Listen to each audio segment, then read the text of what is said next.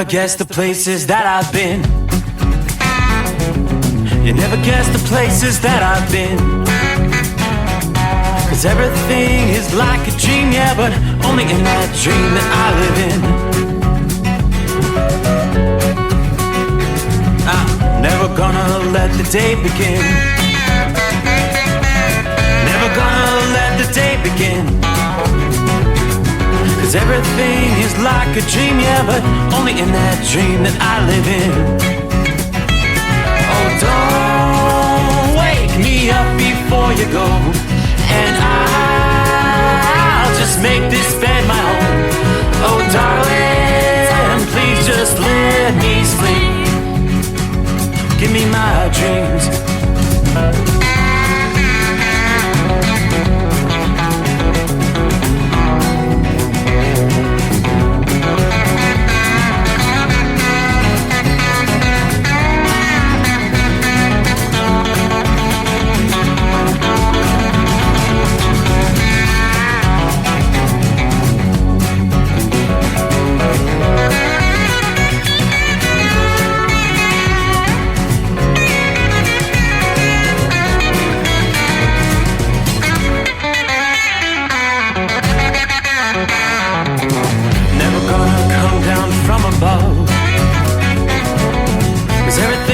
Better from above. Nothing's ever as it seems, yeah, except in that world that I dream of. Never gonna lose the ones I love. Never gonna lose the ones I love. 'Cause everything is like a dream, yeah, but only in that world that I dream of. Oh, don't wake me up before you go, 'cause I can't face this day alone. Oh, darling, please just let me sleep. Give me my dreams. Give me my dreams. Give me my dreams.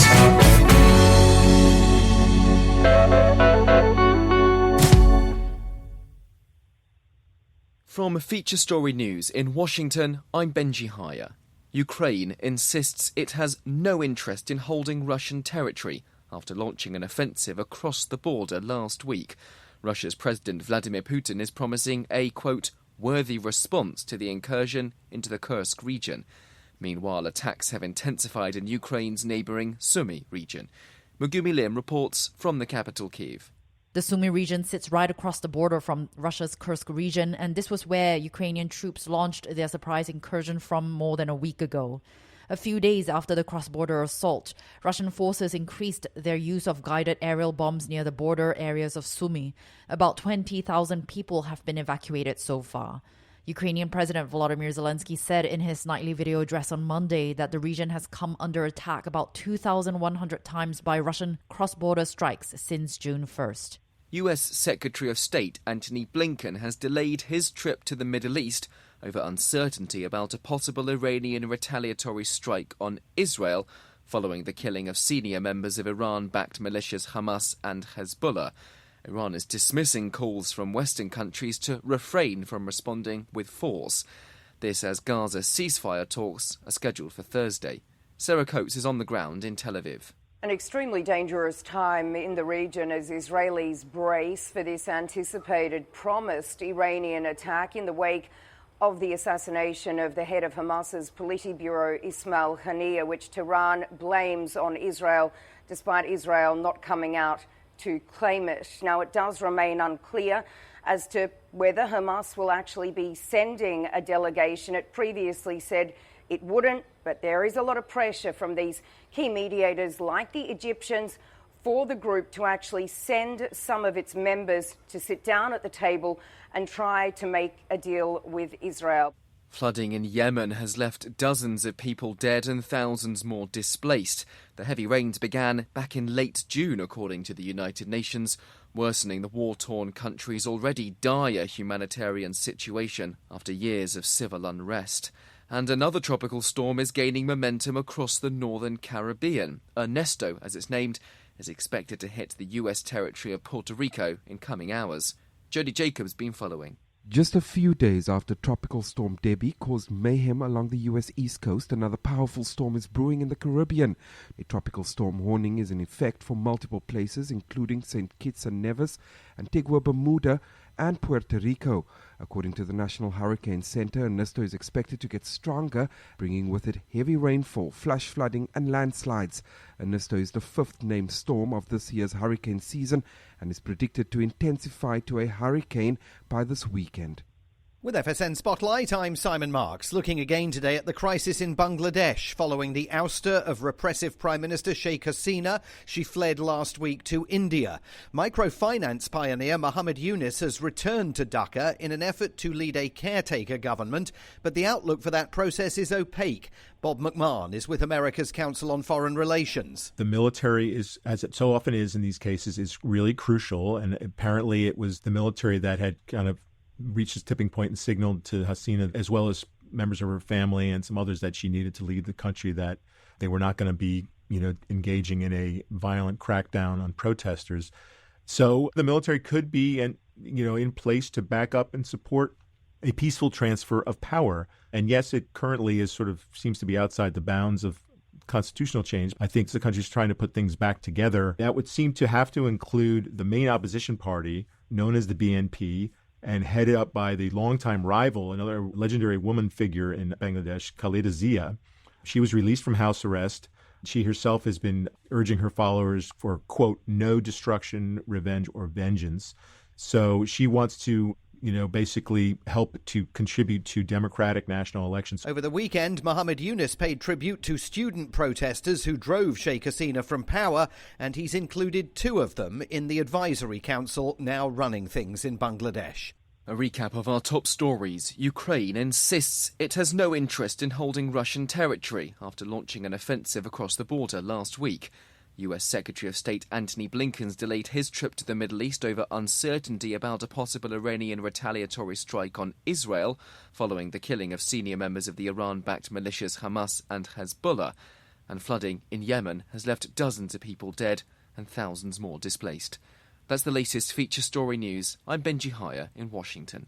At Hot Shot Secret, we share the science behind common diesel problems and their solutions. For example, diesel particulate filter regeneration. The DPF catches particulates left over from combustion. The DPF regeneration cycle cleans the filter with temperatures exceeding 1,000 degrees Fahrenheit. A computer sensor triggers the DPF regen, which is often accompanied by a loss of power and fuel economy. The frequency of DPF regens are in correlation to the cleanliness of the fuel burn. Under heavy operation with the dirty burn, DPF regens can occur multiple times per day. Hot Shot Secret Diesel Extreme Fuel Additive promotes a more complete combustion, creating fewer emissions and therefore fewer DPF regens. Vehicles using Diesel Extreme experience 83% less DPF regens. Hot Shot Secret Diesel Extreme is available nationwide at truck stops, Fine Farm and auto stores, and online at hotshotsecret.com. Hot Shot Secret, powered by science. Under the dark night on the interstate, under the 100 miles in the pouring rain, these are worth all the time I've spent away. Under the dark night on the interstate, I'm driving through the year, trying to make it right. My baby's at home, hope she's doing alright. Miss my dogs and I miss my girls. I'm 1,000 miles away from my whole world.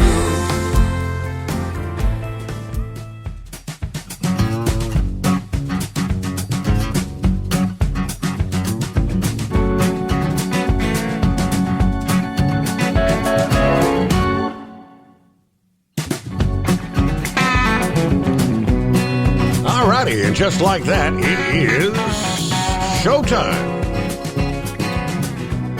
Another day done gone. They're moving by way too quick, aren't they? So what are we looking at? We turn over 14th day of August. That's what we'll make our way into from time zone to time zone. Beautiful night outside the secret bunker. As the moon is setting gradually. 66 degrees currently outside the secret bunker. That's right, our hotshot secret hidden bunker deep beneath the Earth's crust in southwest Ohio. So welcome aboard the Steve Summers Overnight Drive. Good to have you with us. What day is it already? Yeah, already a midweek coming on. Another just like that. Hey, we take a look at the big picture as far as travelers' weather is concerned around the country. As forecasters had predicted, we am looking at some stronger storms right there, dead center of the country. Yeah, at this hour, it's south central and southwestern portions of Nebraska. We've seen some strong straight line winds. Most of the reports I was looking at 60 mile per hour winds, and in some cases, penny-size hail. Severe thunderstorm watches remain in place for northwestern Kansas, southwestern into south central and central portions of Nebraska at this hour. In all likelihood, those will be expiring here in the next hour or so. So I'm just kind of zooming in here. Yeah, it looks like some of the heavy rain's about to move into North Platte. These storms moving from southwest to northeast in that region. Lexington, Nebraska, get ready. You may be looking at a severe thunderstorm warning here in fairly short order. That's where we start with our travelers' weather. As far as travel difficulties around the country, that's the primary concern. We've still got our spotty shower and thunderstorm activity widely scattered. We see some scattered showers through north-central portions of Montana, a few clusters down there in south-central portions of Colorado, as well as south-central Wyoming. Again, these are all scattered about. The biggest organized area is that zone right there, northeast Colorado, northwest Kansas, southwest Nebraska. Following some localized severe weather over portions of the Rockies tonight, that's the region we're focused on. Forecasters tell us the main threat of severe thunderstorms begins to shift eastward across the Great Plains here as we head into midweek, and then more of the Midwest on Thursday. Now, the coverage of those storms over the Rockies from Montana to Colorado, as well as the adjacent northern and central high plains tonight, widely separated, as we were just describing. About 10% of those storms could bring some damaging wind gusts, hail, and torrential downpours. Meanwhile, a leftover complex of thunderstorms that had erupted over the central Rockies and the high plains from Sunday will continue on into portions of the Missouri, Arkansas region. These storms will pack some gusty winds, torrential downpours, as the storm responsible for the severe weather over the Rockies pushes eastward at midweek. Severe weather will erupt in a more general configuration over the Great Plains. A cold front begins to take shape, and that becomes the main focusing point for stronger storms as these storms cross some of our major highways or approach some of the major airport hubs. Could see some fairly significant travel disruptions. From later Wednesday to Wednesday night, looks like our risk will be along about an 800-mile-long swath from parts of the Red River Valley on the north all the way south into parts of Oklahoma and the Texas Panhandles region. Some of those stronger storms may extend further to the east along a surge of warm, more humid air across much of Iowa, northern Missouri, and western Illinois. Things really begin to get active after a multiple days break of strong storms for that part of the country. Along with the likelihood of the storms producing damaging wind gusts, large hail, there could also be a few tornadoes. Kansas City, Missouri, Omaha, Nebraska, Wichita, Kansas, and Des Moines among some of the major cities that could be at risk for severe weather later on Wednesday. Looking ahead Thursday, that cold front continues to press eastward, crossing the upper and middle portion of the Mississippi River. Strong storms forecast to erupt from Wisconsin southward to central Arkansas and eastern Oklahoma. In this zone, some of the major cities, Chicago, St. Louis, Milwaukee to Oklahoma City, and then later Thursday evening on over to maybe Indianapolis and perhaps Little Rock, Arkansas. Yeah, the most potent storms will carry the same severe weather risks we'll be talking about later here today. Strong winds, hail, flash flooding, the main threats. And, of course, you can never rule out some of the stronger storms that could set off a tornado.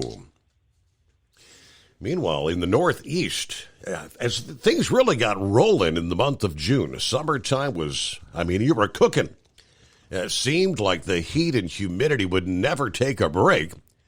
Now that much of the region is dealing with cooler, less humid air, it may stay settled over the region for a bit of time. Yeah, much cooler, less humid air swept across the Northeast this past weekend, right on the heels of the tropical rainstorm Debbie. That southward dip in the jet stream is going to hang on from the Midwest to the Northeast for the next 1 or 2 weeks, according to forecasters. The jet stream configuration tends to lock out the hot air from building northward or developing in place. You might see a brief warm-up or surge in humidity, but that's usually just ahead of a new push of cool air that overtakes the region. Some of the factors helping the cooler pattern right now. First, we don't have the intense sun angle that was present from late June through July and even into the start of August. And, of course, we now have a wet ground, and what sun's energy is out there is actually being used up, evaporating all that moisture from the ground rather than heating up the environment. This is a time of year when daily historical average temperatures start to tick downward. Every few days, the nights gradually lengthen. The period of daytime heating slowly begins to shrink. The end result is it tends to get progressively more challenging for long-duration extreme heat. So when a long-lasting jet stream dip develops in that region, it can easily result in temperatures no higher than the historical average and occasionally below average, and that's pretty much what we're seeing right now. There's an excellent chance this same jet stream setup with its cool conditions will last up to around maybe the last week of August.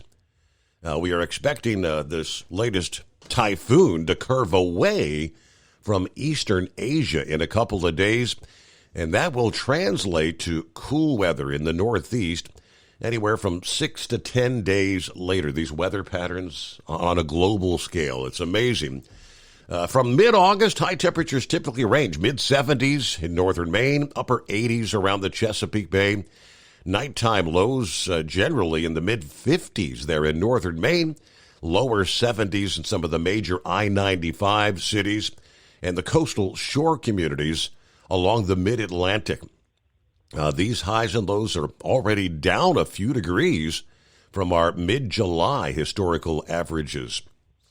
Now, it may feel a little bit warmer near the Atlantic seaboard, in part due to more humidity. There's still going to be some frequent intrusions of cooler, less humid air, even to the coastal areas, right on into late August. At what point might we see a return to warmer air? Toward the end of the month, they're saying the jet stream pattern may finally flatten out across the country, and that would allow less of the cool air to be infiltrating the Northeast out of central Canada. In turn, some of the warmer air from the plains should be able to begin mixing into the east, but it's almost like an early end to the summertime heat waves we were dealing with there in July and on into August. Kicking things off on a hump day, is that correct? Rock pick out of the box. Hello, Steve. Truckers, third shift workers, and wise old night owls. Currently at the Rochester International Airport, 64 degrees. Happy hump day, all you hard-working Americans, with Steve Summers and Hot Shot Secret. We're on a safe slope towards the weekend. You don't waste any time thinking, well, weekend's around the corner. All right, it's only hump day, but watch out for the other drivers. Stay safe and enjoy. As typically the case, Marianne in the house. Hello, Steve and the overnight family. Stay safe, drivers. Good afternoon. Hammer down. There's Larry. It's round 2 to Schenectady tonight. A very comfortable 66 degrees in Platkill, New York. Jeffrey, good morning, Steve, and the overnight crew ready for another night of great radio in Florida. Hello from the Michigan Madman, ready to go, he says. All right, saddle up, nocturnal listeners. Hey, Pappy woke up at the midnight hour. What day is it? Not official until Horse Feathers makes it official. Until then, somewhere deep beneath the Earth's crust, hidden in the hotshot secret hidden bunker, Mr. Summers throwing the breakers, raising the FR3 antenna. Yes, the stick shit eliminator power mic is on. Stay, Bill, your lane, or the overnight drive frequency waves will run you down. 67 in Harrison, Ohio. Beautiful night. Not so much for the BP gas station in Harrison that was robbed at gunpoint. I saw that, the Speedway around the corner from my place was hit with an armed robbery, I believe. Was it last night before? I caught that on the local news this past day. Somebody hitting the gas stations. 844-844-3388. Those are the digits to hit. Don't be a scarecrow. Be a part of the show. So heat up that cup of joe. Snuggle up to whomever, whatever. Turn up the volume. Kick back and relax. It's the overnight drive, or you can be like Big Ed. You can't find 'em, grind 'em. Are you with me? Hello to Miss Millie. Morning, Steve and the crew. Been a while since I've checked in. Pray all is well with you, the family, and the overnight drive crew. We're at 68 degrees, Bracken County, Kentucky, my part of the world. Everybody stay safe and be blessed. Zorro, good morning, Steve. Hello, all the listeners and drivers out there. Let's stay safe and have another wonderful night. That sounds like a plan. Good morning, Gilligan. Hello, Steve. Driving in the moonlight atop Christiansburg Mountain, Virginia. A pleasant 65 degrees. Drivers, keep it shiny side up. And one more, brain dead. Morning, Steve. Happy Hope Day. Partly cloudy 77. At the West Memphis International Airport, hair care, auto repairs, CB repair, and Chinese buffet, as we are supposed to have some much-needed rain later today. Well, I got called in for a midnight ride to Jonesboro, Arkansas. Then it's on to Poplar Bluff, Missouri. Then we'll boogie back here for an eye doctor's appointment. Oh, and tell that dingbat person I can't wait to have college football season start. It'll be Gators Suck Saturdays. As I project, they will go 4-7 on the season. Yeah, you're not scoring any points with the dingbat there, Brain Dead. You realize that? Yes, indeed. 844-844-3388. In college football season, the realization is like fall's around the corner. Here he comes, the Steve Summers Overnight Drive, live from the Hotshot Secret Studios. As an independent trucker, you work hard to meet your goals. The Owner-Operator Independent Drivers Association has been helping small business truckers for over 50 years with benefits, services, information, and discounts. You work hard, but OOIDA works even harder to give you advantages that large fleets enjoy. And all of our programs support our representation on your behalf in Washington, D.C. Become a member at OOIDA.com, making a difference in the lives of truckers. Fuel filtration is a big deal. Poorly filtered diesel fuel can damage injection systems, reduce efficiency, and rob horsepower, among other things. By removing the water, air, and debris from fuel, fast fuel systems can triple the life of your injection system while restoring power, optimizing fuel economy, and more. Not sure what your truck needs? Give us a call at 636-433-5410 or learn more at fastride.com. Hey truckers, this is Steve Darnell from the hit TV show Vegas Rat Rods. Check it out. Industrial Injection has been a leader in the diesel heavy-duty industry since 1985. Whether you are looking to keep your truck on the road, you are a hardworking farmer feeding America, an over-the-seas mariner, a miner, or a construction craftsman, Industrial Injection can help keep your heavy-duty rigs and equipment running so you can keep America thriving. Get all your turbochargers, injection pumps, injectors, and engine parts at industrialinjection.com. Industrial Injection, the place to go for all your diesel parts needs. The Overnight Drive with Steve Summers. Live from the Hot Shot Secret Studios. Call Steve now. 844-844-3388. That's 844-844-3388. Yes, indeed. That is the number to dial. Hello, Norman. Checking in from North Central Kansas. 73 degrees, a nice calm evening. Had a wild morning in Wichita yesterday. A lot of rain, wind, and lightning. We're loaded and heading south again with a load of scrap. Everybody, safe travels. Have a good morning out there. Lauren Weiss, two-time world champion bull hauler. Morning, Steve, 67 degrees. Indianapolis. Well, I had truck issues at Dayton, Ohio. Sat on the side of the road for just a short time. When you tell them you've got livestock on board, you get bumped to the top of the road service list. My 25-year-old thrice-used spare alternator finally gave up the ghost. I've got my overly powerful chrome-plated cow truck rolling again. Live action continues. We're headed west to Nebraska like the classic Meatloaf album, Bat Outta Hell. Special shout-out to the trucking icon Hall of Famer, the Carolina Monkey Gouger from the Hoosier. All right, roll it again. That's, when you got the livestock on, they don't like sitting out there. Of course, I think we were only like in the lower 80s in that region this past day. Yeah, not like a 100-degree day. Morning from the Mile High City. There's Brett joining us this morning. Hello to my fellow overnight workers or insomniacs. 67 clear skies here after a huge downpour earlier this evening, which I was driving through. Thankfully, I was already close to work, so I didn't have to drive in it too much, but stay safe out there. Michigan Madman, love your shirt. Fur Missiles. That's right. That's the the canine. That's in support of my son's canine there. Fur Missiles. Eskimo Mom, hey there. Howdy, Overnight Drive Nation. Happy Hump Day, Wednesday, whatever day it is. Finishing up a drop and hook at a Columbus area store. Looks like going to get interesting. Looks to be interesting working my way back to the yard tonight. One of our listening friends called me and gave me a heads up. They're doing construction on 70 West, just past the 270 on the west side of Columbus. And they're saying traffic's backed up for a couple of miles. Once I get through the construction and get back to the yard, I don't know what they'll have for me at that point in time, but we're clear skies, 62 degrees. Everybody be safe out there. And there's Glenn. Morning, Steve. A very muggy night in Central Florida.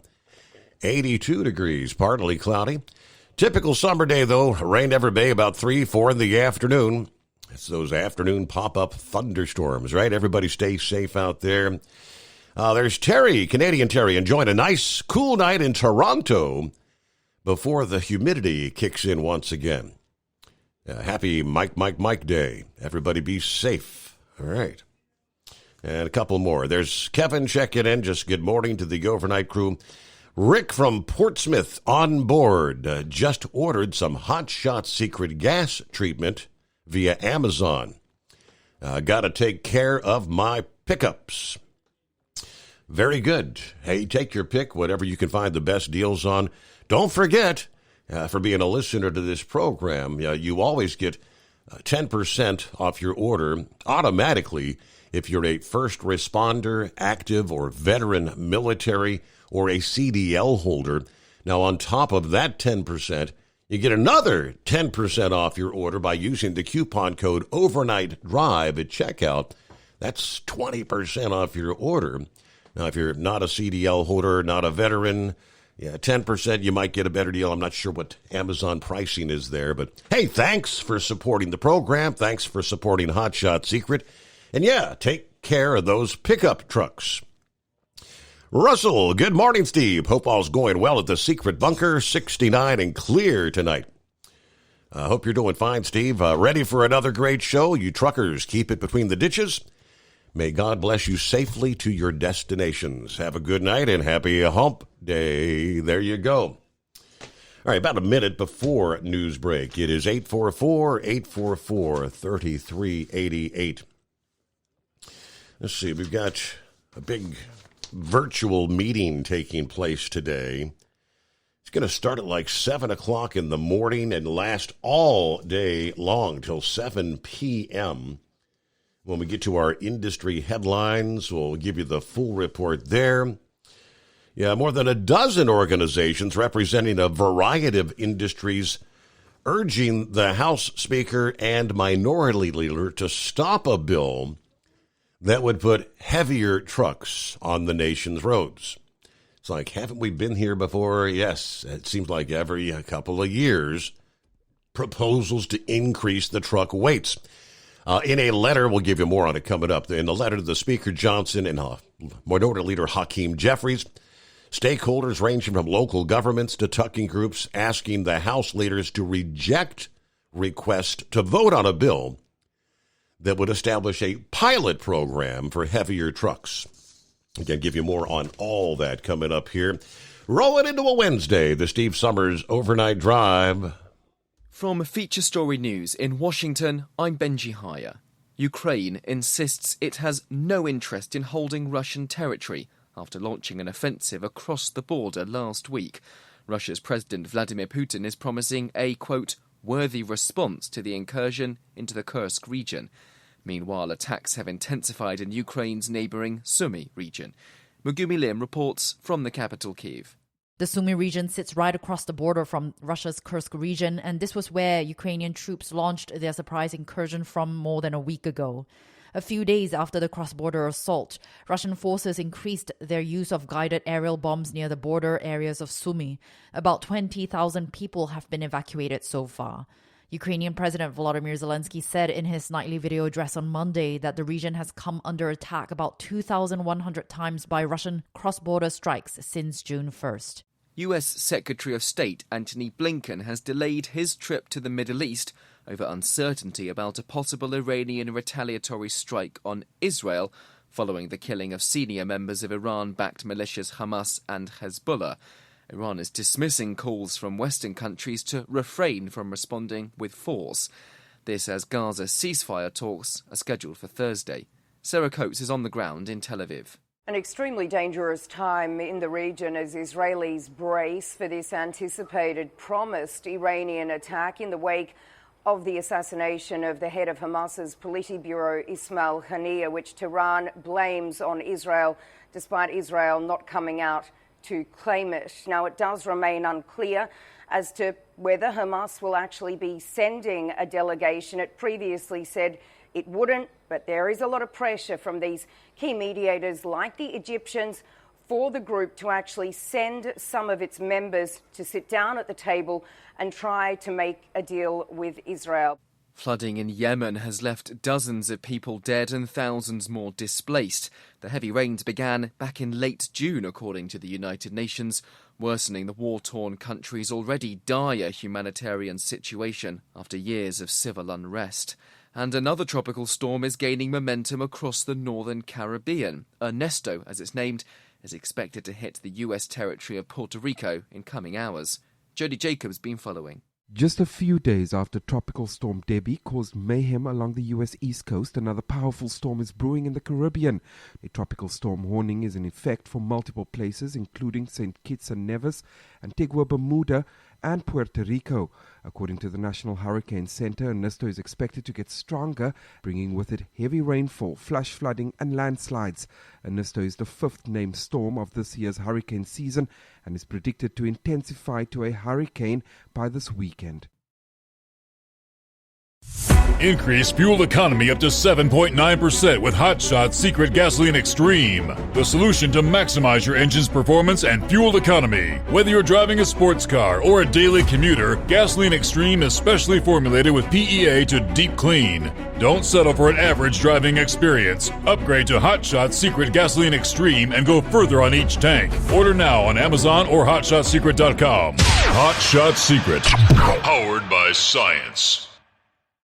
At Hot Shot Secret, we share the science behind common diesel problems. For example, ultra-low sulfur fuels. Fuel has two purposes, combustion and lubrication. Ultra-low sulfur fuels have diminished the fuel's ability to lubricate. Hot Shot Secret Everyday Diesel Treatment with LX4 restores lubricity, protects your engine, and optimizes performance. Everyday diesel treatment is available at truck stops, Tractor Supply, O'Reilly's Auto Parts, and online at HotShotSecret.com. Hot Shot Secret, powered by science.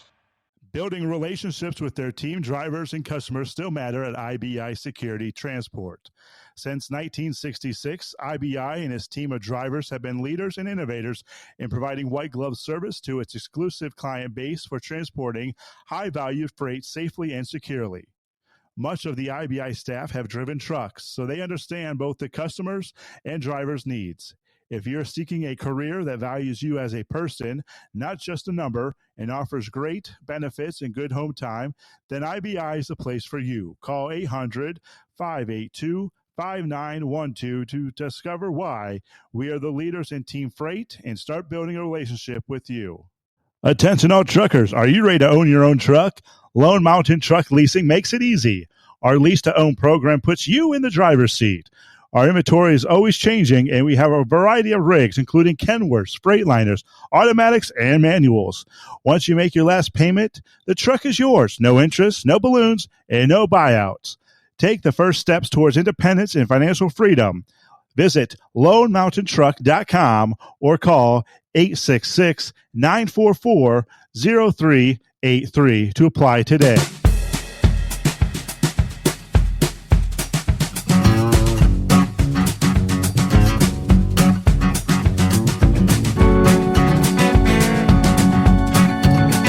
Good morning to Shorty, I-77 northbound, Mount Airy, North Carolina. 66 at this hour, Columbus bound. Yeah, round and round you go. Columbus to Orlando, Columbus to Orlando. That's the one and only Dingbat, 77 at the lovely West Memphis Airport, cell phone repair, Roach Motel, and all-you-can-eat buffet at the Iron Stomach. Hey, when I came home tonight, there was this unusual sound that I wasn't used to. It was too quiet. Two hounds just snoring away. Must be nice to have a dog's life. But it was even better because Braindead was gone. Now, I heard his comments as I have to remind him why volunteer fans wear orange. I wonder what highway he's going to be picking up the trash off this season so I can give him some job security. Oh, snap. Let's get the Carolina Monkey Gouger in the house. Well, hello there, Steve-O. Who you going to be rooting for this year? Is it you going to be rooting for Auburn or Alabama or?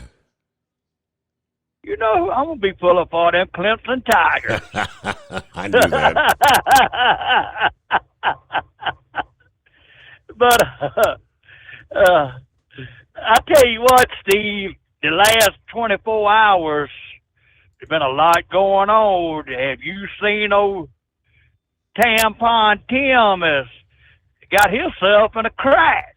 They found out that he'd been using money to support a radical Islamic terrorist group. Have you seen that? I saw something about that. I didn't really get up to speed on it. I just, there's so many headlines in regards to the political arena, but so I don't know. What's the word? Well, he's been after he got to be the governor of Minnesota, he turned Minnesota into a damn moss, I reckon you call it, or whatever. And he was praising this guy, talking about he was his father leader or whatever, man leader, and taught him a lot about Islam, and he'd have a different look and everything. And whoo, they've been wearing him out, man. Then old Kamala makes a commercial with a sheriff over there in California who said that he does not agree with Kamala and she doesn't have his permission to use his likeness. So here we go, buddy. And Sean Hannity had RFK Jr. on there tonight, and he's not on the. They're trying to take him off the ballot in about 3 states. And, he was talking about how he was different. And Sean said, well, I agree with you. It's the Democrat, to be fair, you need to be on the ticket. And he said, yes. He said, I'm different from the rest. Boy, when he said that, Sean Hannity clobbered him. He says, well, I don't see where you're different from any of them. You want to ban fracking. You want to ban coal-fired things. I mean, you're going right down the line of what Kamala wants. And boy, when he went to rebuttal, he couldn't say nothing. Like I say, the last 24 hours, boy, it has been wild. Hitting the fan, as they say. Yes, sir. Yes, sir. The shish kebab has hit the fan. Steve, there's about 6 or 7 of us over here where I'm leased on. We've been together for about 24 years at 2 different companies, and I was having trouble today. I had a fault code come up.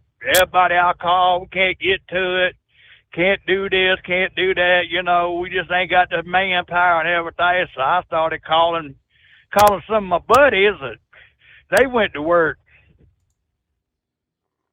Well, a fella we didn't think could do it, somehow or another, one of my buddies, old Rambling Ray, twisted their arm and got me in the shop. Oh, yeah? So, yeah, they got that going, and we was just tickle paint with it. I mean, they got the fault code straightened out and fixed the deal on it that was causing it, and it was I reckon you could say it ain't who you know, it's what it what you know, who you know. I've heard that.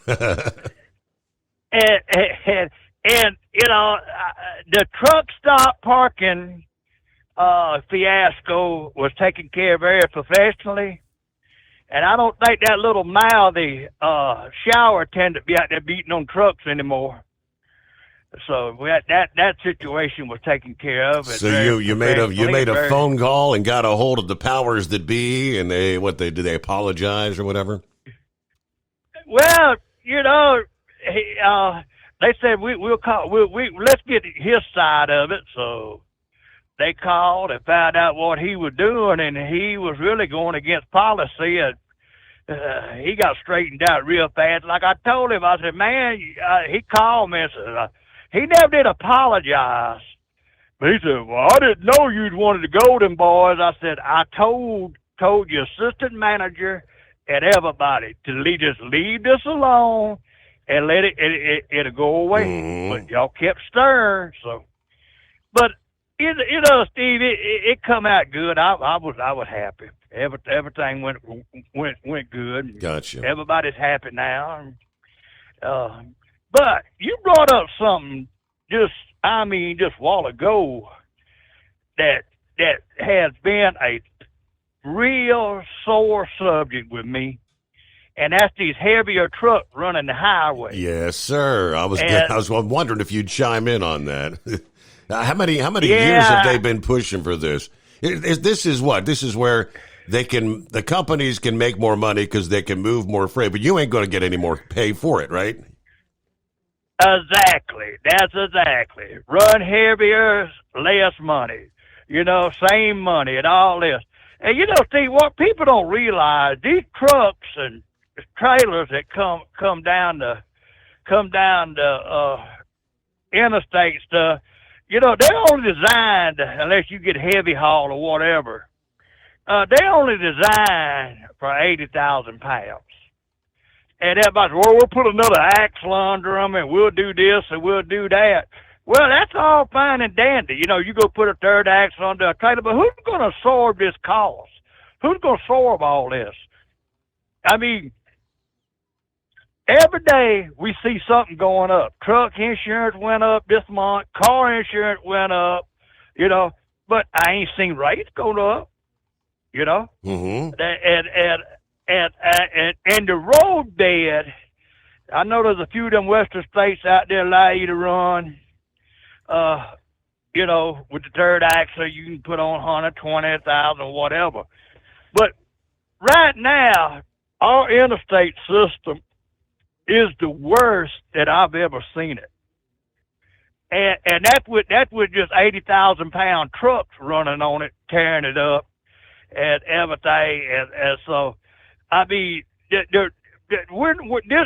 would take 30 years for us to beef our highways up where we could run with the kind of weight they're talking about running with. We're just not ready for it. The infrastructure can't stand it. Mm-hmm. I mean, we got over 5,000 bridges in America right now that are unsafe. And some of them are big-time bridges. George Washington Bridge up there going to New York, unsafe. I mean, you know, and ever so often, we see we just had a bridge collapse. So where these dodo brains get the idea that they need to run heavier trucks is beyond me. Now, I'd like to know who brought this up. Was it the ATA or who's pushing this? Introduced by Dusty Johnson of South Dakota. They're talking pilot. I don't know who all's supporting it, but I know there's a proverbial laundry list that are against it. And I hope they open their eyes. I'll be on the phone in the morning, calling my representative, because he's got one of the big sticks up there. Tell him we don't need this. This is a recipe for disaster. I am not for this. We're not set up for it, and it's 30 years down the road. I mean, and what they're trying to do is justify running electric trucks where they can get heavier weight because of all the battery capacity they got to tow. See, that old greenhouse scam comes into the middle of this. Think about this now. Electric truck, he's extra heavy because they got to carry the battery. Right. So you know he can't carry a maximum payload like a truck with a diesel engine and stuff. So here comes the greenhouse scam back into play, you know. And the thing about it is, the other thing is those electric trucks has all been recalled. Didn't they park that whole fleet of Teslas that the Frito chip place had? They called them all back in and parked them. I've lost track. I know all the Nicolas were parked, the Nikola trucks. I'm not sure about the Teslas. I mean, everybody's been having issues with batteries and whatnot. I do know that. Right. And I mean, you know, talking about this green new scam, have you seen what they're going to try and pull off up yonder at Chicago next year? They're going to run them all on electricity. Now that's what, like their buses or what? No, the NASCAR. Oh, okay. No, I did not hear that. Electric NASCAR in Chicago? Electric NASCAR. And they had a test module up there, one of those test cars that they sided with those greenhouse people up there to run a race, total electricity. And they had a NASCAR in Chicago that they were testing up there that was total electric. Yeah, I know. I saw the pictures of that's the prototype or whatever. I don't know. That ain't going anywhere. Can you imagine? That ain't going you nowhere. got, what, 40 cars on a field, and you can't hear a damn thing? They're zipping around the flag, right? And nothing. Just no sound. Now, what they going to do when they bust into one of them barriers up there and that thing catches on fire, they have to take all of Lake Michigan to put that one car out on fire? Yes, sir. Absolutely. So this is a recipe for disaster. And I will say one thing, I can't stand the punk, but Denny Hamlin was talking about it. He said he don't see this going nowhere. He said this is ludicrous. But, you know, we said things like that before, and look what happens. But, you know, Steve, I'm going to tell you something. I kind of had dropped off the NASCAR deal. And after that deal up there at North Wilkesboro with Kyle Busch and them, I started listening a little bit. And this deal that happened Sunday night, I went back and looked at that replay and watched it slow motion. Now, Denny's screaming he got hooked. Denny drove up into Austin Dillon. If you go back and look at it, they were talking about it today. Larry McReynolds get the best thing. He said Denny is a victim of his own circumstances. It's like he made a charge at him. He said he didn't get hooked. He got rubbed. And it turned him, you know. And so far, we hadn't heard nothing. Now, I really looked for that spotter for Austin Dillon to get zapped. But the other thing that they were talking about, and I really didn't think about it, but Joey Logano went into the pits and was out there burning them down with people running across the pit lane and everything. Yes, that I mean, and I guess that was one of the NASCAR officials.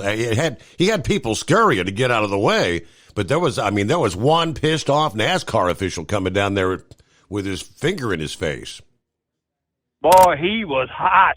I seen that little video, and I believe old Joy to run his mouth very much. That official might have given him a knuckle sandwich because he was hot. But I want to see what's going to happen in Michigan now. I'm going to know if they're going to dump Austin or what's going to happen, or, you know, like I say, I'd kind of give up on NASCAR a little bit. Hadn't been following it too much, but that's North Wilkesboro. I kind of listened to it. And, Sunday, I come into it about 60 laps ago and was listening to it, and I said, this is going to get interesting. And boy, did it ever. It got real interesting in a real big hurry. So, anyway, I'm going to jump out of here and let somebody else get in here and run the head a little bit. But, yeah, everybody, I urge everybody, you know, you got any kind of contacts up there with your congressman and stuff, we need to put the kibosh on this pretty fast with this heavy trucks on the highways, so we don't need this. And one other thing, public announcement, if you are driving in Dallas, Texas, there will be a total freeway shutdown September the 20th, total shutdown on 635. So keep that in mind so you can be on the lookout, kind of keep it in your head. But September 20th, 635, there will be a total freeway shutdown, both directions. You talk about major backups. I mean, that's a mess in and around Dallas on a good day. So you shut anything down for any length of time. All right. Appreciate the heads up. The Carolina Monkey Gouger on a hump day. Back after this, the Steve Summers Overnight Drive. Hey, Kenworth owners, is your AC and heating performing poorly with little airflow in the cab? Soaring Eagle HD Truck Parts is here to solve your worries. Offering aftermarket replacement HVAC boxes and stainless steel with high output blowers receiving 50 to 100% better airflow, guaranteed. Not only that, but they also manufacture many other aluminum and stainless steel storage accessories. Check out their website at www.soaringeaglehd.com or call toll-free 1-833-455-2473. Serving you yesterday, today, and for the future. Keep your gas-powered engines running like new? Stable's proprietary formulas are proven by third-party testing to outperform the competition in keeping fuel fresh, preventing corrosion, and cleaning the entire fuel system. With Stable, you can have confidence you are doing the right thing for your engine's long-term health. Just pour into your gas can or fuel tank, then top off with fresh fuel. At every fill-up or when you store, start with Stable. Available where fuel additives are sold.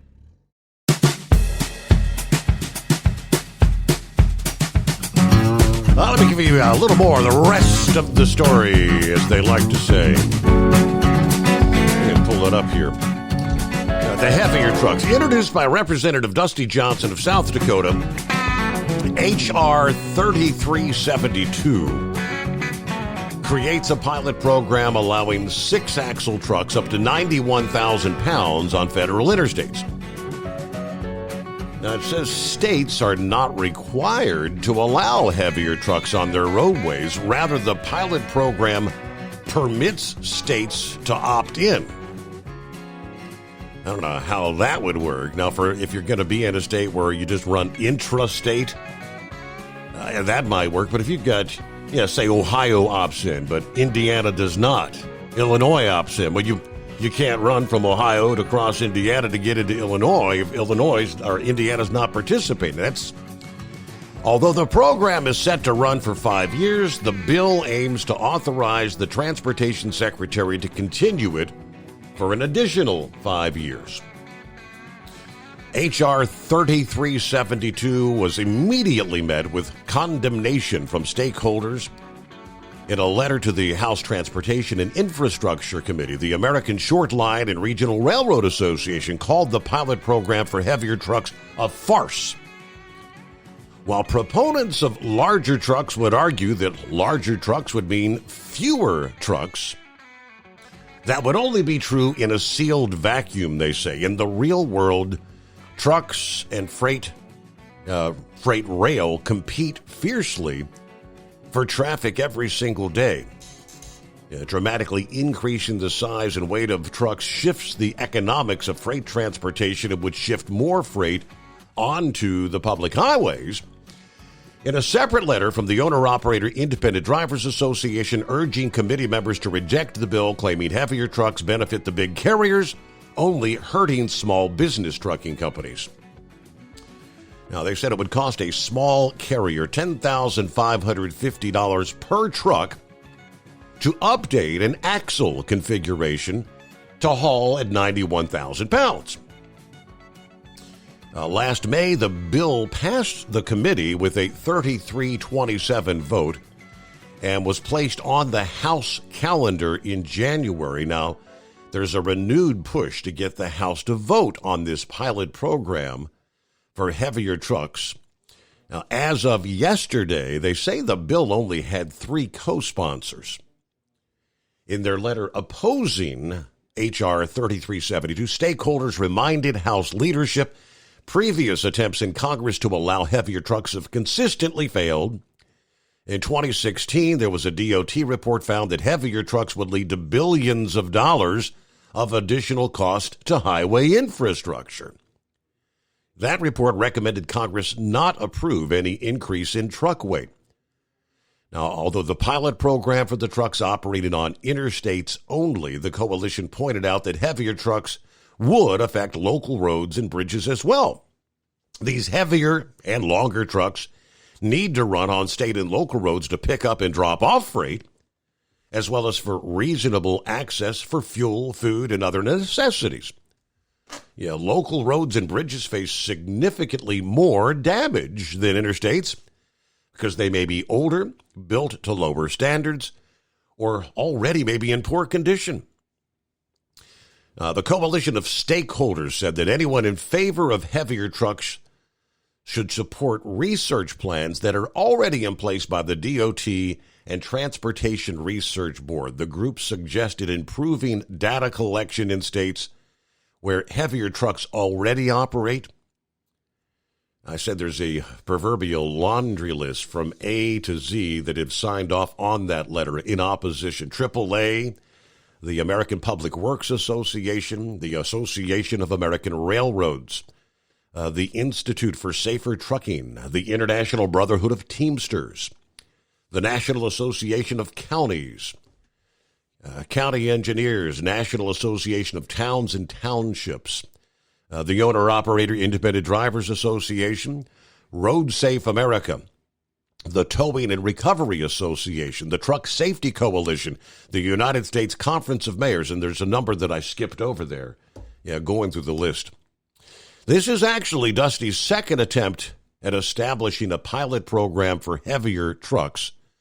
During the current session of Congress, January of last year, he introduced the Safer Highways and Increased Performance for Interstate Trucking Act, known as the SHIP IT Act, aimed at improving the supply chain by providing recruiting and retention incentives for truck drivers and increasing shipping capacity.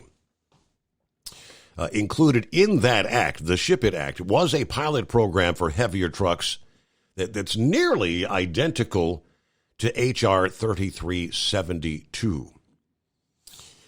All right, we'll get a news break here and back to your calls. What do you say? It's 844-844-3388. The Steve Summers Overnight Drive. Ultimate comfort on the road. That's the Bostrom difference. And why so many drivers are upgrading their seats to Bostrom seating.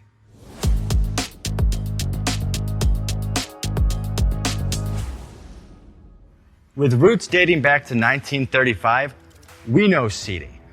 We've developed a full line of high-quality products with the right seat for your application, all made right here in the USA. From our top-of-the-line Wide Ride Plus Certa for the long-haul driver to our entry-level Baja series for the vocational driver, we provide you with the comfort you deserve at the price point you're looking for. We know you're busy. You don't have time to search every distributor and dealership for the right seat, only to find the one you want won't fit in your truck. That's why we created BostromSeating.com. It's a complete seating solution. You can build the perfect seat with the features and options you desire, and we'll help you be certain it'll fit in your cab. Once you've built the perfect seat and have the part number in hand, you can shop pricing and availability. Our Where to Buy feature allows you to pick up a seat right where you are or anywhere along the road you'll be traveling. When you install a Bostrom seat, you become part of the Bostrom family. A family that includes other drivers who recognize this is more than work. It's a ride, one that requires the next level comfort and support only Bostrom can provide. Go to BostromSeating.com to design your ride with ultimate comfort for the open road. Hands on the wheel, hands off invoicing. At Transcap, we're built for high speed and service, just like you. Our fast freight factoring helps you make more money, not chase it down, because we handle all the invoicing BS and back office work. Apply for fast funding at transcap.com/getcash. It takes just 60 seconds. Or call 888-250-TCAP. That's 888-250-TCAP.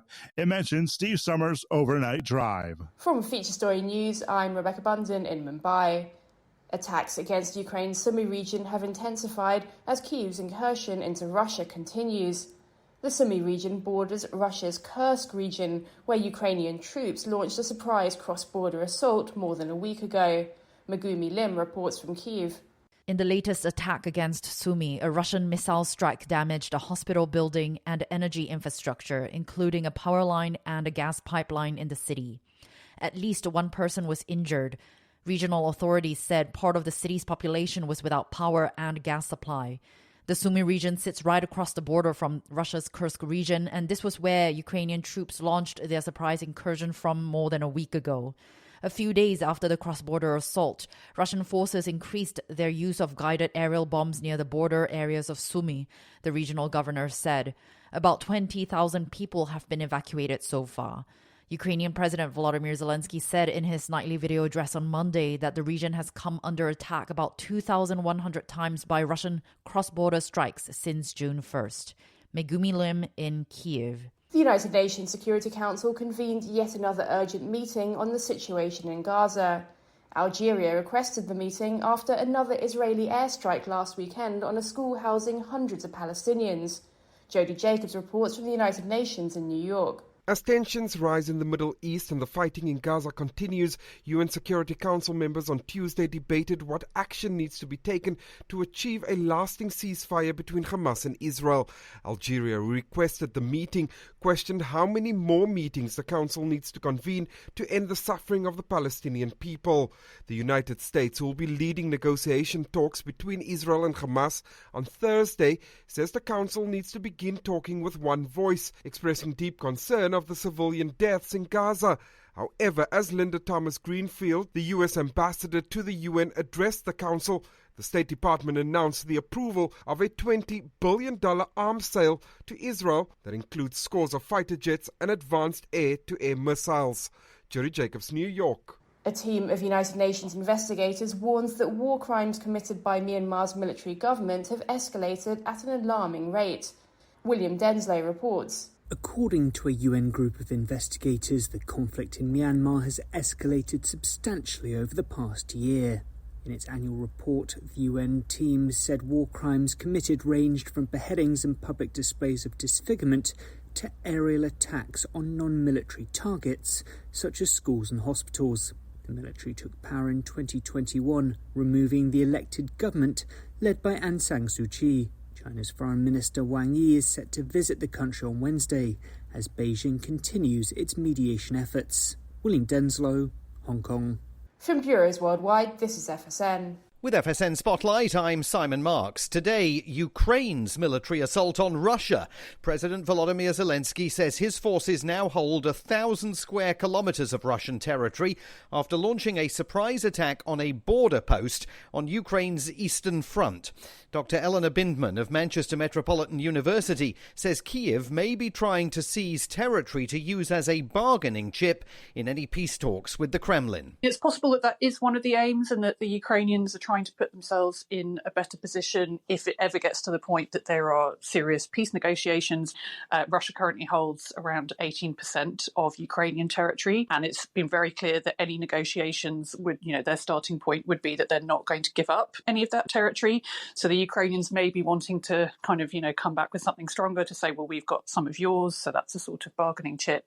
I don't think ultimately that is really what's going to happen, because I think they probably will be forced to give it back. I think it's about boosting morale at home amongst the Ukrainian population, which is well over 2 years now into this brutal conflict. It's also about bringing the war home to Russians and Russian civilians in a way that perhaps it hasn't been up until this point. And it's also about showing Ukraine's allies that they are able to launch these lightning attacks, which have taken the Russian side very much by surprise. And indeed, this is the biggest incursion into Russian territory since the end of World War II. With FSN Spotlight, I'm Simon Marks. The main news again. Attacks against Ukraine's Sumy region have intensified as Kyiv's incursion into Russia continues.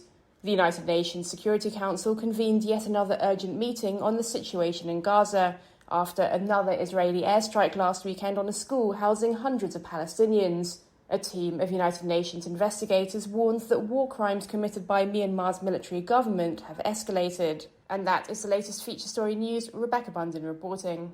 At Hot Shot Secret, we share the science behind common diesel problems and their solutions. For example, diesel particulate filter regeneration. The DPF catches particulates left over from combustion. The DPF regeneration cycle cleans the filter with temperatures exceeding 1,000 degrees Fahrenheit. A computer sensor triggers the DPF regen, which is often accompanied by a loss of power and fuel economy. The frequency of DPF regens are in correlation to the cleanliness of the fuel burn. Under heavy operation with the dirty burn, DPF regens can occur multiple times per day. Hot Shot Secret Diesel Extreme Fuel Additive promotes a more complete combustion, creating fewer emissions and therefore fewer DPF regens. Vehicles using Diesel Extreme experience 83% less DPF regens. Hot Shot Secret Diesel Extreme is available nationwide at truck stops, Fine Farm and auto stores, and online at hotshotsecret.com. Hot Shot Secret, powered by science.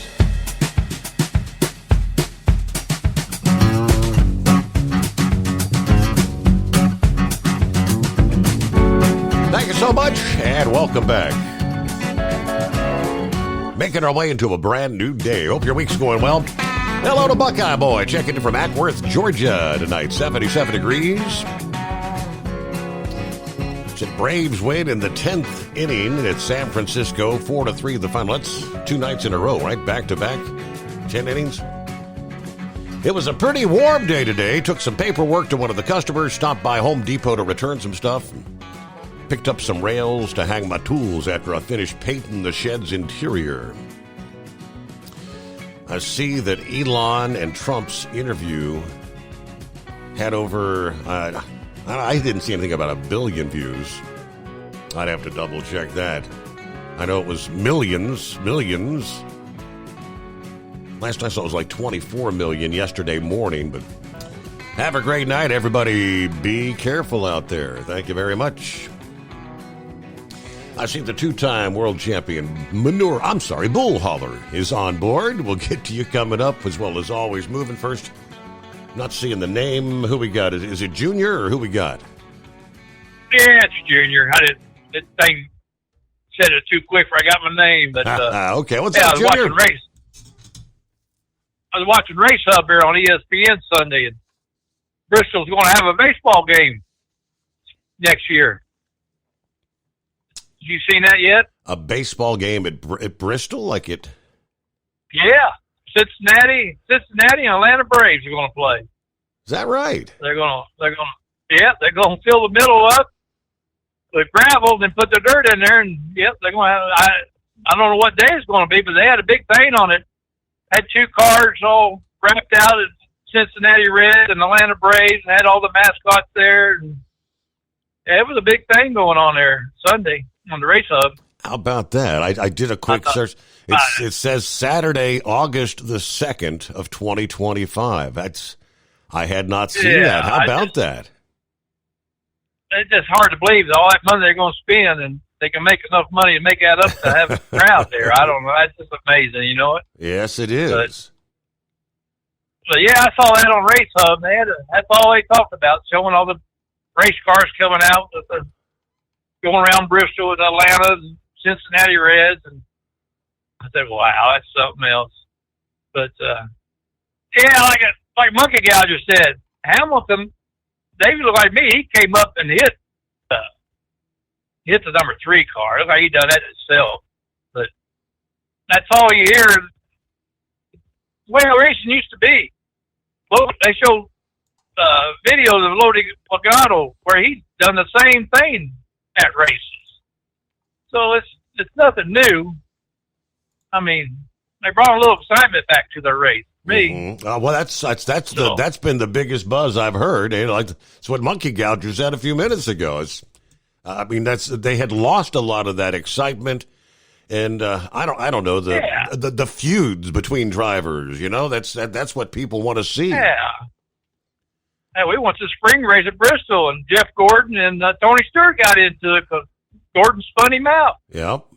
I mean, they had a big deal on that. I mean, Earnhardt always spun somebody out. I don't care. Oh, I didn't mean to do it. I tell you, Terry Labonte come in there at Bristol, won it, and the car all tore up the front end when he come in there. It's always been like that. I don't know what some of these guys are saying. But Logano did do it. He did do it wrong in the pits. They should do.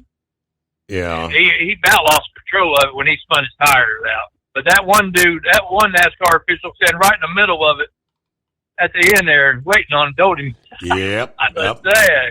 He was hot under the collar, no doubt. I thought. Elton Sawyer said Sunday that they would address things, they'd look at everything, and I thought something was supposed to come down yesterday, on Tuesday. I don't know. Maybe we'll hear something further later today. Well, they had Richard Hill. Somebody on the radio told him the wreck of, and he said that was never said. He said, I was on the radio, that was never said. He said, well, we got it off the internet. Well, you get anything off the internet. Oh, yeah. But he said that was never said to wreck of. So, but it's always been like that. You got a faster car and you're trying to block him. I mean, that's what's going to happen. That's what mostly causes Daytona's and the Talladega's big wrecks, ain't it? They're all blocking each other. Yep. Yeah, so I thought it was great. Well, I ain't really watched NASCAR in a long time, but I brought a little more excitement back to it to me. So, but I hope they don't bring no heavier trucks out. These daggone roads. Go across Indiana on 70. They can't even keep them roads up. That's so you got trucks on the side of the road every day where they're breaking something out there. Yep. I mean, well, that's what I was thinking. I mean, the infrastructure right now. I mean, interstates. I'm assuming we're not paving at a deep enough thickness of the asphalt or something to be able to handle what you've currently got. I mean, interstates, all the slow lane in some places. I mean, you're like running on an old dirt road. Yeah. I don't understand. They were talking about slowing the trucks down. Well, you put more weight on there, you're going to have to slow the trucks down more just to get them stopped. It don't make no sense what they're trying to do. But anyway, I go Thursday for my big old checkup there, see if I got blockage or not. I can't wait till that happens. Okay. So, well, you got like cholesterol or? Well, they never said this. Just told me I'm going in Thursday that I could spend the night in the hospital if I got a blockage. They have to put a stent in. They didn't tell me how much it was or nothing. Wow. Okay. Well, that's great to know. What the hell? Not to over exercise myself outside or nothing. You think that's what they tell you to not do too much until you have this checked out, but I don't know. They sent me an estimate of the bill. $41,000. Whoa. Wow. In case I had to spend the night, I guess. Yeah. Now you wonder why health insurance is so damn high. So, yeah. They was worried about the estimate, how much it was going to pay. So, I thought that was kind of weird. Well, see, if you don't have to spend the night Thursday night, you can give us a full report on Friday morning. Otherwise, I guess we'll have to wait till next week to find out how things went. Yeah. Yep, that's what I'm hoping I can work Thursday night. Nothing happens, so. Yeah. We'll see.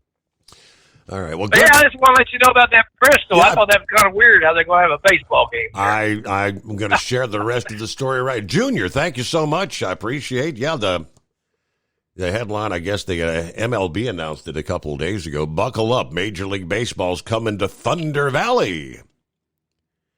MLB announced, I guess it was Friday morning, the Braves and the Reds will play a regular season game next year in the historic Bristol Motor Speedway in Northeast Tennessee, Saturday, August 2nd, what they're calling the MLB Speedway Classic.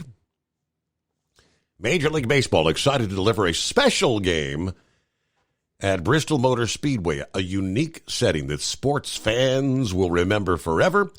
According to Commissioner Rob Manfred, the Reds and the Braves form an ideal matchup because of their dynamic talent and the proximity of their markets.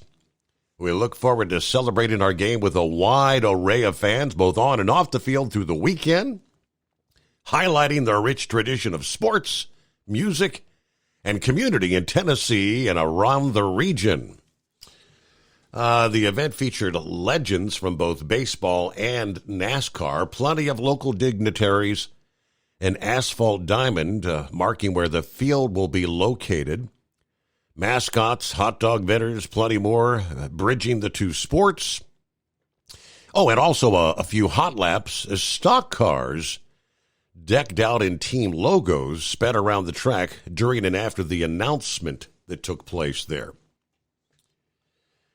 All right, it'll be the first regular season game in National League, American League history played in Tennessee, continuing a recent push by Major League Baseball to play games in unconventional, memorable settings. Okay, well, that's really interesting. Let's see. A baseball diamond will be built across the track and infield of the legendary Speedway, putting baseball inside one of the largest standalone sports venues in the country. It'll be primarily situated between turns 3 and 4 of the track. The dimensions will be 330 feet down the lines, 400 to center field, 375 to the right field alley, 384 to the left field alley. In racing configuration, the high-banked concrete track has a capacity of approximately 146,000. They have hosted events there at Bristol, including concerts and a college football game between Tennessee and Virginia Tech back in 2016. And in fact, that game, the battle at Bristol, was part of the inspiration for the Speedway Classic. They've been talking about this, they say, for a number of years. The game, they say, will count as a Reds home game. It will follow games in Cincinnati on Thursday, July 31, and Friday, August 1. Sunday will be held as an off day for both teams as a buffer in the event of inclement weather. Fox Sports will provide national coverage. Ticket pre-sales begin in September, with public on sale expected sometime in December. Very interesting. All right.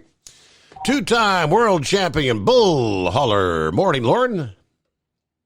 Morning, Steve. How are you?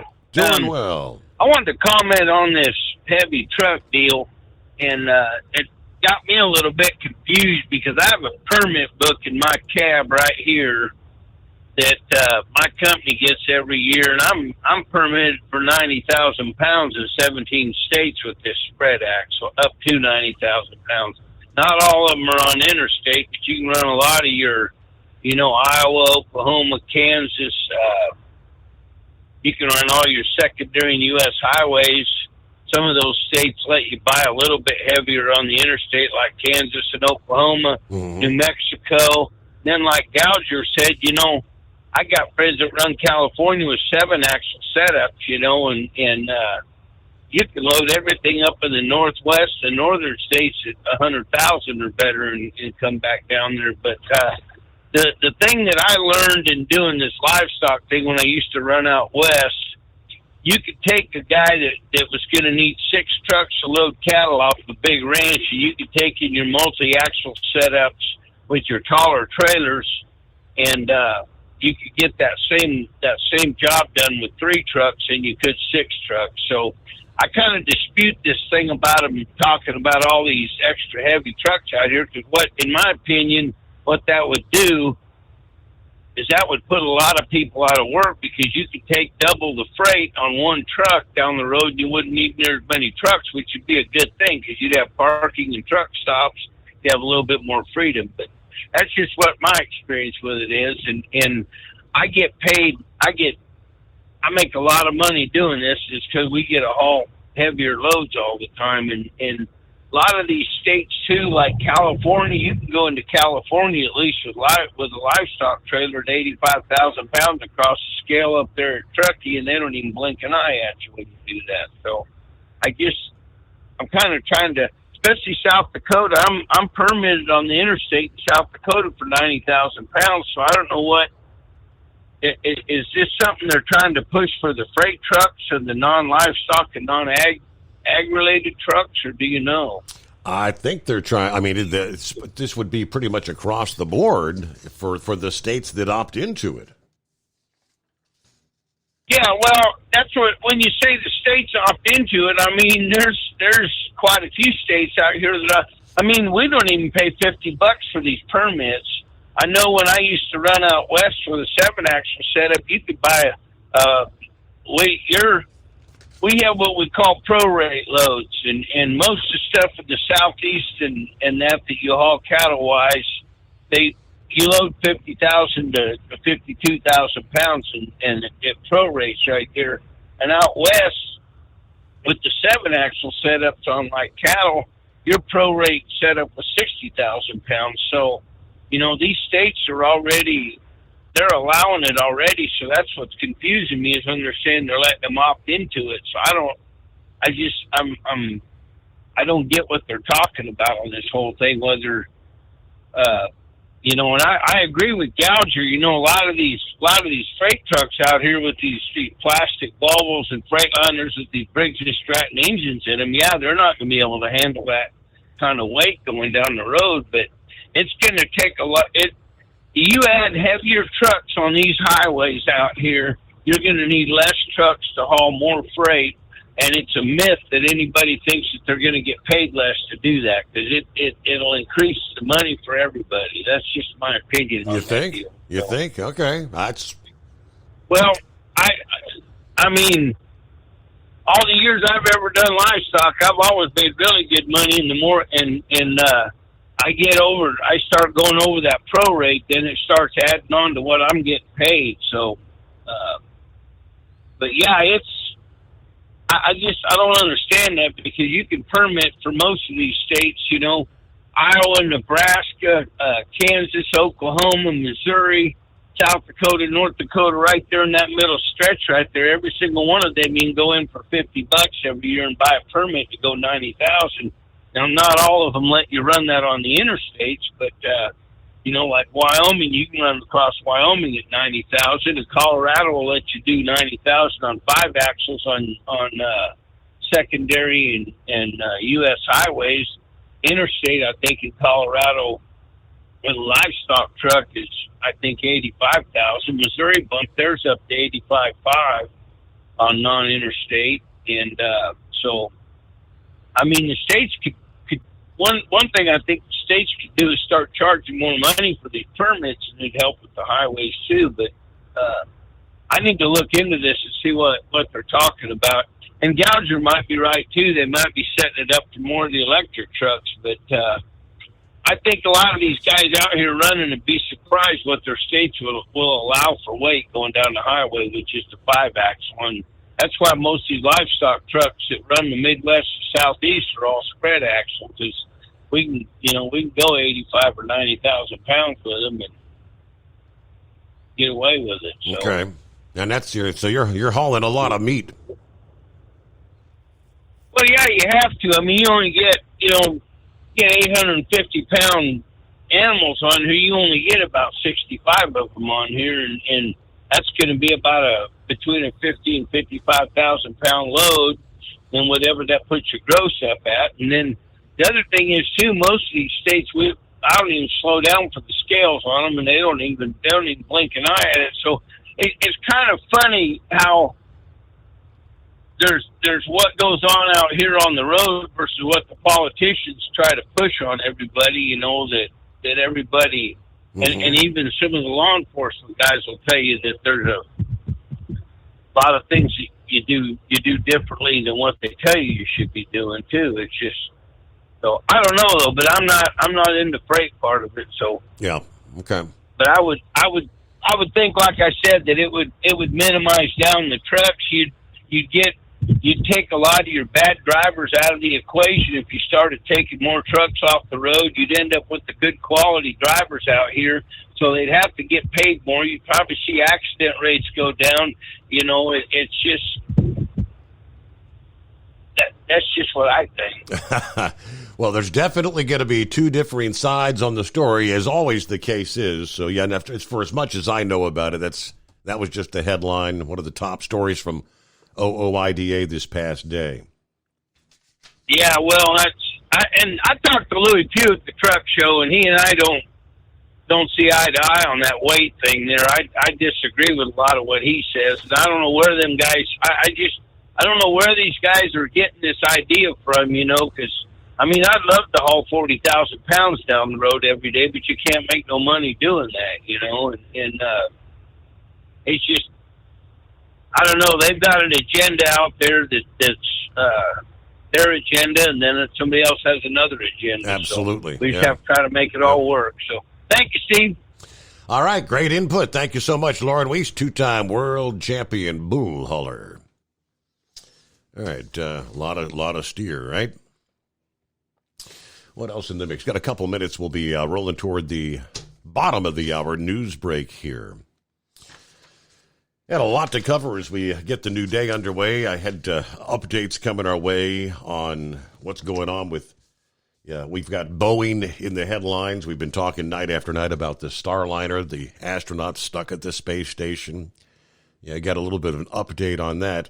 Yeah, then the other NASA project that's in the mix, the Artemis, which if Philip checks in this morning, he's never been a big fan of the Artemis project. The design, he feels like it's just way too dangerous, but they got apparently, what do they call it? The Office of Inspector General report, and it was a rather scathing report this past day that Artemis is going to have to make sounds like some pretty significant changes if they're going to be the mule hauling astronauts back and forth to the moon. Meanwhile, another quickie in the sports arena. How much is a sports franchise? How much should they be worth? According to this, the Dallas Cowboys, of course, haven't won a Super Bowl since their star quarterback Dak Prescott was 2.5 years old. That last championship was January 28 of 1996. Plenty of fruitless seasons have followed for America's team, but the lack of another Lombardi trophy has not diminished their overall value, they say. Sportico released franchise valuations for the top 10 NFL teams this past day. The Cowboys were head and shoulder atop the list with a value of $10.32 billion. They become the first sports franchise to surpass a $10 billion valuation. Forbes valued the Cowboys at $9 billion back in September. Others, the Los Angeles Rams, $7.79 billion, ranked second, followed by the New York Giants at $7.65, the New England Patriots, $7.31 billion, San Francisco 49ers, $6.86 billion. AFC East rivals, the New York Jets at 6.8, Dolphins 6.76. They're 6th and 7th, respectively. The final two NFC East representatives, the Eagles, Philadelphia Eagles, $6.75 billion. Washington Commanders, $6.3 billion. Listed 8th and 10th, respectively. Sandwiched around the Las Vegas Raiders at $6.7 billion. According to Sportico, the 32 NFL franchises collectively are worth $190 billion. Big money. From Feature Story News in Washington, I'm Benji Haya. Ukraine insists it has no interest in holding Russian territory after launching an offensive across the border last week. Russia's President Vladimir Putin is promising a, quote, worthy response to the incursion into the Kursk region. Meanwhile, attacks have intensified in Ukraine's neighbouring Sumy region. Megumi Lim reports from the capital, Kyiv. The Sumy region sits right across the border from Russia's Kursk region, and this was where Ukrainian troops launched their surprise incursion from more than a week ago. A few days after the cross-border assault, Russian forces increased their use of guided aerial bombs near the border areas of Sumy. About 20,000 people have been evacuated so far. Ukrainian President Volodymyr Zelensky said in his nightly video address on Monday that the region has come under attack about 2,100 times by Russian cross-border strikes since June 1st. US Secretary of State Antony Blinken has delayed his trip to the Middle East over uncertainty about a possible Iranian retaliatory strike on Israel following the killing of senior members of Iran-backed militias Hamas and Hezbollah. Iran is dismissing calls from Western countries to refrain from responding with force. This as Gaza ceasefire talks are scheduled for Thursday. Sarah Coates is on the ground in Tel Aviv. An extremely dangerous time in the region as Israelis brace for this anticipated promised Iranian attack in the wake of the assassination of the head of Hamas's Politburo, Ismail Haniyeh, which Tehran blames on Israel, despite Israel not coming out to claim it. Now, it does remain unclear as to whether Hamas will actually be sending a delegation. It previously said it wouldn't, but there is a lot of pressure from these key mediators like the Egyptians for the group to actually send some of its members to sit down at the table and try to make a deal with Israel. Flooding in Yemen has left dozens of people dead and thousands more displaced. The heavy rains began back in late June, according to the United Nations, worsening the war-torn country's already dire humanitarian situation after years of civil unrest. And another tropical storm is gaining momentum across the northern Caribbean. Ernesto, as it's named, is expected to hit the US territory of Puerto Rico in coming hours. Jody Jacobs been following. Just a few days after Tropical Storm Debbie caused mayhem along the U.S. East Coast, another powerful storm is brewing in the Caribbean. A tropical storm warning is in effect for multiple places, including St. Kitts and Nevis, Antigua, Bermuda, and Puerto Rico. According to the National Hurricane Center, Ernesto is expected to get stronger, bringing with it heavy rainfall, flash flooding, and landslides. Ernesto is the fifth named storm of this year's hurricane season and is predicted to intensify to a hurricane by this weekend. Ultimate comfort on the road. That's the Bostrom difference. And why so many drivers are upgrading their seats to Bostrom seating.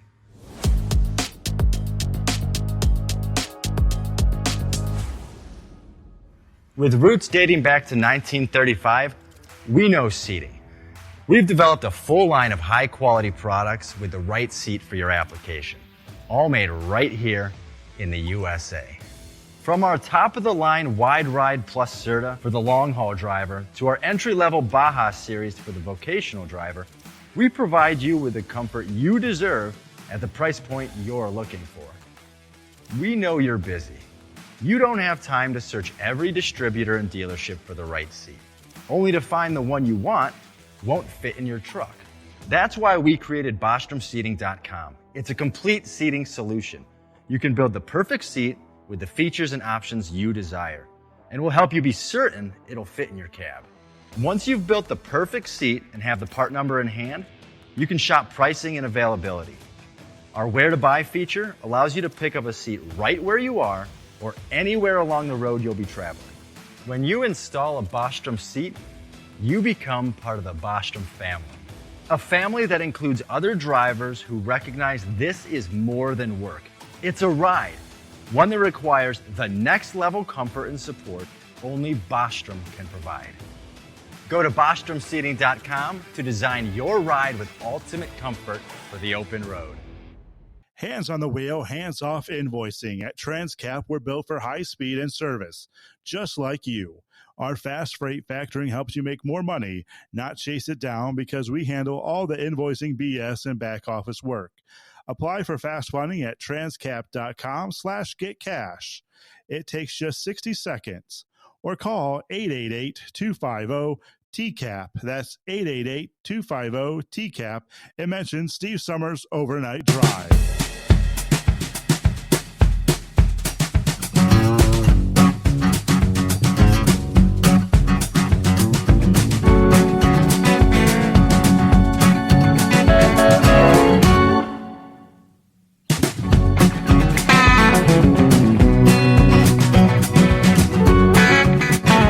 Who else we got on board? Who's checking in here? Shorty chiming in about the heavier trucks. He said, I'd say the electric truck makers are definitely on board for the heavier rates. Yes, because of the batteries. What, 5,000 to 8,000 pounds, I think, is the numbers. Additional weight you're going to have for the batteries in electric trucks. All right, good to have you with us there, Shorty. Gary, yeah, wait for those EVs, the big ones, to catch fire. Yeah, break down. I'll stick with my diesel. Hello to Roki here on a Hope Day. Ronald Reagan in Facebook jail. Say what? Facebook suspending ads for the movie Reagan because of the content related to social issues, elections, or politics. Yeah, that according to Dennis Quaid. And I haven't even heard about the movie Reagan. Is Dennis Quaid a part of that? Is he, I don't know, is he playing the part of Reagan? I always liked Dennis Quaid as an actor. Buckeye Boy, heavier trucks. The railroads are throwing big lobby money at lawmakers to kill more weight on trucks because it'll take from their business. I do not believe heavier trucks are the answer, though. Okay, very good. 844-844-3388. Hey, it looks like Porn Star had to roll. He was going to chime in about the heavier trucks as well. Always moving. Sorry, we missed you there. Always Movement wanted to talk about the meteor shower. I did get to see a handful. Yeah, Sunday night into Monday morning. Had the clouds last night. Didn't get to see anything. I wonder if she was out because we had the surprise arrival of the Aurora Borealis there Sunday night into Monday morning. Unanticipated. All right, take you over to... All right, this is the other, I guess one of the other top industry headlines. The Environmental Protection Agency seeking input from the public regarding California's Advanced Clean Fleets waiver. A virtual public hearing begins at 10 a.m. Eastern Time today, August 14. There are dozens of registered speakers, and it's scheduled to last until 10 p.m., a full 12-hour marathon virtual hearing.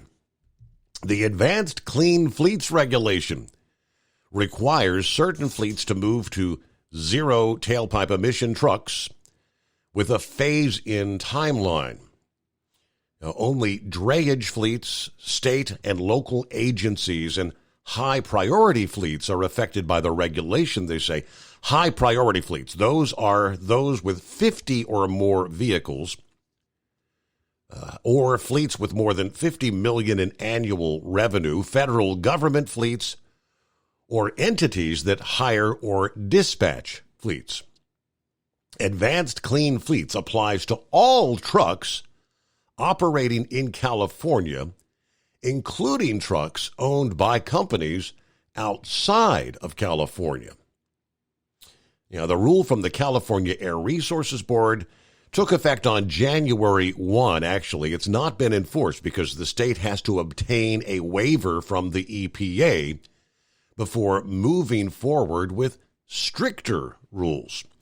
Several lawsuits have been filed to try and reverse the state's truck emission rules. Back in May, 16 states, the Arizona State Legislature, Nebraska Trucking Association, among others, filed a lawsuit in California federal court. Other lawsuits challenging the rule have come from the California Trucking Association, the American Free Enterprise Chamber of Commerce, the Western States Trucking Association, the Owner-Operator Independent Drivers Association, which filed an amicus brief in 2022, said California has overstepped. The federal government, not one state, is the appropriate authority to impose a mandate of such vast economic and political significance, they said. Only Congress has the authority to pass the laws and appropriate the resources to support the nationwide infrastructure that will ensure the least burdensome and most efficient adoption of any electric vehicle mandate. All right, this marathon hearing, scheduled again for today, August 14, is scheduled to provide time for dozens of stakeholders to comment. Some of the organizations scheduled to speak include the California Air Resources Board, which they're going to be trying to sell this, right? All the reasons we have to go this direction. The Sierra Club, I'm sure they're on board with it. The Owner-Operator Independent Drivers Association, the American Trucking Associations, and the California Trucking Association. OOIDA's Jay Grimes is scheduled to speak in a group that's expected to comment from like 3:45 to 6:30 p.m. Eastern Time later this evening. Now, in addition, the EPA is accepting comments through September the 16th. If you'd like to share your 2 cents worth to submit a comment, as always, go to the website regulations.gov, regulations.gov. You will need the docket number, which would be EPA-HQ-OAR-2023-0589. That's a rather long docket number compared to most. But that is, again, that'll be taking place today. Be interesting to see what we'll learn, what we'll hear, the pros, the cons. California trying to lead the way, undoubtedly leading the field of trying to mandate going to electrification, even in the trucking industry. All right, let me move over to a totally separate issue. Pappy brought this up a couple of nights ago, and I hadn't yet heard a thing about it. I had heard in some of the news breaks about these riots taking place in the UK. They call them the worst riots they've seen in years. According to the UK, they're being fueled by false information online, rumors claiming it was a Muslim asylum seeker, the one responsible for a mass stabbing that left 3 children dead and several others injured at a Taylor Swift-themed event. Now, they say the suspect, however, is a 17-year-old UK citizen born in Wales to Rwandan parents. UK authorities are threatening extradition, jail to U.S. citizens for online posts that may be stoking the violence. The head of police now threatening extradition and jail time to U.S. citizens for online posts allegedly egging on the violence from afar. A Sky News reporter asked London Metropolitan Police Commissioner Mark Rowley about posts made by Elon Musk on the topic. Rowley responded, "We will throw the full force of the law at people, whether you're in this country committing crimes or on the streets, or committing crimes from further afield online. We will come after you." UK authorities have already arrested some of their citizens for online activity. For example, a 55-year-old woman was arrested for publishing written material, that they said was to stir up hatred and false communication. 2 other British men were also arrested for similar social media posts. The Prime Minister has warned, quote, "I guarantee you will regret taking part in this disorder, whether directly or those whipping up this action online. The government absolutely should arrest and prosecute anyone engaged in political violence. But in times of unrest, governments have a tendency to overreach and undermine civil liberties like free speech in the name of public safety. No kidding." According to the Foundation for Individual Rights and Expression, as Pappy mentioned, in the UK, when it comes to free speech, laws are much different than they are here in the U.S. Sylvester has brought that up on a number of occasions. It's the same in his home of Australia. Freedom of speech is not like what we have in the United States. Now, they say while it's not impossible, it's highly unlikely that British authorities will go after U.S.-based social media posters like Musk for violating British laws in an online space. But that's bizarre. What's the world coming to? I had the 55-year-old woman where the Cheshire police made the arrest last week over a post that they said contains inaccurate information about the identity of the attacker that I was just describing there. In a stark reminder of the dangers of posting information on social media platforms without checking the accuracy, it also acts as a warning. We are all accountable for our actions, whether they be online or in person. Officials said the woman was arrested on suspicion of publishing written material to stir up racial hatred, false communications. Now, she was being held in police custody where she's assisting officers with their inquiries. Officials initially said there was no evidence that terrorism was a motive in that knife attack. Okay, that angered many that accused the government of covering up evidence. Police identified the suspect, Axel Rudakabana, and charged him with 3 counts of murder, 10 counts of attempted murder.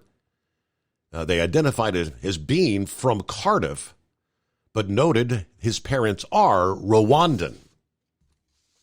Unrest and violence erupted the day after those stabbings and had subsequently spread across the UK, where the Prime Minister denounced it as far-right thuggery.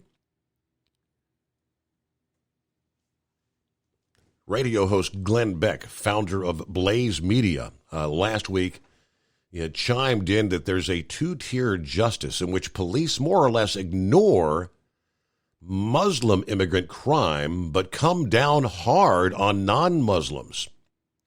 He said that is being laid bare in the UK in the wake of the deadly knife attack.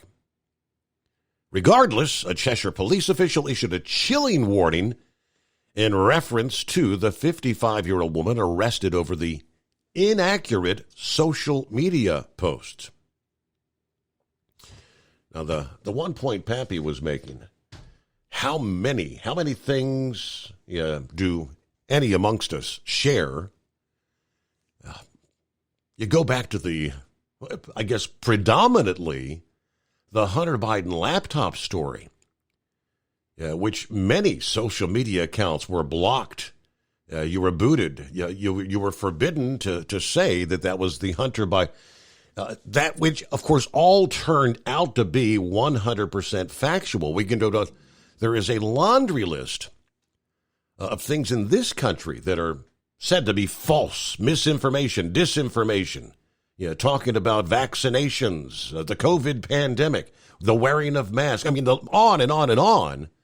So many of which have now, as the passing of time, it turns out those that were actually being persecuted and blocked were 100% correct. Things that make you go, huh? It is 844-844-3388. Well, speaking of which, there's Pappy's on board. Morning, Pappy. How we doing this hump day? What's happening, Steve? Man, it gets better, Steve. It just keeps on getting better, brother. Did you see where this so-called journalist, listen, there's no left-wing journalist anymore. They're all propagandists. In the press conference, he addressed it, what's her name? Right. Asking about this Elon Musk Trump interview. Had concerns that this was misinformation, disinformation, and what's the White House going to do about it?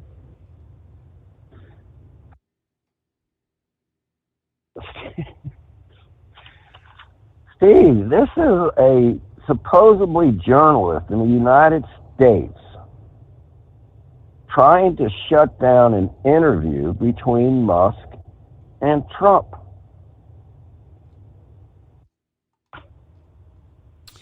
And this lady was like, well, you know how we fight against misinformation and disinformation. Yeah.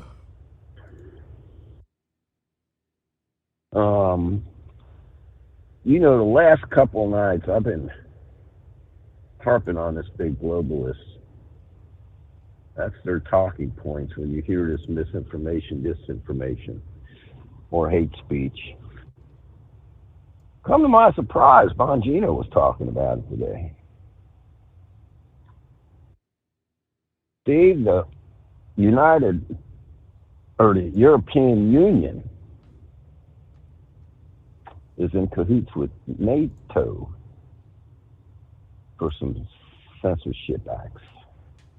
I guess they got this thing called the Digital Services Act.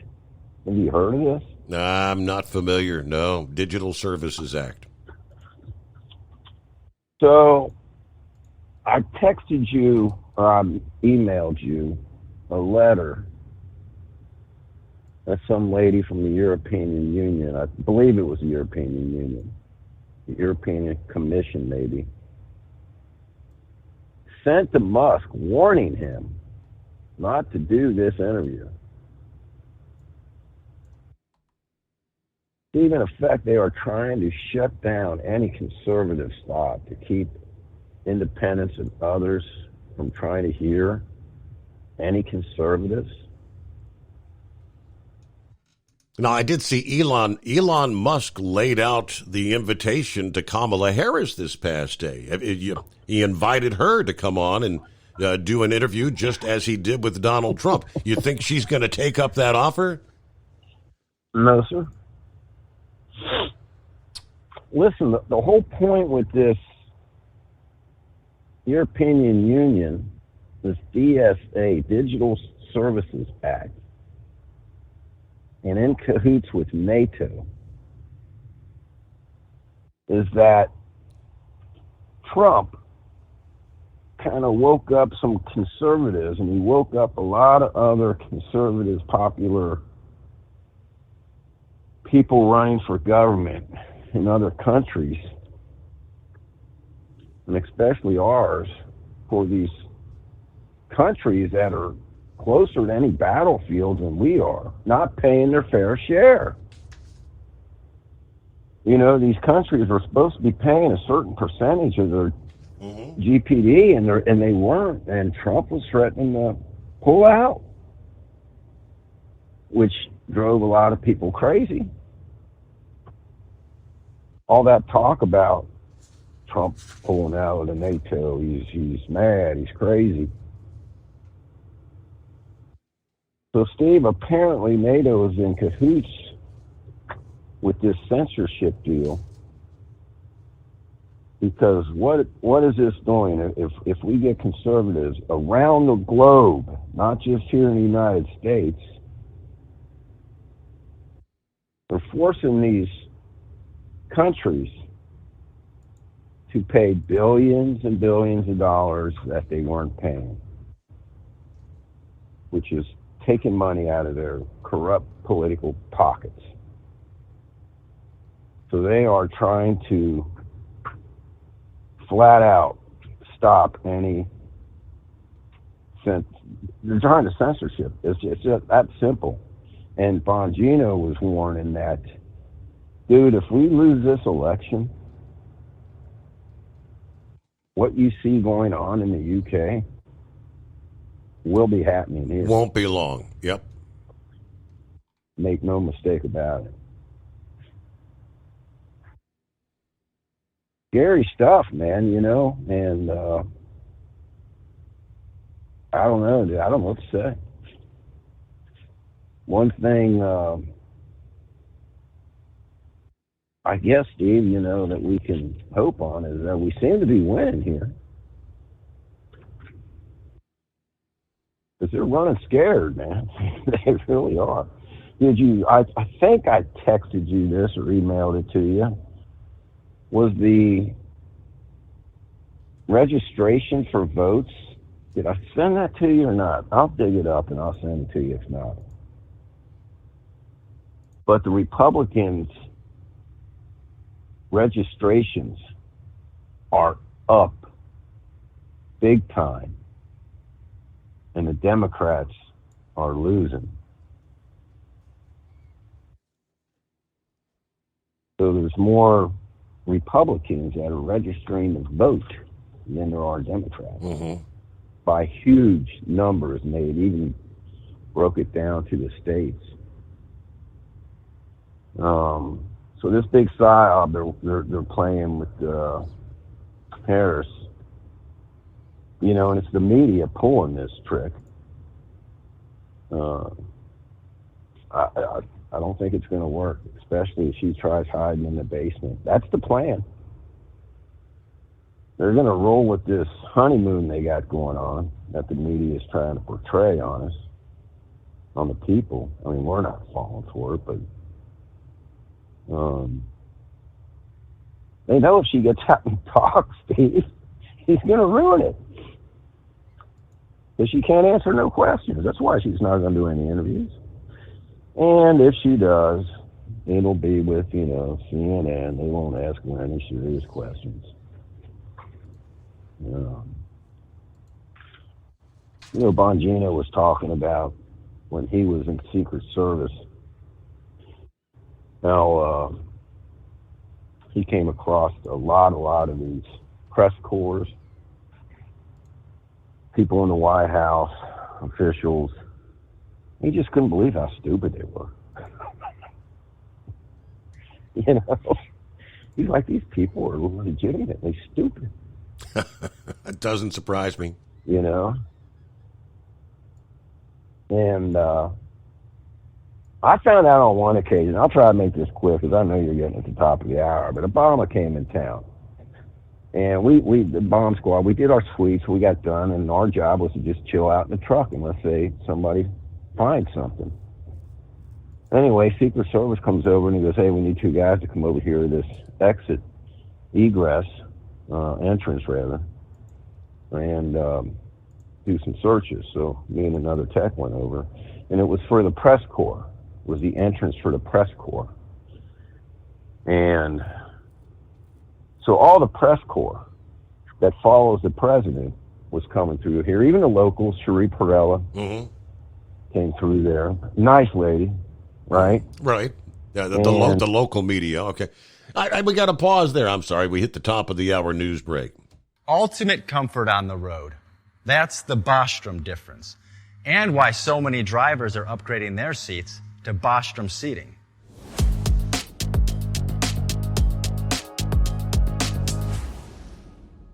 With roots dating back to 1935, we know seating. We've developed a full line of high-quality products with the right seat for your application, all made right here in the USA. From our top-of-the-line Wide Ride Plus Certa for the long-haul driver to our entry-level Baja series for the vocational driver, we provide you with the comfort you deserve at the price point you're looking for. We know you're busy. You don't have time to search every distributor and dealership for the right seat, only to find the one you want won't fit in your truck. That's why we created BostromSeating.com. It's a complete seating solution. You can build the perfect seat with the features and options you desire, and we'll help you be certain it'll fit in your cab. Once you've built the perfect seat and have the part number in hand, you can shop pricing and availability. Our Where to Buy feature allows you to pick up a seat right where you are or anywhere along the road you'll be traveling. When you install a Bostrom seat, you become part of the Bostrom family. A family that includes other drivers who recognize this is more than work. It's a ride, one that requires the next level comfort and support only Bostrom can provide. Go to BostromSeating.com to design your ride with ultimate comfort for the open road. Hands on the wheel, hands off invoicing. At Transcap, we're built for high speed and service, just like you. Our fast freight factoring helps you make more money, not chase it down, because we handle all the invoicing BS and back office work. Apply for fast funding at transcap.com/getcash. It takes just 60 seconds. Or call 888-250-TCAP. That's 888-250-TCAP. And mention Steve Summers Overnight Drive. From Feature Story News, I'm Rebecca Bundin in Mumbai. Attacks against Ukraine's Sumy region have intensified as Kyiv's incursion into Russia continues. The Sumy region borders Russia's Kursk region, where Ukrainian troops launched a surprise cross-border assault more than a week ago. Megumi Lim reports from Kyiv. In the latest attack against Sumy, a Russian missile strike damaged a hospital building and energy infrastructure, including a power line and a gas pipeline in the city. At least one person was injured. Regional authorities said part of the city's population was without power and gas supply. The Sumy region sits right across the border from Russia's Kursk region, and this was where Ukrainian troops launched their surprise incursion from more than a week ago. A few days after the cross-border assault, Russian forces increased their use of guided aerial bombs near the border areas of Sumy, the regional governor said. About 20,000 people have been evacuated so far. Ukrainian President Volodymyr Zelensky said in his nightly video address on Monday that the region has come under attack about 2,100 times by Russian cross-border strikes since June 1st. Megumi Lim in Kyiv. The United Nations Security Council convened yet another urgent meeting on the situation in Gaza. Algeria requested the meeting after another Israeli airstrike last weekend on a school housing hundreds of Palestinians. Jodie Jacobs reports from the United Nations in New York. As tensions rise in the Middle East and the fighting in Gaza continues, UN Security Council members on Tuesday debated what action needs to be taken to achieve a lasting ceasefire between Hamas and Israel. Algeria requested the meeting, questioned how many more meetings the Council needs to convene to end the suffering of the Palestinian people. The United States, who will be leading negotiation talks between Israel and Hamas on Thursday, says the Council needs to begin talking with one voice, expressing deep concern of the civilian deaths in Gaza. However, as Linda Thomas-Greenfield, the U.S. ambassador to the UN, addressed the Council, the State Department announced the approval of a $20 billion arms sale to Israel that includes scores of fighter jets and advanced air-to-air missiles. Jodie Jacobs, New York. A team of United Nations investigators warns that war crimes committed by Myanmar's military government have escalated at an alarming rate. William Denslow reports. According to a UN group of investigators, the conflict in Myanmar has escalated substantially over the past year. In its annual report, the UN team said war crimes committed ranged from beheadings and public displays of disfigurement to aerial attacks on non-military targets, such as schools and hospitals. The military took power in 2021, removing the elected government led by Aung San Suu Kyi. China's Foreign Minister Wang Yi is set to visit the country on Wednesday as Beijing continues its mediation efforts. William Denslow, Hong Kong. From bureaus worldwide, this is FSN. With FSN Spotlight, I'm Simon Marks. Today, Ukraine's military assault on Russia. President Volodymyr Zelensky says his forces now hold 1,000 square kilometres of Russian territory after launching a surprise attack on a border post on Ukraine's eastern front. Dr. Eleanor Bindman of Manchester Metropolitan University says Kyiv may be trying to seize territory to use as a bargaining chip in any peace talks with the Kremlin. It's possible that that is one of the aims and that the Ukrainians are trying to put themselves in a better position if it ever gets to the point that there are serious peace negotiations. Russia currently holds around 18% of Ukrainian territory, and it's been very clear that any negotiations would, their starting point would be that they're not going to give up any of that territory. So the Ukrainians may be wanting to kind of, come back with something stronger to say, well, we've got some of yours, so that's a sort of bargaining chip. I don't think ultimately that is really what's going to happen, because I think they probably will be forced to give it back. I think it's about boosting morale at home amongst the Ukrainian population, which is well over 2 years now into this brutal conflict. It's also about bringing the war home to Russians and Russian civilians in a way that perhaps it hasn't been up until this point. And it's also about showing Ukraine's allies that they are able to launch these lightning attacks, which have taken the Russian side very much by surprise. And indeed, this is the biggest incursion into Russian territory since the end of World War II. With FSN Spotlight, I'm Simon Marks. The main news again. Attacks against Ukraine's Sumy region have intensified as Kyiv's incursion into Russia continues. The United Nations Security Council convened yet another urgent meeting on the situation in Gaza after another Israeli airstrike last weekend on a school housing hundreds of Palestinians. A team of United Nations investigators warns that war crimes committed by Myanmar's military government have escalated. And that is the latest feature story news. Rebecca Bundin reporting. As an independent trucker, you work hard to meet your goals. The Owner-Operator Independent Drivers Association has been helping small business truckers for over 50 years with benefits, services, information, and discounts. You work hard, but OOIDA works even harder to give you advantages that large fleets enjoy.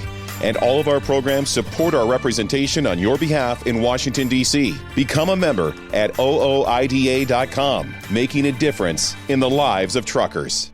Fuel filtration is a big deal. Poorly filtered diesel fuel can damage injection systems, reduce efficiency, and rob horsepower, among other things. By removing the water, air, and debris from fuel, fast fuel systems can triple the life of your injection system while restoring power, optimizing fuel economy, and more.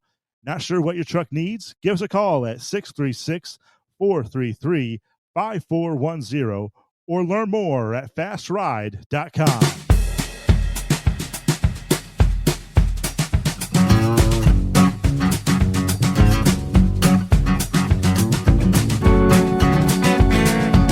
right, welcome back as we roll on into the early hours of a Wednesday.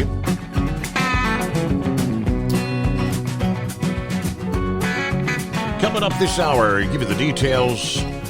They had some of those monsoonal rains in Washington State and a big-time mudslide that's covered approximately 100 feet of a state highway near the Easy Fire. You get the burn scar areas. That's a wildfire that's destroyed more than 2,100 acres. So we can tell you where that closure is, what is the expected time of maybe getting that reopened.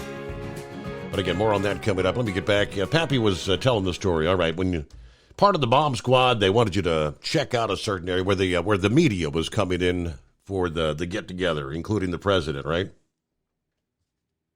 Yeah, well, Obama was coming in like down the hall. I think it was like a dock area. They were going to bring him in. He actually walked probably 15 feet from me when he came in. They put him in another, like a holding room until he was getting ready to come on. But no, they wanted us at the entrance where the press corps and news media and all that was coming in. They'd go through the magnetometers, but you had all the video guys with all their equipment, right? Which obviously is going to set the magnetometers off.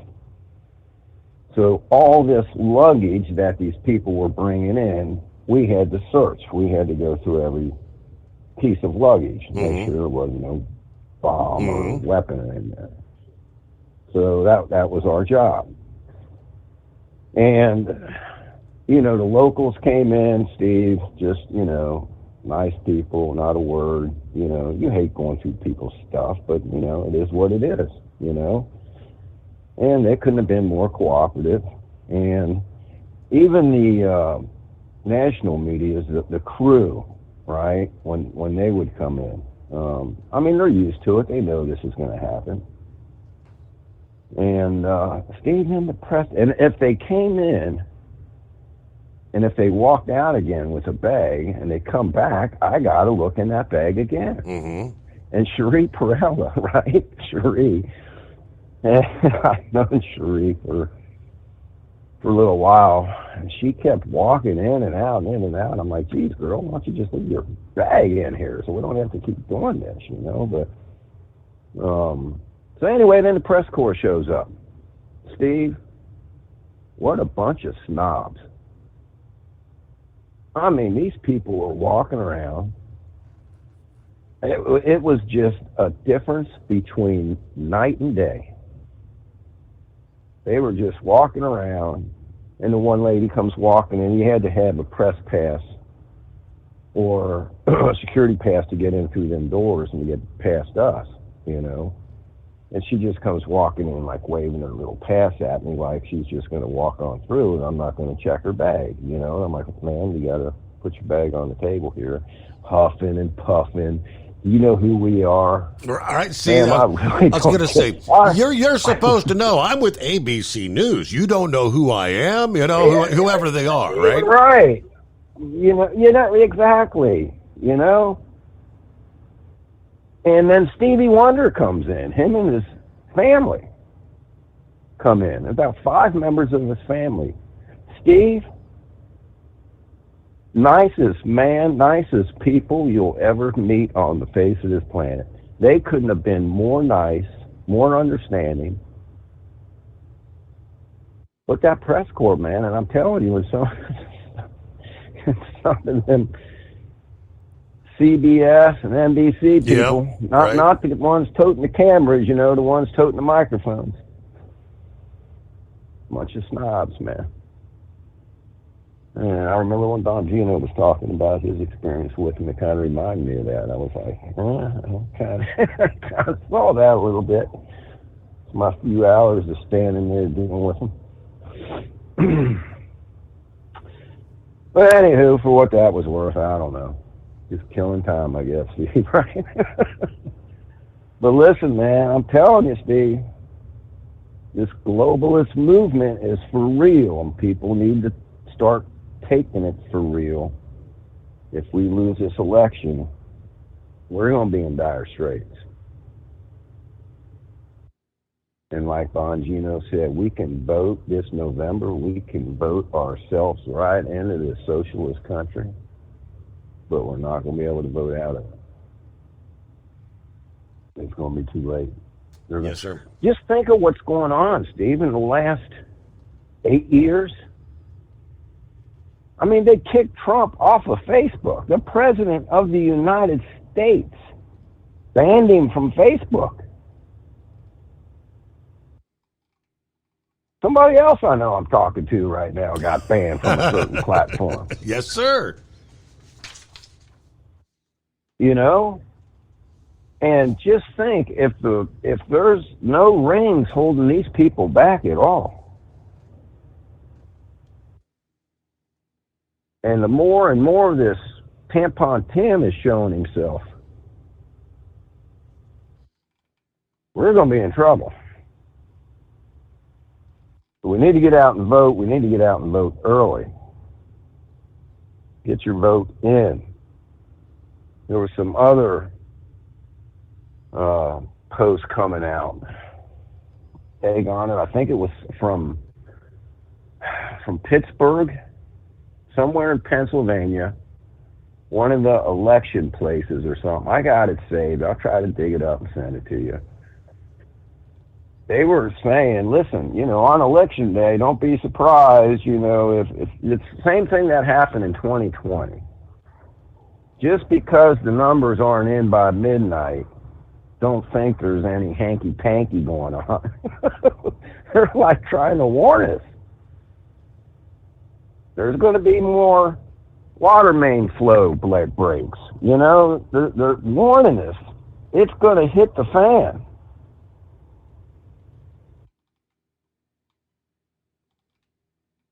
All right. That's all I got, man. All right. Hammer down. Appreciate it. Be safe. All right. Stock up in food. Thank you very much.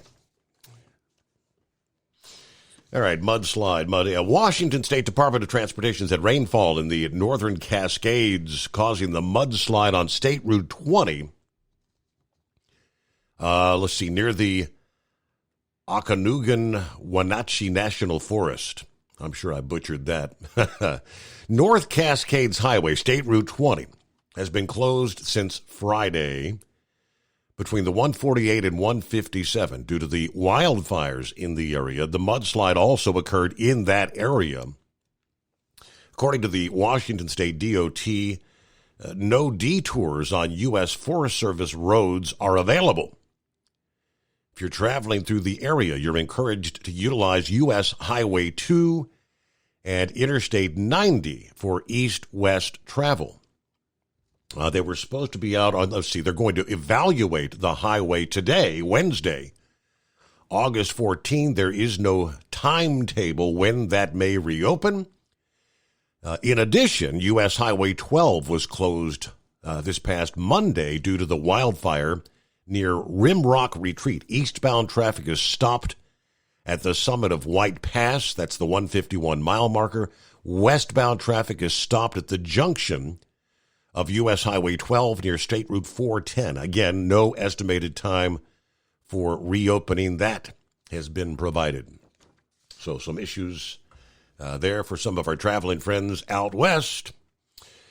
Now let's see what's going on with Senor Heatwave. Speaking about west, morning. Morning, Senor. Well, sorry, I was in and out of service, so I wasn't able to listen to all the show.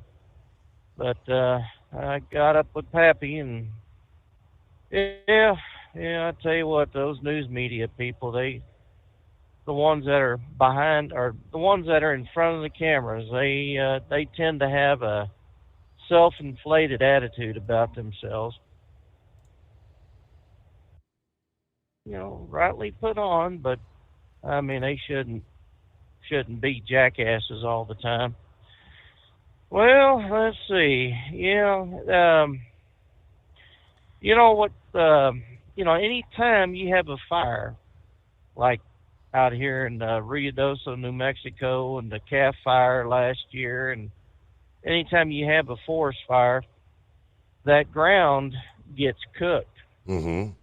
It plasticizes. So right down to a certain level, ain't nothing going to go through it because it has been baked. And all the dirt and debris that was on top is just powder. It's like walking on the moon. So whenever you have monsoonal rains or any kind of rainstorm that's going to put down some water, yeah, there's going to be mudslides galore. So, and for those that set these things on purpose, I really hope they get if someone has died due to their firebug attitude, they need to go just as well. You either do what Utah does, tell them, well, we can hang you or we can shoot you, your choice. But either way, put them to sleep like a dog. That's what needs to happen. Anyway, well, really not a whole lot happening out here. I'm going to OKC, and I'm traveling down 287 from Denver to Boise City, Oklahoma, and then from there, I guess I take 412. Tried getting a hold of one old boy and make sure I was taking the right way, because this company here, they pay you a certain amount, but whatever that amount is, it's kind of subject to what they have. Their routing is not. They really don't have a route. When you ask dispatch, well, what kind of routing should I use? Just use your judgment. So I mean, you can underdrive or you can overdrive. But whenever we get our settlements, there's no breakdown from terminal to terminal to terminal. It's just accumulative miles. So I don't quite like that, but it's not my company. I just drive, and they sign the paychecks, and they've been good. So has a blind man called in this morning? I have not heard from Blind Man. I did. Eskimo Mob had posted a bit of an update. I guess he's in a different facility. Has he had the surgery or waiting for a surgery? I can't remember. I think he's already had it. He's just recuperating. Okay. And he still has some issues. Gilligan and I talked to him earlier today, and he was really appreciative of anybody that would call and talk to him, because he really misses hearing from us. So, and if anybody needs the number, and if you're Facebook friends with Eskimo Mom or Gilligan or even with myself, don't hesitate to give us a holler, and we'll be more than happy to give you the phone number to Blind Man's room. He'd sure appreciate hearing from people. So, but yeah, that's not been a whole lot of stuff going on. They had a bunch of rain in Denver earlier yesterday evening, and boy, that was nice. But then when it stops, all the bugs come out and they gush up the windshield again. So, I tell you, I mean, you just can't win for losing, But it's what's sad is going out on the road and you're tired, and you get to the motel and you sleep for about 5 hours, then you get up and you see the sun shining through the curtains and you try to go back to sleep, and it's a losing proposition, So I probably should have brought my eye pillow with me so I could have at least enjoyed some more darkness. Right. I could have used a little bit more sleep there. But that's another story for another time. Hopefully y'all won't find me in the funny pages. So, but anything worth a hoot happening so far? I hadn't barely been keeping up with anything lately. I just, watching the tensions in the Middle East, waiting to see if things are going to blow up there. Well, I tell you what, I'm probably the one that's just just saying, oh, the hell with it, let them blow each other up, It is amazing how Ukraine gets invaded and the media says, well, it's Ukraine's fault whenever they fight back. It's amazing how Israel can be attacked and all of a sudden now it's Israel's fault for fighting back. They want them to have these negotiations for a ceasefire. And how do you negotiate with a religion or a cult or whatever you want to call it that has a stated goal of eliminating the Jewish religion or the Jewish people? That's kind of like Kamala saying, I'm against all this that's good for America. And then she turns around and says, well, maybe I ought to be for some of this stuff, like more police officers, more border patrol, more drilling, more. Well, what the hell were you doing for the last 3.5 years while you was under Joe Biden? All right. She was put in charge of it. She may not have actually had the official title of border czar. Somebody somewhere hung that title on her, but she was delegated full authority to address securing the southern border. That was her job. All right. Senor Heatwave, good to hear from you here. All right, got a brand new day. Speaking of, he was talking about the wildfires out west. We had one of our listening friends there in Kokomo. Forget, is that Jerry? He said over the weekend that they had a number of fires. Had an arsonist on the wild. An arrest was indeed made Monday after a half dozen intentionally set fires in Kokomo, Indiana, over a dangerous 48-hour span, according to police. The arrest of a 29-year-old male in regards to the investigation. Online jail records indicate the man was arrested shortly after 10 a.m. this past Monday morning. They said the investigation remains ongoing. For a solid hour Saturday morning, the emergency calls and the flames just kept coming in Kokomo. The division chief of fire investigations for Kokomo Fire said it was definitely a rough weekend. 4 vehicle fires, 1 house fire, all of them in an 8-block radius. All were set intentionally. Apparently, Wendy Solis captured the start of the nightmare next door on her phone, her neighbor's SUV getting torched and totaled. And, that's just one family affected. Every one of these fires affected another family, and it doesn't seem fair. Investigators said the string of arsons started about 10 till 2 in the morning Saturday. Started with an SUV fire. Following that, a fire. What followed was fire after fire till about 10 till 3 in the morning. It could have been worse, according to Kokomo's assistant police chief, so now we're just trying to put the pieces together. It's important we get this individual caught as soon as possible. Investigators said it looked like the arsonist struck again Monday. An abandoned building was hit just before 3 a.m. on August the 12th.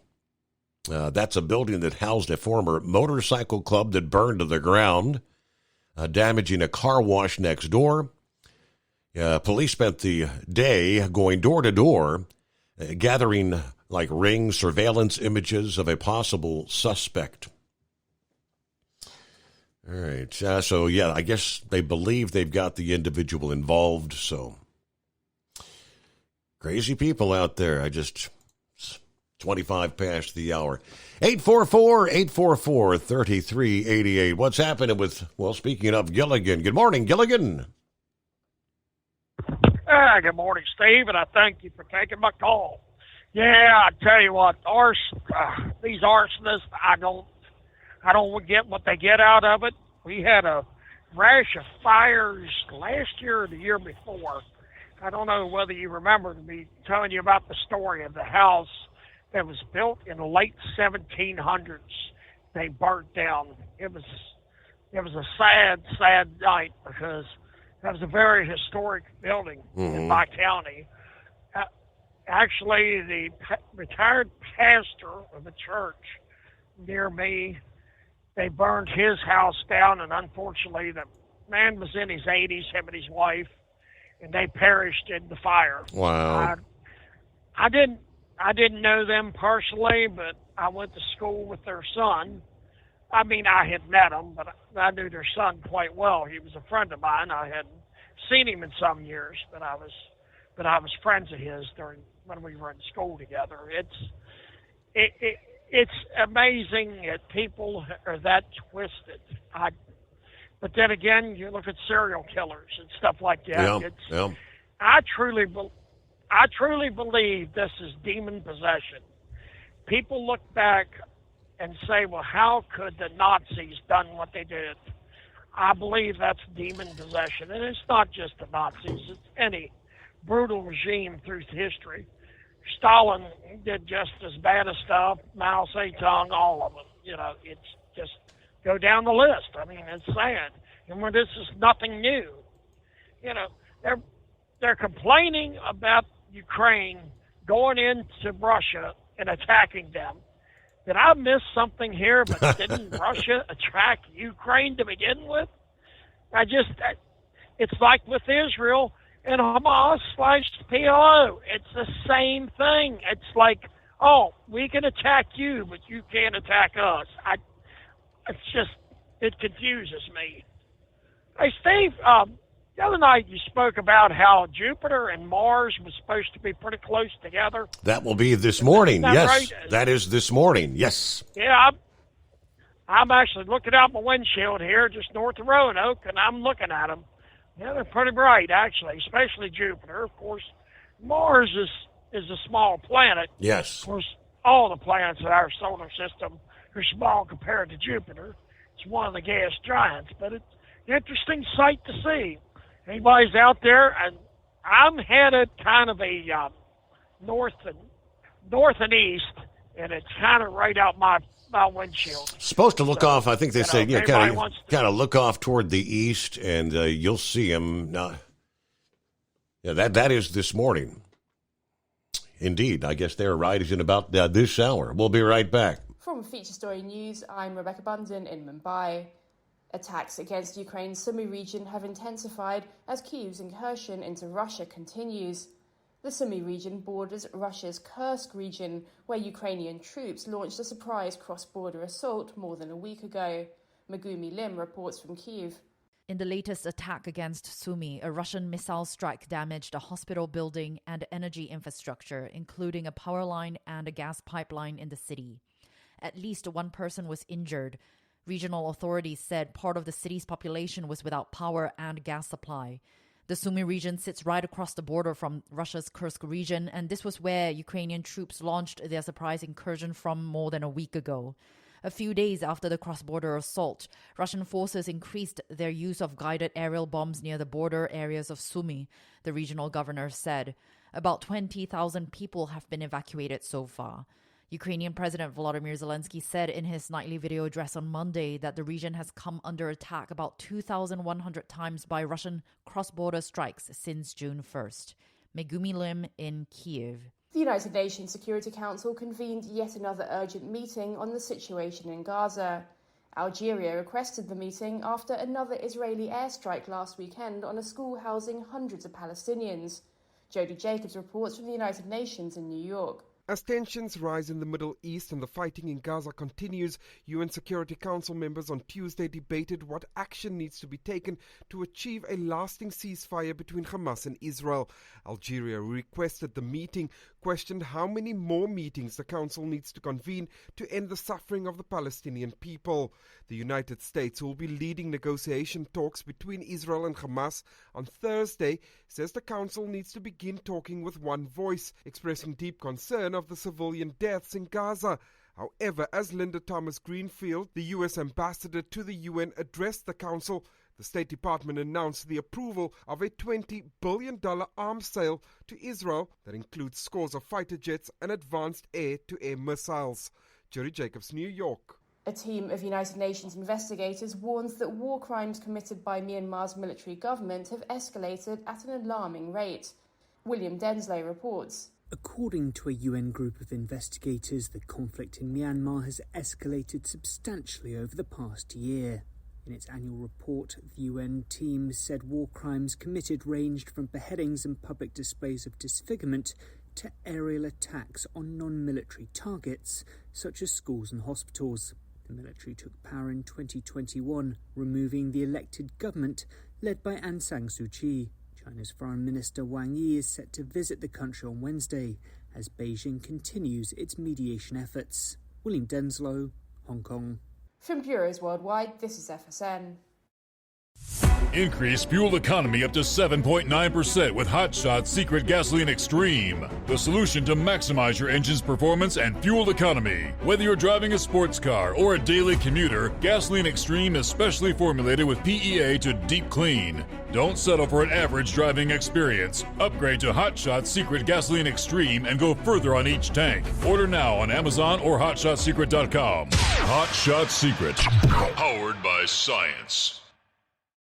At Hot Shot Secret, we share the science behind common diesel problems. For example, ultra-low sulfur fuels. Fuel has two purposes, combustion and lubrication. Ultra-low sulfur fuels have diminished the fuel's ability to lubricate. Hot Shot Secret Everyday Diesel Treatment with LX4 restores lubricity, protects your engine, and optimizes performance. Everyday diesel treatment is available at truck stops, Tractor Supply, O'Reilly's Auto Parts, and online at HotShotSecret.com. Hot Shot Secret. Powered by science. Building relationships with their team drivers and customers still matter at IBI Security Transport. Since 1966, IBI and its team of drivers have been leaders and innovators in providing white glove service to its exclusive client base for transporting high-value freight safely and securely. Much of the IBI staff have driven trucks, so they understand both the customers' and drivers' needs.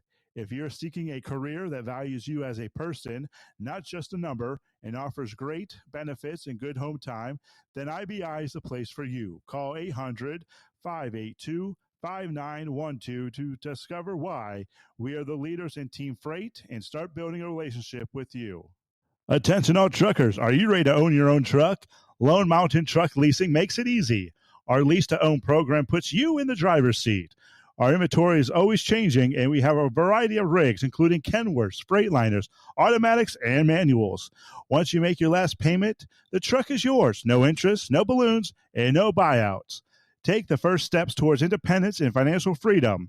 Visit LoneMountainTruck.com or call 866-944-0383.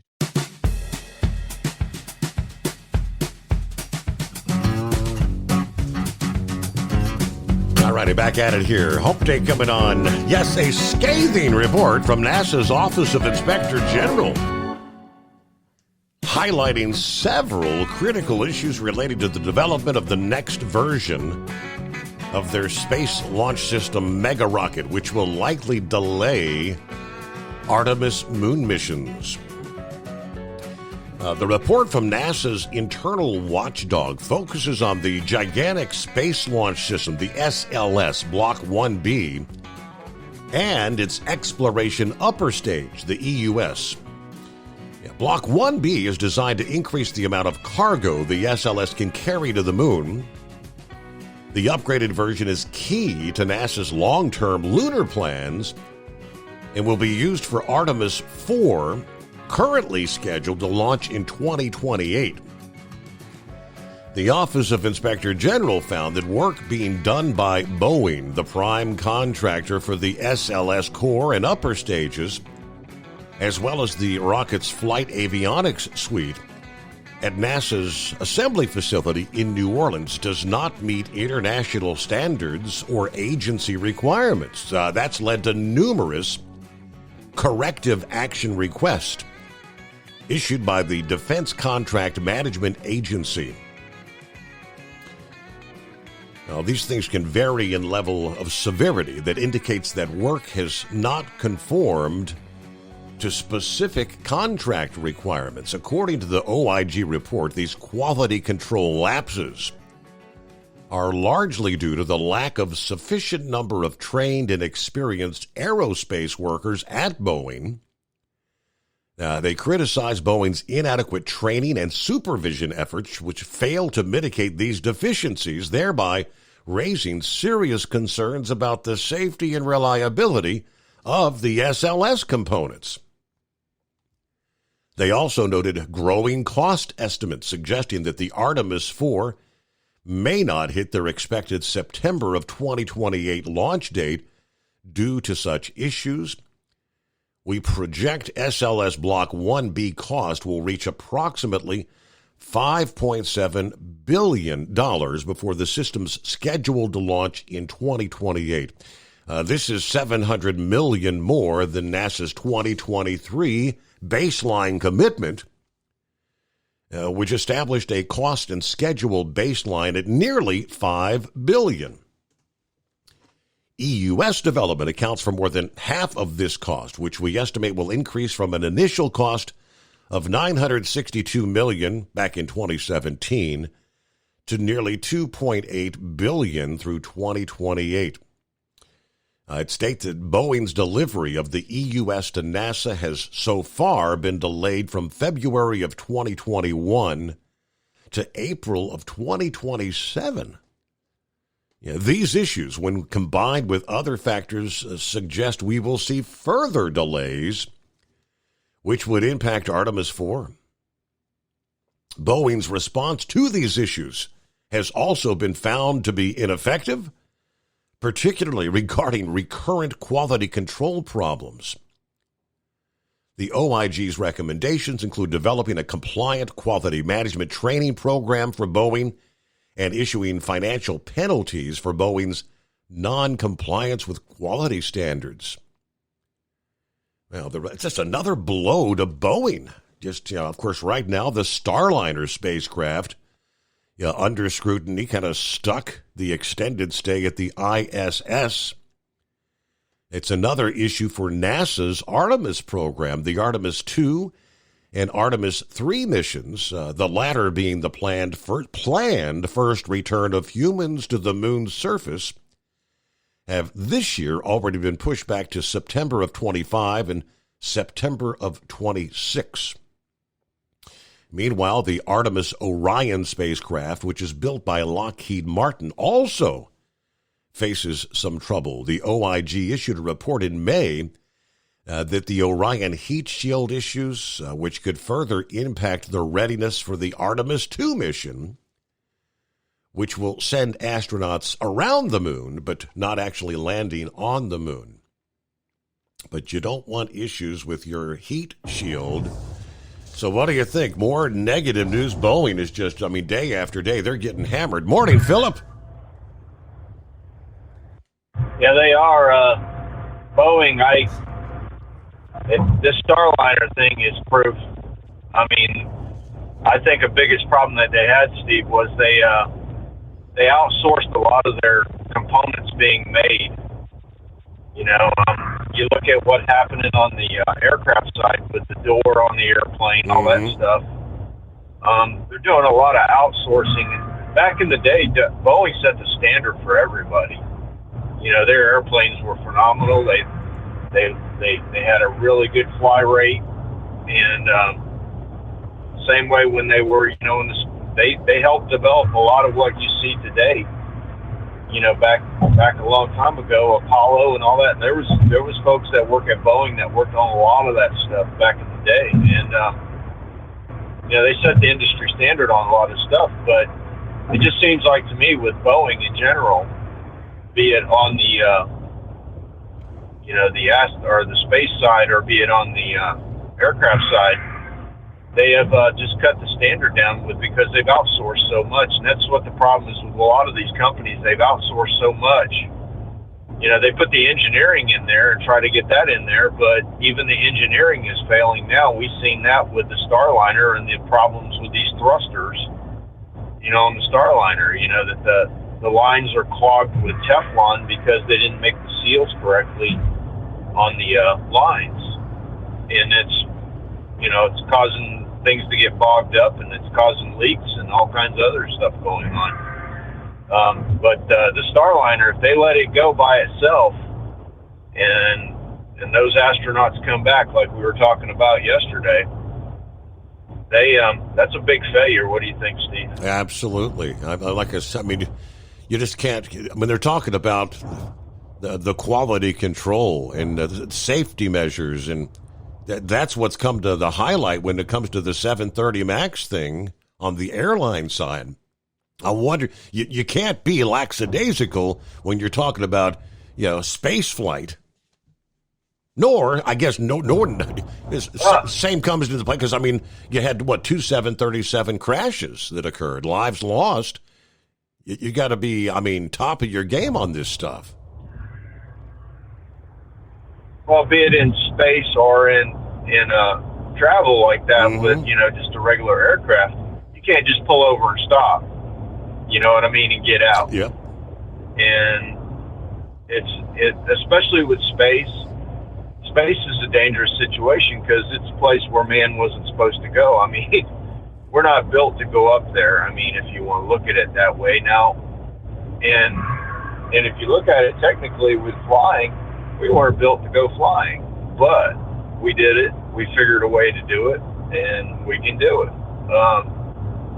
But this deal with Boeing it's going to be huge. Their QC department, put it in perspective, the second SLS rocket is at the VAB right now. And they're stacking. They're doing what they can to get the thing together. But I had a friend that worked over there, and he works on the New Glenn project, which is Blue Origin. And he told me that SLS program is just a disaster and how they handle things, and it's chewing up a lot of money. I think eventually, if it gets bad enough, NASA's going to pull that program and pull that stuff, and it's all going to go to companies like SpaceX, commercial-wise. Did you hear what they're going to do on the next SpaceX flight out at the Starship there, Steve? Let's see. I don't believe I have. I mean, last I heard is the Dragon capsule going to be going up to kind of rescue the 2 stranded astronauts.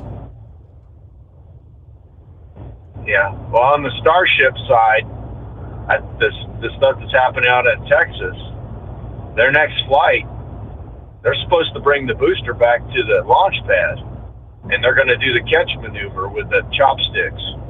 That's one of the things that's supposed to happen on the next flight. Now, they have gotten a lot of testing done, but they haven't certified a lot of what the procedures are they're going to do on that flight because, it's testing. They don't have to divulge that information to anybody, but the FAA is working with SpaceX right now for that next flight, and they have to get everything okayed before they bring that booster back to Boca Chica and land it. And a lot of people are concerned about the sonic boom on it because when we have the sonic booms over here, when they bring the Falcon 9s back, it's pretty loud. I mean, it's a crack and it's loud. But when you're bringing something back that's like 3 times as big as that, if not 4 times bigger than that Falcon, that Falcon 9, that's a lot of boom coming back. And not to mention, you're not too far away from a lot of populated areas, and you really don't want to put that thing in the middle of somebody's house, if you know what I mean. No doubt, yeah. It's a big piece of metal. I mean, it's huge, but everything's been tested out there as far as the launching of the vehicle. The vehicle's engines and all that stuff, they replaced a couple of engines on, I believe it was the Starship itself. They had to roll it back and replace 1 or 2 of the vacuum engines for going up into space, but they're working on the tile stuff. They're going through the same woes that the space shuttle went through. Remember back in the day, Steve, with all the tiles and how much time they spent on the tiles? Well, this Starship has like 18,000 of these tiles on it, and they've all got to be set in there by hand. It's not like you can just put a machine and put it in there, because it's got to be put in a certain way. It's got to be glued in a certain way with certain material underneath it to protect it, and it's done in a certain manner to protect everything.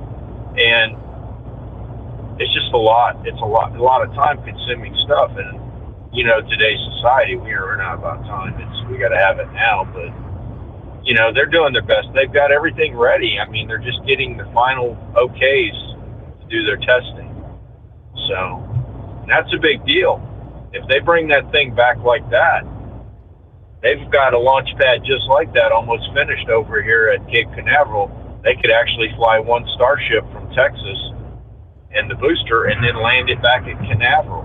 They could land the Starship at Canaveral, or they could do vice versa. That's one of the things that Elon Musk wants to do with the Starship, and I believe the Starship is going to replace the SLS eventually. I don't think the SLS is going to be out there for long because of the cost. I mean, you look how much money NASA's got in the budget for it. So, but Steve, before I go, I wanted to also mention something that NASA has. Do you know you can test out there at the shuttle landing facility at Cape Canaveral? You can test out there. You can test what? If you want to run. Well, back in July, have you ever heard of a car called a Hennessy? It's a hypercar, they call it. Okay. Kind of like a more expensive version of a Lamborghini or a Ferrari. Yeah. These cars go from 0 to 250 miles an hour in like 2,000 feet or something like that. Well, they had one wreck out there at the landing facility back in July. Nobody got hurt, messed the car up. It was a $3 million car. But I found out you can test out there. You fill out an application out there on the runway. You can test. It's $500 an hour. You fill out a 30-page application. Hennessy had to pay them to fix the runway because I guess at about 4,000 foot, when the car wrecked, it tore up the concrete on the runway. They had to fix it. But yeah, you can test out there if you have an aircraft or you have a car. You need to run distance and you need to test it, or any vehicle. You can do it out there, but you've got to go through an application process to test on this runway. It's 15,000 square foot. It's got 1,000-foot runway or 1,000-foot runoffs on the side. So picture your regular runway, and then you have 1,000 foot on each side of it that you can run off in case you get in an accident or something. Okay. So, but there's an article on it. You have to look it up. A hypercar crashes at Cape Kennedy, and Kennedy Space Center there. And I'm not sure. I can't remember the name of it. There's actually a company that runs that runway for them and provides that service to anybody that wants to test out there. So that's all I got today, buddy. Y'all have a good one. Thanks for having me. All right. Very interesting. As always, thank you very much for checking in. We'll return right after this. As an independent trucker, you work hard to meet your goals. The Owner-Operator Independent Drivers Association has been helping small business truckers for over 50 years with benefits, services, information, and discounts. You work hard, but OOIDA works even harder to give you advantages that large fleets enjoy. And all of our programs support our representation on your behalf in Washington, D.C. Become a member at OOIDA.com, making a difference in the lives of truckers. Fuel filtration is a big deal. Poorly filtered diesel fuel can damage injection systems, reduce efficiency, and rob horsepower, among other things. By removing the water, air, and debris from fuel, fast fuel systems can triple the life of your injection system while restoring power, optimizing fuel economy, and more. Not sure what your truck needs? Give us a call at 636-433-5410 or learn more at fastride.com. Hey truckers, this is Steve Darnell from the hit TV show Vegas Rat Rods. Check it out. Industrial Injection has been a leader in the diesel heavy-duty industry since 1985. Whether you are looking to keep your truck on the road, you are a hardworking farmer feeding America, an over-the-seas mariner, a miner, or a construction craftsman, Industrial Injection can help keep your heavy-duty rigs and equipment running so you can keep America thriving. Get all your turbochargers, injection pumps, injectors, and engine parts at industrialinjection.com. Industrial Injection, the place to go for all your diesel parts needs. The Overnight Drive with Steve Summers. Live from the Hot Shot Secret Studios. Call Steve now. 844-844-3388. That's 844-844-3388. All right. Looks like Eagle will be checking in just ahead. Donut Man on board. And there's the Moon Runner. Morning, Moon Runner. What's happening? Hey, morning, Steve. How's it going? Doing well. Thanks for hanging in there. Hey, no problem. This news service you're using, is it called Future Stories News or Featured Stories News? Feature Story News. They are actively Feature. Okay. Feature. Yeah, they're working on getting this something else. Okay. But your okay. choices I are couldn't tell very if they were saying limited. Future or featured. Yeah, Feature Story News. Okay. I never thought I'd say this, but I kind of missed the USA News. At least you can kind of understand what they were saying. I hear you. Yes, like I said, they're working on it. Yeah, some of these big outlets, they acquired like Fox News. Fox only does like a 1 minute bottom of the hour break. They don't have, and who was somebody wanted like $1,500 a month to use their news service. Holy crap! So it's like we can't fork over that kind of money for the Wow. overnight drive. So Yeah. Does Newsmax offer anything like that? I don't know that they have anything for like podcasting or on the radio. Right. I'm not that I'm aware of, but that would be a good one to check into. I really like Newsmax. Yeah. I didn't know if they had anything like that or not. But for Heatwave, if he's still listening, yeah, when you get down to Boise City, you want to go 412 east over to Woodward. And when you get to Woodward, you're going to pick up Highway 270 over there south of Beaver. But when you get to Woodward, hang a right on 270 and take that down to Watonga and turn right again and follow 270. And once you go south of Watonga, just keep going straight. Don't make any more turns. And they'll take you right to I-40 there west of Oklahoma City and then east on 40 into Oak City. That'd be the easiest way for him to go. Very good. Hope he doesn't get lost or anything out there. Right. But on that Boeing thing, I was talking to a former Boeing employee here not too long ago, and he said the biggest problem they have right now are the bean counters who are running the company instead of the engineers like it used to be for all those decades when Boeing was on top. He said the bean counters are always wanting to, cut a little bit here and cut a little bit there, so now that's just anecdotal. I'm just, talking to a guy who used to be there, but, it would make sense, since they're in such messed up shape right now. Well, when you got I guess if you got a company that has shareholders and they're always worried about you want to get the biggest return for your shareholders, right? And that's right. Yeah. Yeah. In that Exactly. kind of work, you don't want to be focused. You want to be focused on getting it right. Yeah, exactly. Whether it's, airline travel or spot travel, like Exactly. you said, you don't want to be jacking up on that stuff. Yep. Hey, well, I was over at our service center there in North Little Rock a little while ago, and I was getting out of the truck and dropping and hooking, so I shut you off on my phone. And when I got back in the truck and started up, you were on the FM. Do you have a affiliate somewhere around Arkansas that's on FM? Yeah, it's what's it called? Foresight something. I think Arkansas 102 was it 102.3? Yeah, 102.3. It was kind of staticky because that signal was fighting with another station, oldie station, so it was kind of in and out. But you were coming in over it fairly decent. Very good. Yeah, I have another. Okay, I didn't know if you had anything there in Arkansas or not. Sure enough, yeah, I had a gentleman, Richard, that's sent me messages the last couple of nights. He said I don't know the call letters of it. It's 102.3. So yeah, that's where it was, 102.3. So that's good to know. I mean, I always listen to you through the Bluetooth anyway, because it's a whole lot more clear than I don't have to worry about changing stations all the time. But it's good to know you are on terrestrial radio. Good to hear from you, All Moon right, Runner. that's all I really had. All right, hey, thanks for All right, y'all have a good night. You do the same. Safe travels. All right, do you put any credence into the Old Farmer's Almanac? You got the Old Farmer's Almanac, then you've got the Farmer's Almanac. What's sometimes comical is they're both kind of akin to doing the same thing, long-term prognostication, but oftentimes they will have very distinctly different forecasts. Yeah, the Farmer's Almanac has been predicting a long-range weather forecast for more than 200 years. Now, some say it's just good sit on the toilet reading, anecdotes and things of that nature. Yeah, some put some actual credence into their forecast. The latest outlook released this past day. If you put any credence, you should prepare yourself for the wet winter whirlwind ahead.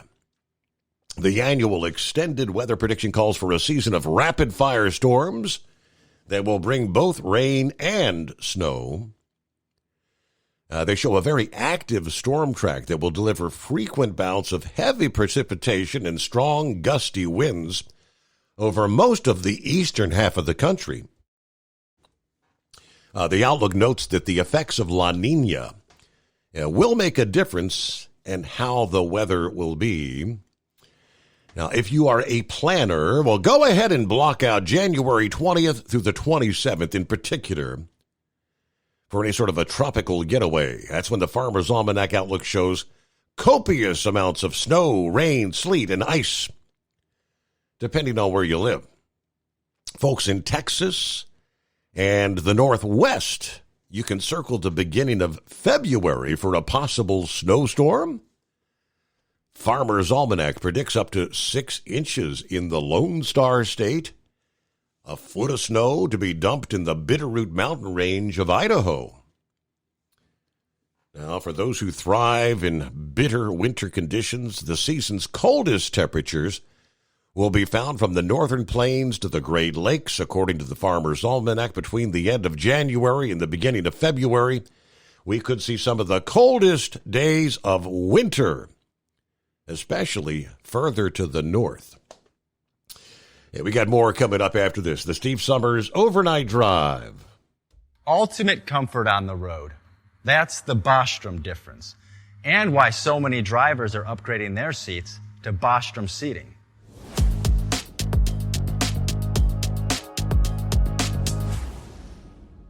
With roots dating back to 1935, we know seating. We've developed a full line of high-quality products with the right seat for your application, all made right here in the USA. From our top-of-the-line Wide Ride Plus Certa for the long-haul driver to our entry-level Baja series for the vocational driver, we provide you with the comfort you deserve at the price point you're looking for. We know you're busy.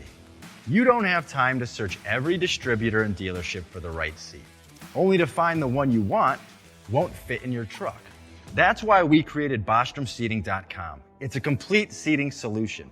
You can build the perfect seat with the features and options you desire, and we'll help you be certain it'll fit in your cab.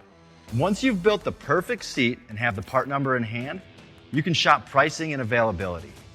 Our Where to Buy feature allows you to pick up a seat right where you are or anywhere along the road you'll be traveling. When you install a Bostrom seat, you become part of the Bostrom family. A family that includes other drivers who recognize this is more than work. It's a ride, one that requires the next level comfort and support only Bostrom can provide. Go to BostromSeating.com to design your ride with ultimate comfort for the open road. Hands on the wheel, hands off invoicing. At Transcap, we're built for high speed and service, just like you. Our fast freight factoring helps you make more money, not chase it down, because we handle all the invoicing BS and back office work. Apply for fast funding at transcap.com/getcash. It takes just 60 seconds. Or call 888-250-TCAP. That's 888-250-TCAP and mention Steve Summers Overnight Drive. From Feature Story News in London, I'm Nina Maria Potts with the latest world news. The US says it's hopeful of turning the temperature down in the Middle East amid fears of an Iranian retaliatory strike on Israel. US Secretary of State Antony Blinken has postponed a trip to the region this week due to uncertainty there. But President Joe Biden says he believes progress towards a ceasefire between Israel and Hamas could deter Tehran from attacking Israel. Iran insists it has the right to strike back over the assassination of Hamas leader Ismail Haniyeh in Tehran.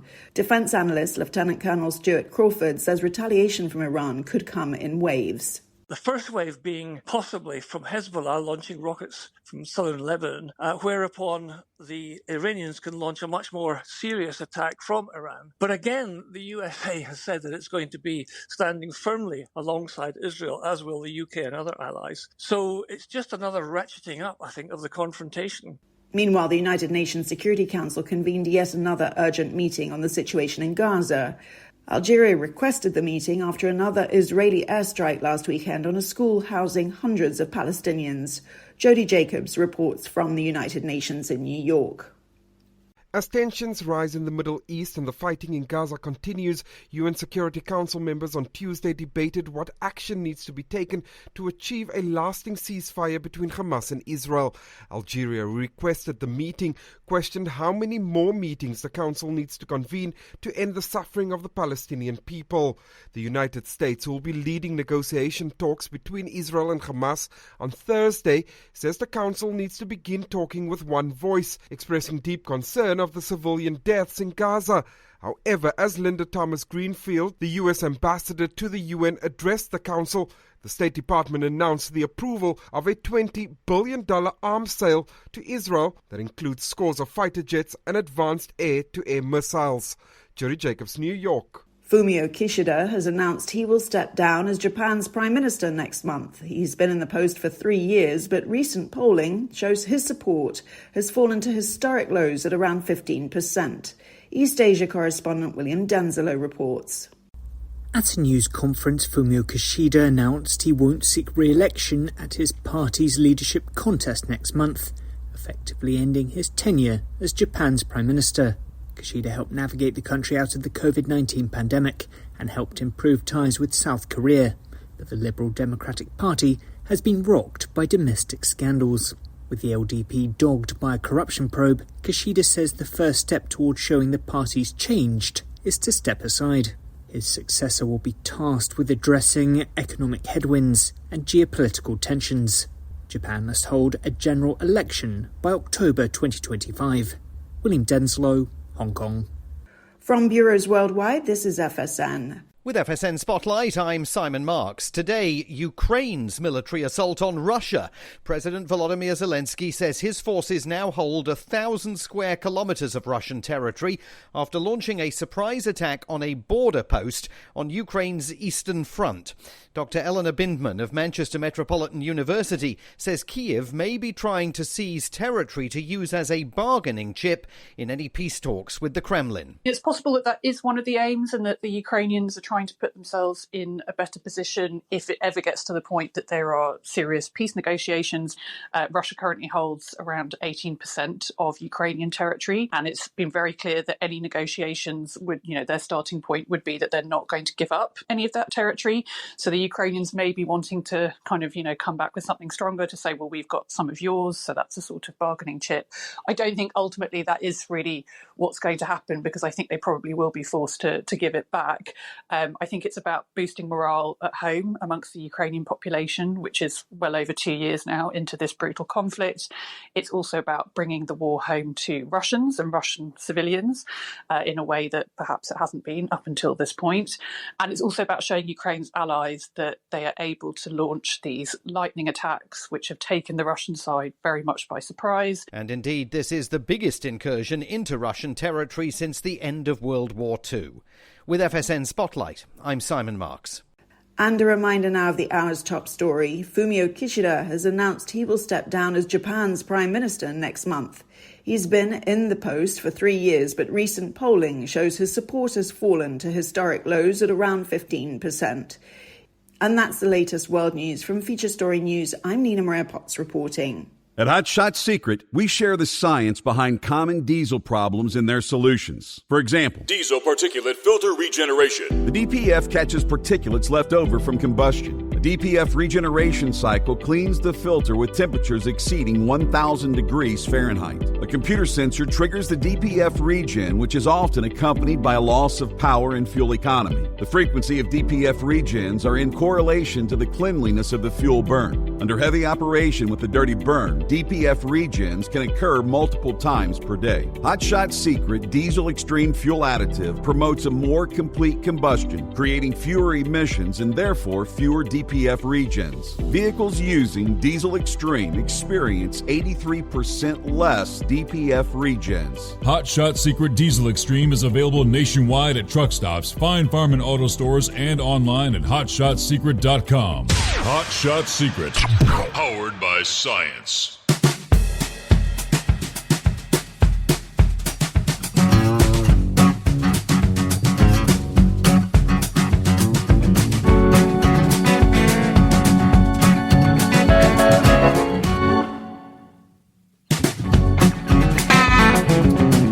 So once again, we cross over the midnight hour on the West Coast. Welcome in to a brand new day. Turn the page, 14th day of August.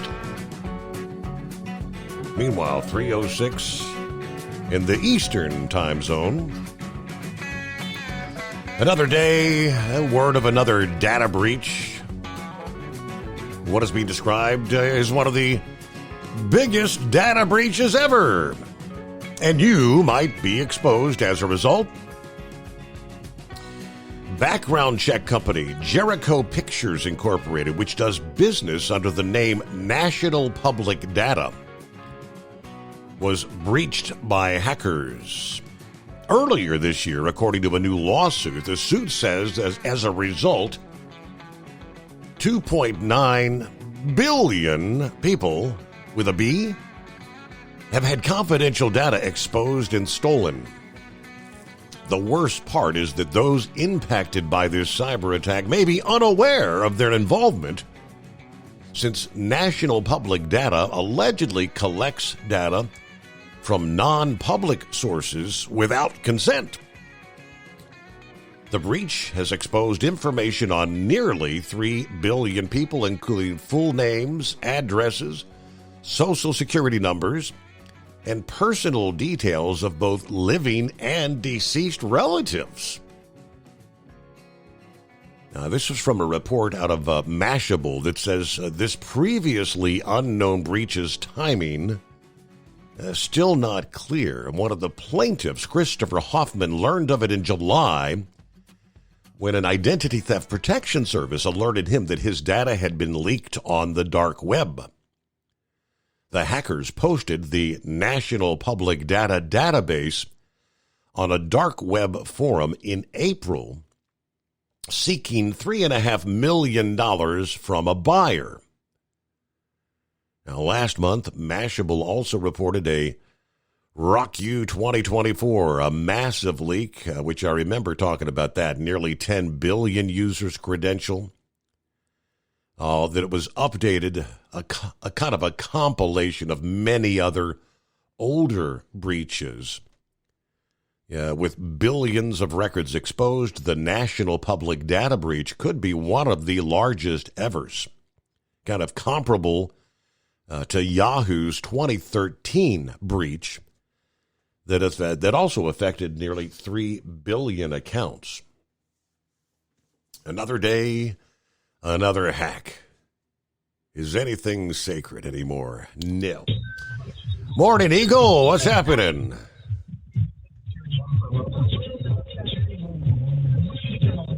Hello, Eagle.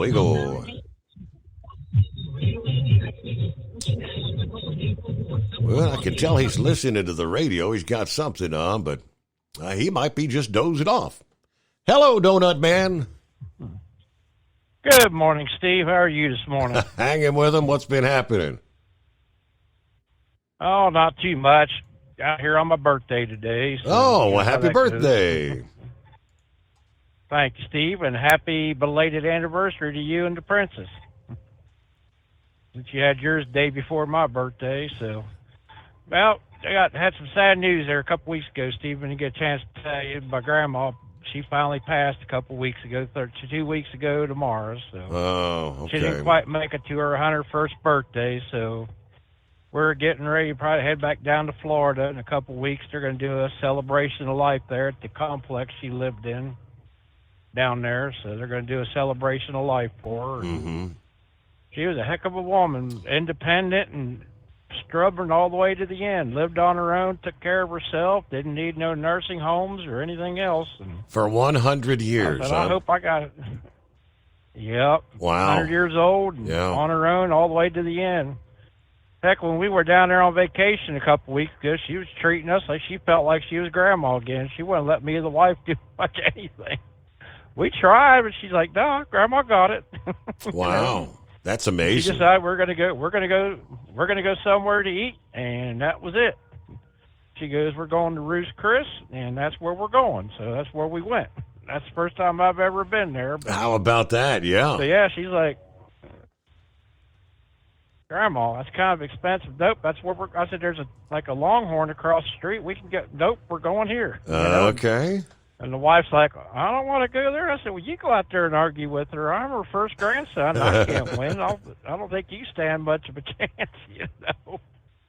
But, man, just every time I turn around, there's always something going on. They're like, this campaign, I don't know. I've never seen, the globalists are more desperate now than I think I've ever seen them. And I'm like, Pappy was talking about the journalist that stood up there talking to the talking toilet brush there at the press conference about the interview with Elon and President Trump about intervening. I believe he was he's a propagandist for the, I believe it was the Washington Post. And I'm like, I mean, hey, stupid. You know, a First Amendment applies to everybody, not just you and your little propaganda cronies up there. I was like, we don't have journalists or much anymore. They're all paid actors. They're all working for the same cause. And it's scary. And I'm thinking this election, Steve, would be the first time I vote early, because I just have this hunch they're kind of hinting around, they're up to something.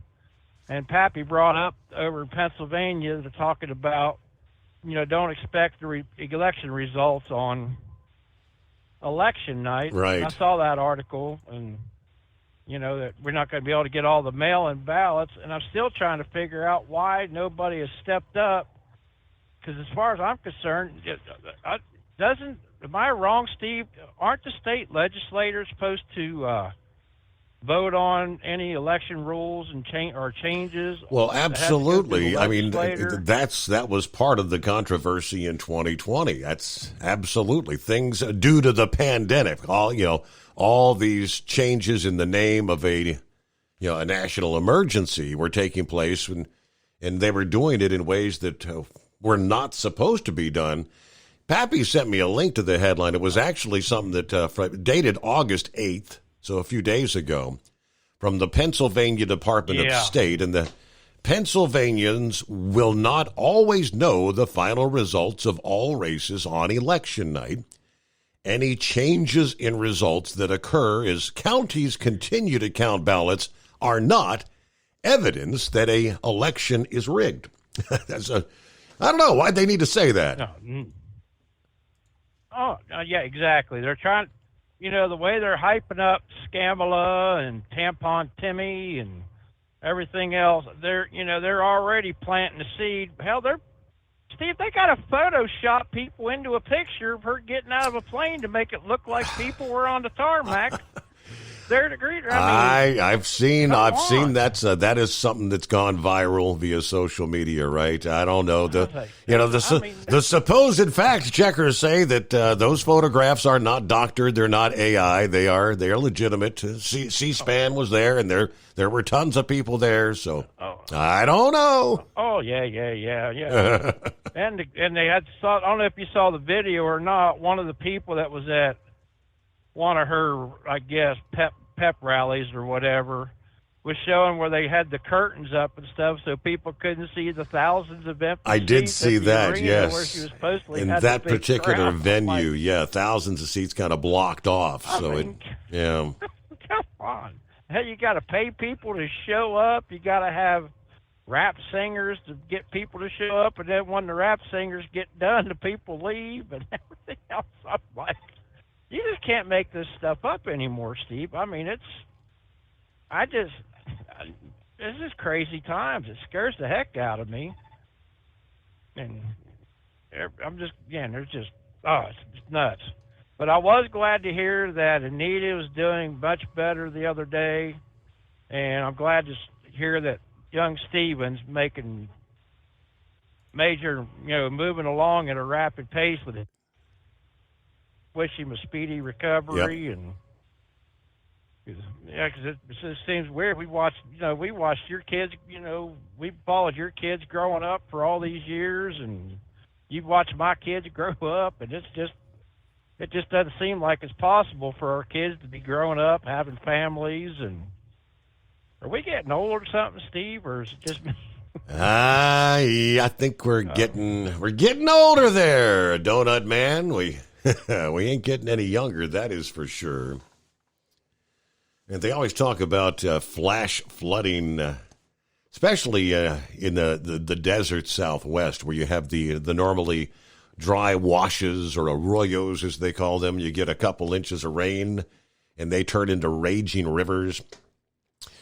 The Paria River in north central Arizona, I think that's near the Utah border there. The National Weather Service in Flagstaff says a stream gauge north of the Arizona-Utah border reported a 2.5-foot rise from earlier heavy rain on the Paria River and expected to continue downstream. From 1 to 2 inches of rain have fallen. Flash flooding is already occurring. Life-threatening flash flooding, thunderstorms producing flash flooding in and around the Paria River. So again, according to the stream gauges, it says here some of the areas that will see flash flooding: Paria Canyon, Paria River Slot Canyon, Vermilion Cliffs National Monument, and Lee's Ferry. This includes some of the recreation areas and campgrounds. Lee's Ferry campsite. They always advise people because the time of year people are out camping, having a good time, and all of a sudden you got to be careful where you set up camp, because those normally dry washes can become a raging river. All right, it's 844-844-3388, the Steve Summers Overnight Drive. The Tater Chip proves you can't have just one in Morley. In Napoleon, a good night for a desperado and an outlaw. And get ready for Grand National pulling across every division, because we'll see all 13 in Bowling Green. From National Tractor Pullers Association headquarters in Columbus, Ohio, this is the NTPA Overnight Raider Report. We've got to catch you up on class winners from 6 different divisions across Rockwell, Iowa, Morley, Michigan, and Napoleon, Ohio. And this week is the big one, the National Tractor Pulling Championships in Bowling Green, Ohio, Thursday through Saturday, August 15th through the 17th. Visit pulltown.com for everything you want to know about the world's largest outdoor pulling event. FullPull.live is there for all 5 sessions of the live stream or on-demand broadcast. And check ntpapull.com for a record of all the action as it unfolds and the aftermath. In Newfields Ag Superstock Diesel, Colin Ross picked up his 6th and 7th wins in Rockwell, literally coasting to the 2nd in Session 5 with triple bypass. Update, make it 8 wins this season and a 5th for the family in Napoleon, counting 1 by Sister Lily and an 18-point advantage over Travis Schlabaugh's Bone Twister. In Yoder Popcorn Pro Stock, Rob Russell swiped one from teammate Brad Moss in the North Iowa National Session 3 as his workhorse bested Money on Black by 1.25 inches. In Session 5, though, there was no such robbery by Robbie Lemke. His New Generation Plus was plus 24 feet over Russell. Brent Myers Injected Funds, meanwhile, was 4th and 8th to keep his lead at 8 heading to Napoleon, where it won again, edging the James Ray piloted Mac Daddy for the night and the standings lead. In CM Pulling Tires two-wheel drive, it was redemption weekend in Iowa for Tim Beatty, whose Sawmill Express cut down 33 rivals on Thursday night after a DQ in Kentucky. Then on Saturday with the final hook, Kerry Unger shocked the world with a 358-foot pass aboard his Overtime 2 for his first GN victory. In Napoleon, local hero Ralph Hunt from Oakwood caught the right track with the right truck at the right time and put 15 feet on the GN regulars aboard Yellow Thunder. John Hunt's Taz had the second best points night and now leads the race. In four-wheel drive, it was a massive inaugural Saturday night win out west by Tommy Corsa and his new American Made, still in its dark gray primer. This came after Jamie Bush, counted among the 900 citizens of Rockwell, got a Friday afternoon trophy at his hometown pull with Wild Ride. Georgia was back on everyone's mind in Napoleon as Danny Johnson from Baxley scored his 3rd GN win aboard Desperado. Meanwhile, 3 more steady performances by Mark Mangan's Outlaw have stretched his lead to 21 points. In Dr. Preload Super Semi, R.J. Simon's Drivers Wanted remains in pursuit of Brian Ellithorpe's Nicky's Nightmare, outwinning the 2-time champ 4-2. But a hard correction last Saturday cost Simon several placings and opened the door for the Bad Dog Mac of newcomer Chris Jeffress to get his first ever W. Then in Morley, Ben Gordon from just down the road in Amble pushed his celebration on the pond winning streak to 2 with Letter Rip Tater Chip, while Ellithorpe came in second to go up by 6. In Modified Mini, Grant Theobald and Lil Wicked won for a 4th occasion on the season and wrested the lead back from Brian McDonald's Very Little Sanity. But old 7-time Adam Bauer drove by them both on Saturday afternoon for his latest home state win on Iron Toy. In Napoleon, all the leaders finished in mid-pack as Adam Kester's new for 24 Footloose looks mean and ready for Bowling Green with a blistering pass to victory. McDonald clings to a 1-point advantage. Bowling Green owns the weekend for 5 big sessions starting Thursday night, but until then, you can whet your appetite with regional polling in Norwalk, Ohio on Tuesday and Marshall, Michigan on Wednesday. NTPAPOL.com for the where and when. Reporting for the NTPA on the Overnight Drive, I'm John Dunlap. Stay safe and pull hard. At Hot Shot Secret, we share the science behind common diesel problems. For example, excessive black smoke. Excessive black smoke has 2 causes: carbon buildup and internal diesel injector deposits, also known as IDIDs. Hot Shot Secret Diesel Extreme has the highest concentration of active ingredients allowed by law and will safely remove all types of injector deposits, including IDIDs and carbon buildup, to eliminate black smoke. Hot Shot Secret Diesel Extreme is available nationwide at truck stops, fine farm and auto stores, and online at hotshotsecret.com. Increase fuel economy up to 7.9% with Hot Shot Secret Gasoline Extreme, the solution to maximize your engine's performance and fuel economy. Whether you're driving a sports car or a daily commuter, Gasoline Extreme is specially formulated with PEA to deep clean. Don't settle for an average driving experience. Upgrade to Hot Shot Secret Gasoline Extreme and go further on each tank. Order now on Amazon or hotshotsecret.com. Hot Shot Secret, powered by science.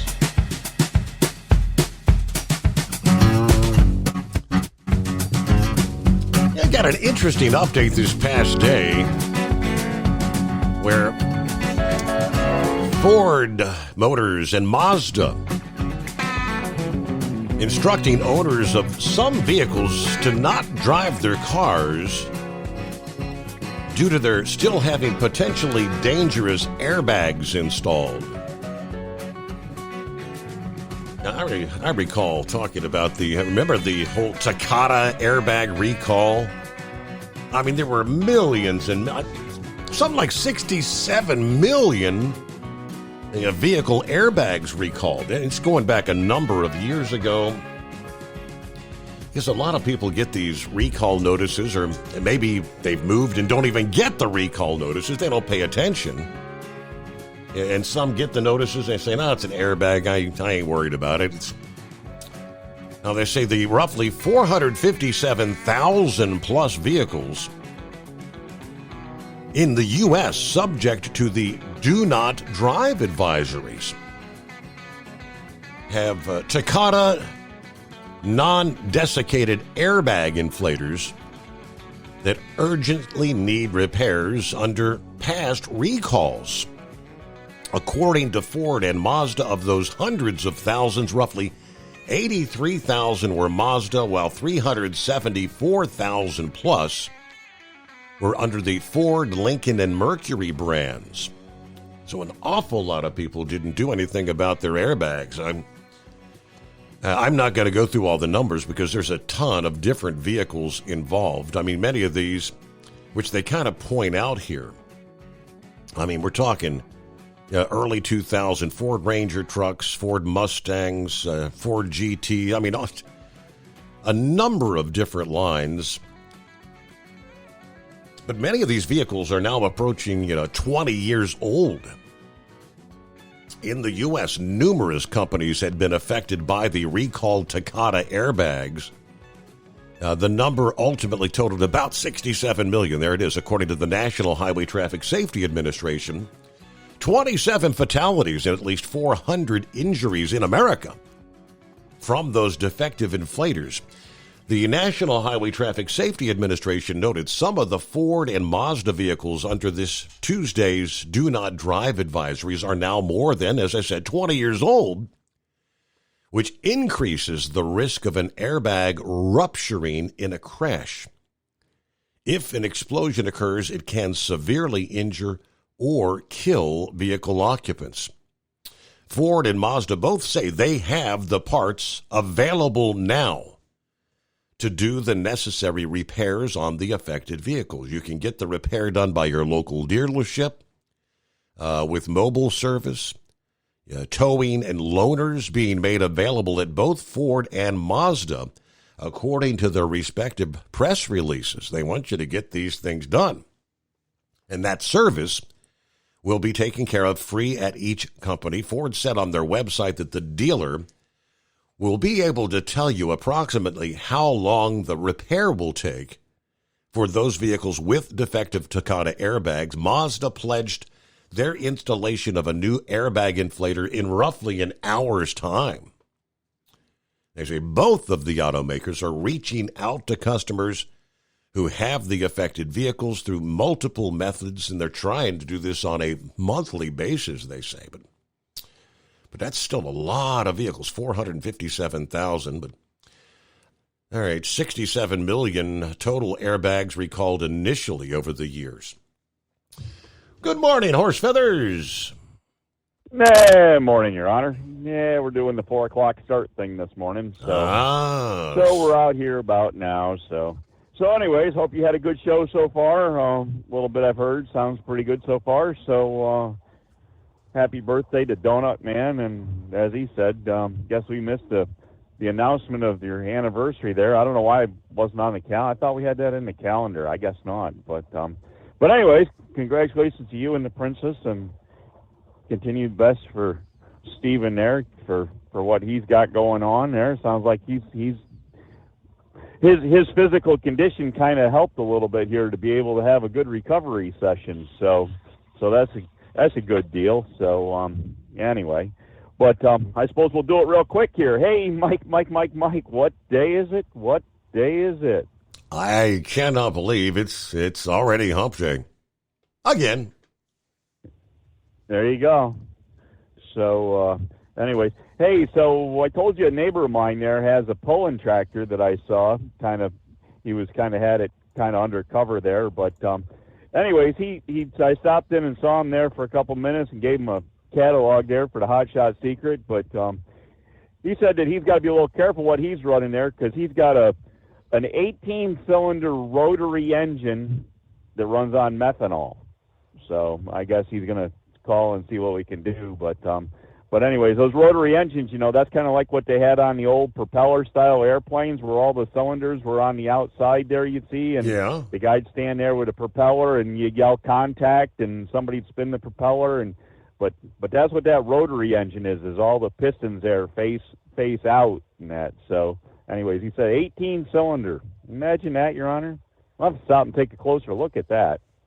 So anyways, you better get to your news before we get in trouble. Yeah, I mean, we're coming up here, so yeah, it's a good point to pause right there. And we got plenty of room for you at 844-3388. Indeed, hump day coming on. It is the Steve Summers Overnight Drive. From Feature Story News in London, I'm Nina Maria Potts with the latest world news. The US says it's hopeful of turning the temperature down in the Middle East amid fears of an Iranian retaliatory strike on Israel.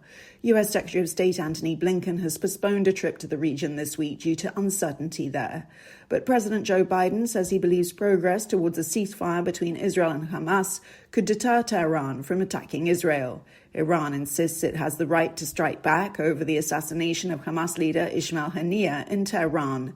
Defense analyst Lieutenant Colonel Stuart Crawford says retaliation from Iran could come in waves. The first wave being possibly from Hezbollah launching rockets from southern Lebanon, whereupon the Iranians can launch a much more serious attack from Iran. But again, the USA has said that it's going to be standing firmly alongside Israel, as will the UK and other allies. So it's just another ratcheting up, I think, of the confrontation. Meanwhile, the United Nations Security Council convened yet another urgent meeting on the situation in Gaza.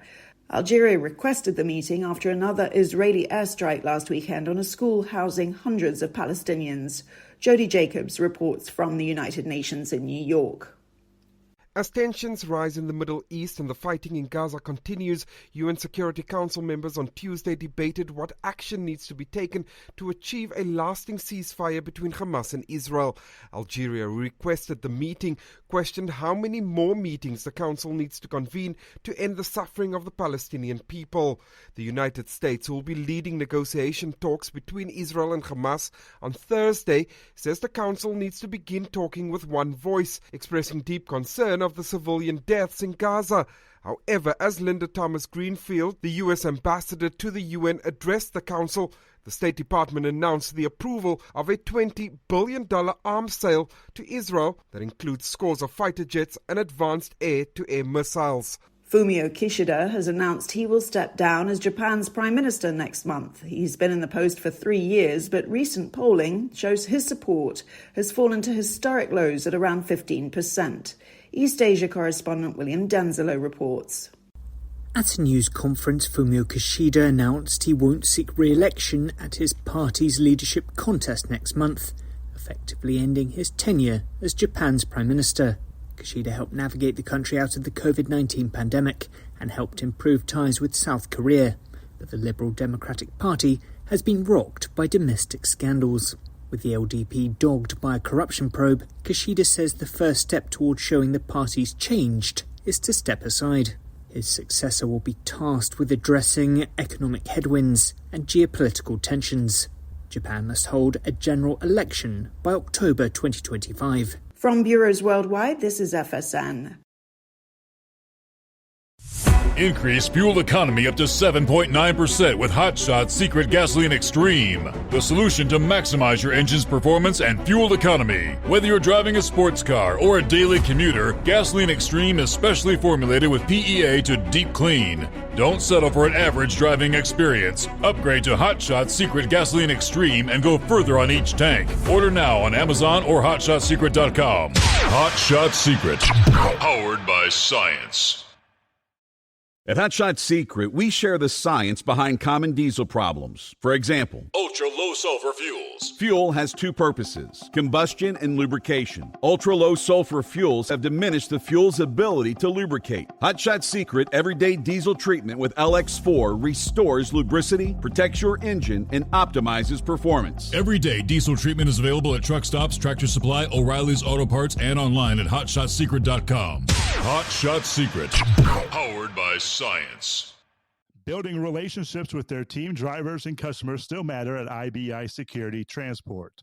Since 1966, IBI and its team of drivers have been leaders and innovators in providing white glove service to its exclusive client base for transporting high-value freight safely and securely.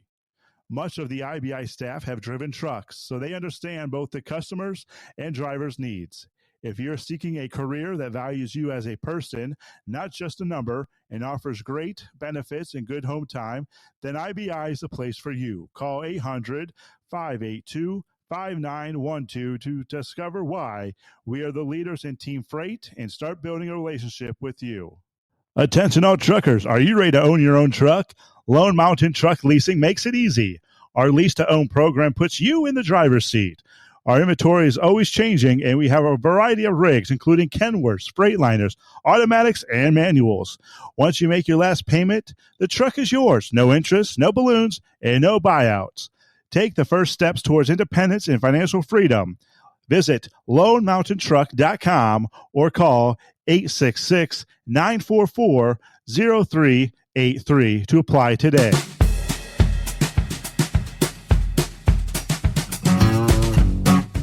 So I was sharing a few minutes ago the flash flood warning there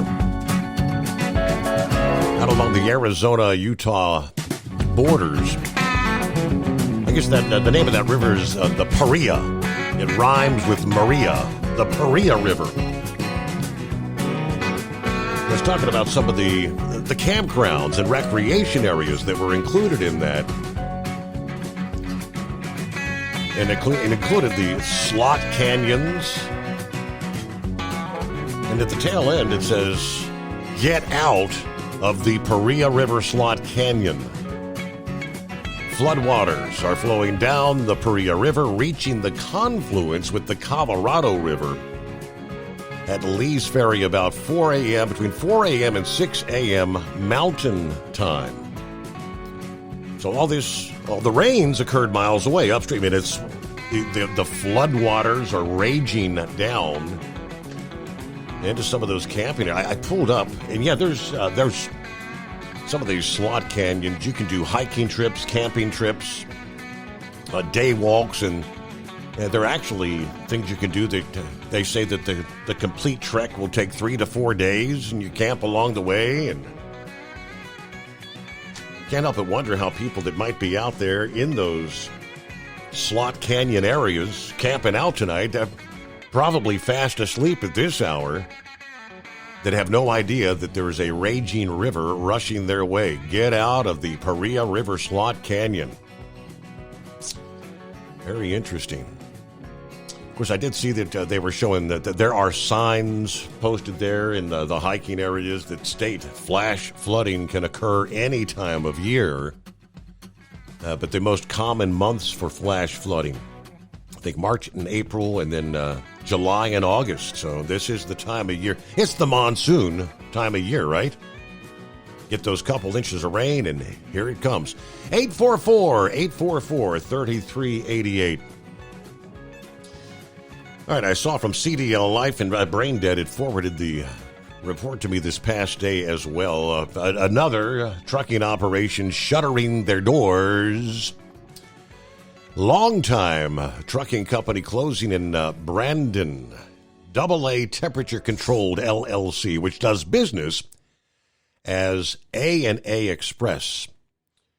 Shutting down its facility with the closing. 111 employees working at or reporting to the facility will lose their jobs when operations end Friday. The company reported in a notice of employment action to the state of South Dakota. Now, the company also works with about 140 independent contractors and 20 additional employees nationwide.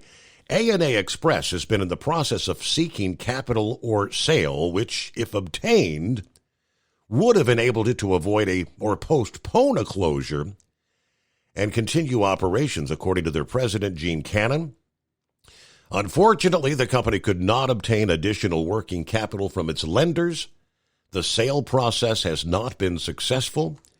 We did not foresee this outcome. The circumstances were unexpected, but the company can no longer sustain the operations. As a result, the company has made the difficult decision to cease operations. We are providing as much notice as practicable of this closing. But I guess if they've just announced this yesterday, that's a far cry from, the 30-day or 60-day notice for the WARN Act.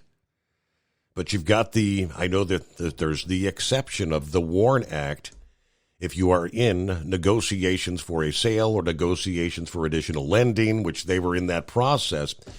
AA Temperature Control dates back to 1945 as a family-owned cattle and livestock hauling business in Minnesota. It became Vince Anderson Trucking in 1978. They specialized in refrigerated transportation. In 2012, the company was acquired by Roadrunner Transportation Systems, then became part of a merger 4 years later. In 2020, A&A Express was acquired by private equity firm Laurel Oak Capital Partners, based out of Boston. The pandemic-driven ups and downs of the trucking industry has led to a multitude of economic factors that impacted the business, according to Cannon this past day. People got into trucking when COVID hit. It was a stable industry, and it oversaturated the market.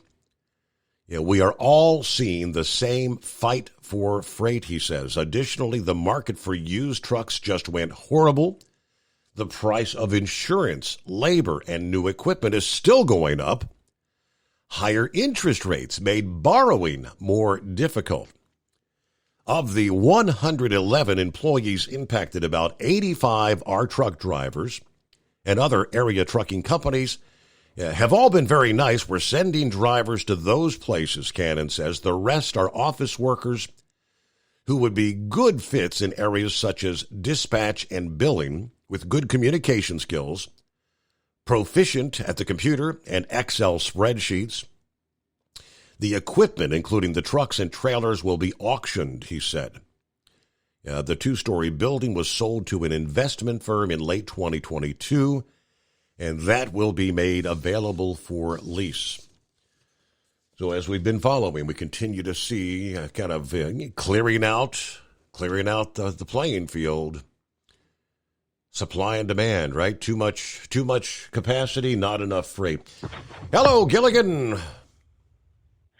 Yeah, thanks for having me back, Steve. Yeah, unfortunately, that's a scenario that's been happening more and more. I've been in this industry for 25 years, and I've seen a lot of things change, a lot of things come and go, but I don't think I've seen as much many trucking companies close up as I have in the last year or so. Mm-hmm. And I know some of your listeners really got hit with the closing of Yellow.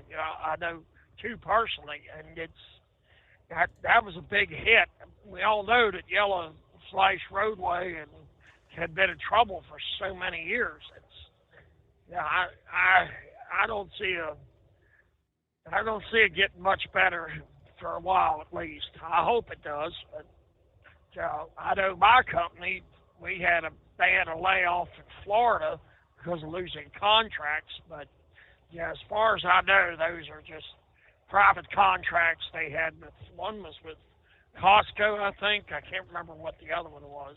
A lot of people don't realize this, that some of these bigger companies have private contracts with certain corporations like Costco. I used to run there was 4 contracts I run when I worked at J.B. Hunt. One was Kohl's, one was Family Dollar, and I give a lot of credit to my back problems for that because that was a hard job but I was a lot younger then, and everything unloaded by hand, down rollers, all floor loaded.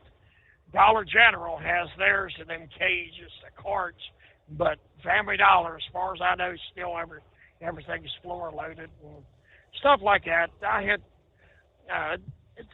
It can be interesting, It can be a decent job, but it depends on what contract you're on as to whether you can make decent money. I went to another contract because of my medical problems, and I had to leave the company because it had gotten that bad. The money was not there. But I want to address all this praising of the late cheater Dale Earnhardt. I was as big a Terry Labonte fan as there ever was. Yeah. Everybody brings up the 99 race where he spun him. Yeah. Well, one of my favorite races of all time was the 95 Bristol race when he decided he wanted to spin him, and Terry went across the finish line sideways, put her in the turn 1 wall, and drove to the victory lane with his head hanging out the window, And what's funny about that story, some of your listeners may or may not remember this one. 2 weeks later, I think it was 2 weeks later, they run Martinsville. Well, Earnhardt, after the race, said, all I know is I was going into turn 3, and next thing I know, I'm in the wall, and that number 5 car was underneath of me and going. Yeah, I tell you, I was a big Terry Labonte fan, like I said, and Terry would race you clean. But if you raced him dirty, you was gonna regret it. That's for sure. He'd put the bumper on some people, but he had to have a reason to, And I was never an Earnhardt fan, never have been, never will be. Wow. Well, see, that's what. You need to respect the dead. Wasn't it always that way? I mean, for in racing, either you loved him or you hated him. That was he was the intimidator, and he had tons of fans, and he had tons of haters, right? Yeah, the impersonators. Right? Hey, Eagle brought up that famous 79 race, the Daytona 500. First time they was on national TV, CBS, live broadcast. He's a little mistaken on the specs of that. That was Cale Yarborough, yes, and Bobby Allison that got into turns 2, 3, and 4, spun each other out in the infield. Next thing you know, they're jumping out of their car, and little old Cale Yarborough decided he was going to whoop up on big old Bobby Allison. Yeah, the famous fight in the infield. Right. Yes, it was Donnie Allison that stopped and was going to jump on Bobby's side. Richard Petty was running about a 3/4 of a lap behind before they spun each other out. He was in 3rd place. He come around and won the race while them two was fighting in the infield. Yeah, That's one of those classic moments of NASCAR. There's been some times it was rather interesting. Somebody brought up Darrell Waltrip. Darrell Waltrip has spun quite a few people himself. He was pretty dirty in his day too. Do you remember? It was either the '91 or '92 Winston, where Kyle Petty and Davey Allison got into it on the final lap. And basically, Kyle drove Davey into the turn one wall after Davey won the race. Do you remember that one? That doesn't ring a bell. Yeah, I watched that one live. That was rather interesting. Kyle literally got out of his car in tears because he thought he'd killed his best friend. I mean, Davey and Kyle was as close as any two racers ever was. They tell me when they was kids, when Richard Petty and Bobby Allison get into it on the track, they was in a fist fight 5 minutes ago. They was a best friends, that goes way back with them two. Yeah, but they had two famous fathers, two of the best there ever was on the track. You definitely can't take anything away from Richard Petty. 200 wins, no one's ever matched it. And Bobby Allison's like 83 or so. People say, well, there was a lot more races and stuff like that. Mm-hmm. Yeah, well, maybe so, but still, you had to run them to win them. I've heard interviews with Buddy Baker. He said back in the day, they went to a track. If there were certain drivers that show up, there was teams that just load up and leave because they knew they didn't have a chance at winning. Always got me with the Wood brothers. Well, they win like 3 championships with David Pearson, and they wasn't running a full schedule them years. I mean, it's David Pearson. That was an amazing man there, the Silver Fox. He's the only one to break the 100 wins number and Winston Cup history. Well, it ain't Cup, Winston Cup. It's going to be Winston Cup till the day I die. I hear you. That's beside the point. Yeah, Steve, have you ever seen the plaques they did from the Winston? They'd be black, and they had the drivers that run that year, the Winston, around the edge of it, and a picture of the Charlotte Motor Speedway in the background.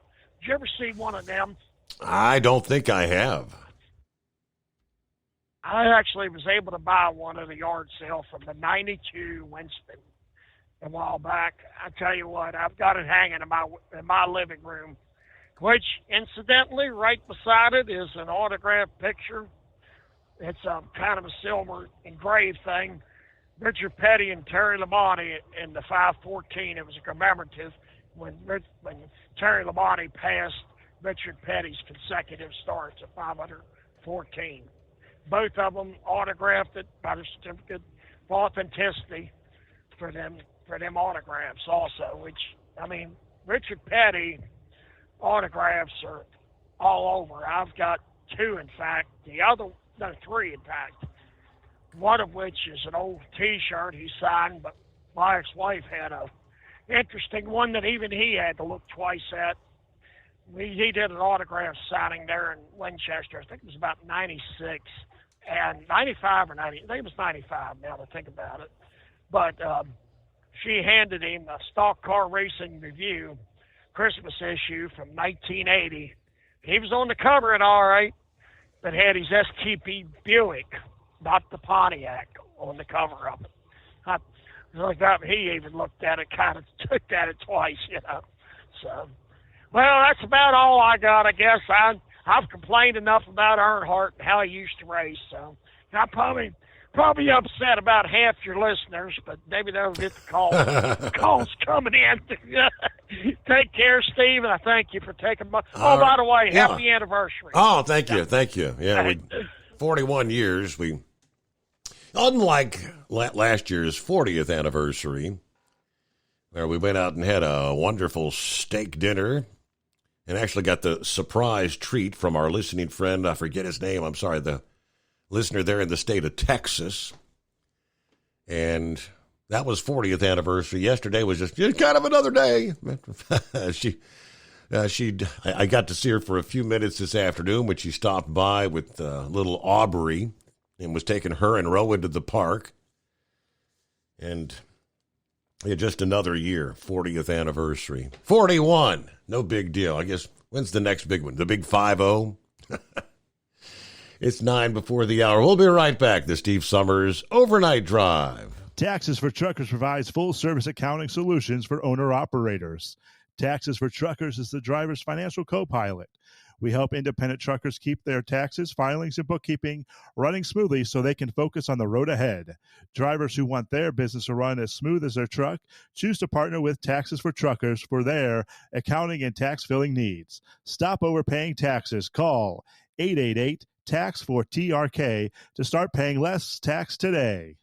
At Hot Shot Secret, we share the science behind common diesel problems. For example, ultra-low sulfur fuels. Fuel has two purposes, combustion and lubrication. Ultra-low sulfur fuels have diminished the fuel's ability to lubricate. Hot Shot Secret Everyday Diesel Treatment with LX4 restores lubricity, protects your engine, and optimizes performance. Everyday diesel treatment is available at truck stops, Tractor Supply, O'Reilly's Auto Parts, and online at HotShotSecret.com. Hot Shot Secret, powered by science. Building relationships with their team drivers and customers still matter at IBI Security Transport. Since 1966, IBI and its team of drivers have been leaders and innovators in providing white glove service to its exclusive client base for transporting high-value freight safely and securely. Much of the IBI staff have driven trucks, so they understand both the customers' and drivers' needs. If you're seeking a career that values you as a person, not just a number, and offers great benefits and good home time, then IBI is the place for you. Call 800-582-5912 to discover why we are the leaders in team freight and start building a relationship with you. At Hot Shot Secret, we share the science behind common diesel problems. For example, Fuel additives. the purpose behind most fuel additives is to impact performance of your diesel or provide protection to your fuel system. Hot Shot Secret Everyday Diesel Treatment provides both performance enhancement and protection with 6 key components. This fully formulated premium fuel treatment includes the performance-enhancing cetane boost, injector cleaner, and LX4 lubrication, as well as protection against water with a demulsifier and rust inhibitor, plus a stabilizer that minimizes fuel filter clogs.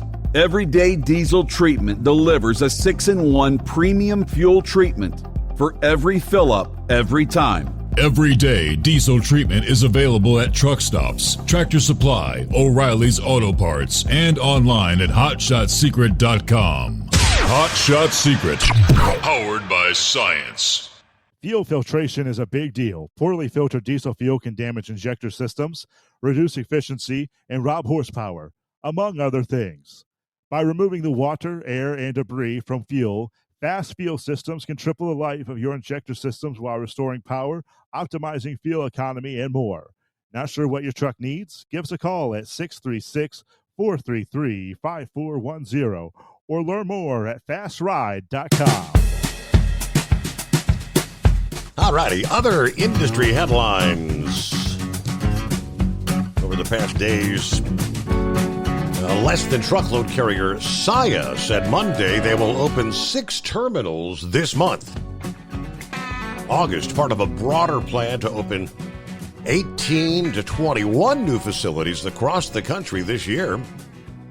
The western portion of its expansion includes an entrance into Wyoming, as well as new facilities in Montana and South Dakota.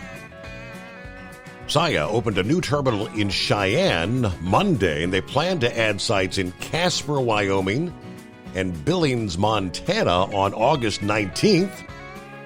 2 additions in South Dakota, Rapid City and Watertown, along with another site in Butte, Montana, will open August the 26th. Saia opened its first location in Montana back in April. The South Dakota terminals will be their second and third in that state. The additions announced Monday, part of the portfolio of 11 leased properties they acquired at auction from the now-defunct LTL Yellow Corporation. That to go along with the 17 service centers they acquired at a separate auction. Saia spent a total of $235.7 million to acquire the properties. According to their second quarter update, they've also been relocating terminals in some markets into larger, better-suited spaces. According to the chief customer officer, August marks a considerable high point in our effort to expand our presence in the western U.S. this year. Our ongoing expansion is key to our customer-first approach, making sure the investments we're making in our network are for the benefit of our shippers. Now, Saia plans to make roughly $1 billion in investments during the year of 2024. $550 million to real estate, $400 to $450 million to tractors, trailers, and other equipment, and about $50 million to be spent on IT projects. Big bucks. Prior to Monday's announcement, they had opened 8 new terminals and relocated 2 others so far this year. In total, the additions are expected to bring Saia's terminal count to 215 by the end of the year, a low to mid-teen percentage increase in their door count, I guess, on the national footprint there. All right, more to come as we roll into our final hour just ahead. Hump Day coming on. It is 844-844-3388. The Steve Summers Overnight Drive. Ultimate comfort on the road.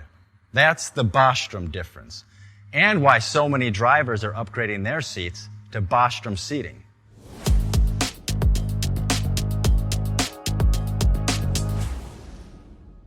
With roots dating back to 1935, we know seating. We've developed a full line of high-quality products with the right seat for your application, all made right here in the USA. From our top-of-the-line Wide Ride Plus Certa for the long-haul driver to our entry-level Baja series for the vocational driver, we provide you with the comfort you deserve at the price point you're looking for. We know you're busy. You don't have time to search every distributor and dealership for the right seat, only to find the one you want won't fit in your truck. That's why we created BostromSeating.com. It's a complete seating solution. You can build the perfect seat with the features and options you desire, and we'll help you be certain it'll fit in your cab. Once you've built the perfect seat and have the part number in hand, you can shop pricing and availability. Our Where to Buy feature allows you to pick up a seat right where you are or anywhere along the road you'll be traveling.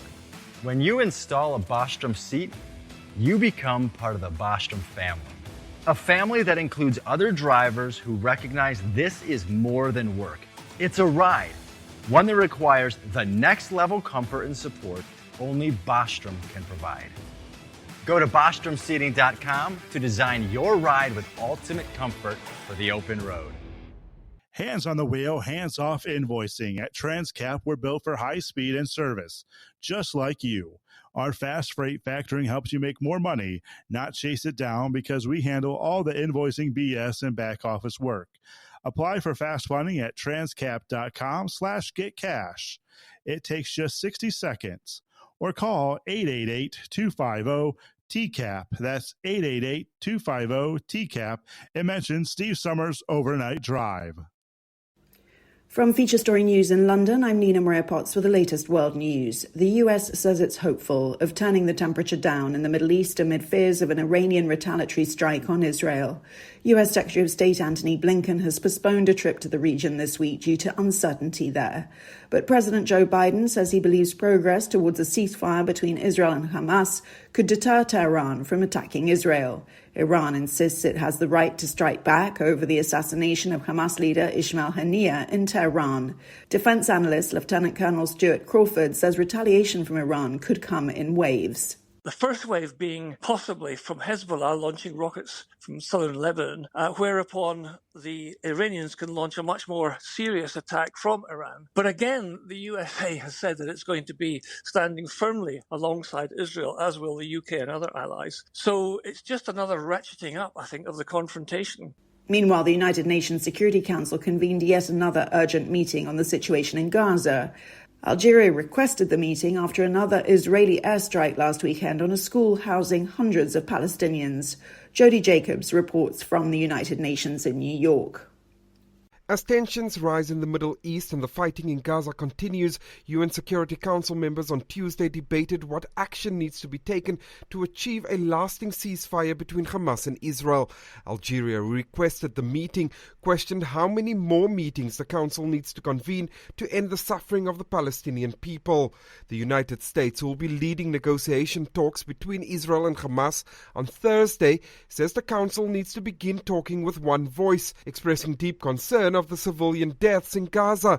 However, as Linda Thomas-Greenfield, the U.S. ambassador to the UN, addressed the Council, the State Department announced the approval of a $20 billion arms sale to Israel that includes scores of fighter jets and advanced air-to-air missiles. Jerry Jacobs, New York. Fumio Kishida has announced he will step down as Japan's prime minister next month. He's been in the post for 3 years, but recent polling shows his support has fallen to historic lows at around 15%. East Asia correspondent William Denzelo reports. At a news conference, Fumio Kishida announced he won't seek re-election at his party's leadership contest next month, effectively ending his tenure as Japan's prime minister. Kishida helped navigate the country out of the COVID-19 pandemic and helped improve ties with South Korea. But the Liberal Democratic Party has been rocked by domestic scandals. With the LDP dogged by a corruption probe, Kishida says the first step towards showing the party's changed is to step aside. His successor will be tasked with addressing economic headwinds and geopolitical tensions. Japan must hold a general election by October 2025. William Denslow, Hong Kong. From bureaus worldwide, this is FSN. With FSN Spotlight, I'm Simon Marks. Today, Ukraine's military assault on Russia. President Volodymyr Zelensky says his forces now hold 1,000 square kilometres of Russian territory after launching a surprise attack on a border post on Ukraine's eastern front. Dr. Eleanor Bindman of Manchester Metropolitan University says Kyiv may be trying to seize territory to use as a bargaining chip in any peace talks with the Kremlin. It's possible that that is one of the aims and that the Ukrainians are trying to put themselves in a better position if it ever gets to the point that there are serious peace negotiations. Russia currently holds around 18% of Ukrainian territory, and it's been very clear that any negotiations would, their starting point would be that they're not going to give up any of that territory. So the Ukrainians may be wanting to kind of, come back with something stronger to say, well, we've got some of yours. So that's a sort of bargaining chip. I don't think ultimately that is really what's going to happen, because I think they probably will be forced to give it back. I think it's about boosting morale at home amongst the Ukrainian population, which is well over 2 years now into this brutal conflict. It's also about bringing the war home to Russians and Russian civilians in a way that perhaps it hasn't been up until this point. And it's also about showing Ukraine's allies that they are able to launch these lightning attacks, which have taken the Russian side very much by surprise. And indeed, this is the biggest incursion into Russian territory since the end of World War II. With FSN Spotlight, I'm Simon Marks. And a reminder now of the hour's top story. Fumio Kishida has announced he will step down as Japan's prime minister next month. He's been in the post for 3 years, but recent polling shows his support has fallen to historic lows at around 15%. And that's the latest world news. From Feature Story News, I'm Nina Maria Potts reporting. At Hot Shot Secret, we share the science behind common diesel problems and their solutions. For example, diesel particulate filter regeneration. The DPF catches particulates left over from combustion. The DPF regeneration cycle cleans the filter with temperatures exceeding 1,000 degrees Fahrenheit. A computer sensor triggers the DPF regen, which is often accompanied by a loss of power and fuel economy. The frequency of DPF regens are in correlation to the cleanliness of the fuel burn. Under heavy operation with the dirty burn, DPF regens can occur multiple times per day. Hot Shot Secret Diesel Extreme Fuel Additive promotes a more complete combustion, creating fewer emissions and therefore fewer DPF regens. Vehicles using Diesel Extreme experience 83% less DPF regens. Hot Shot Secret Diesel Extreme is available nationwide at truck stops, Fine Farm and auto stores, and online at hotshotsecret.com. Hot Shot Secret, powered by science.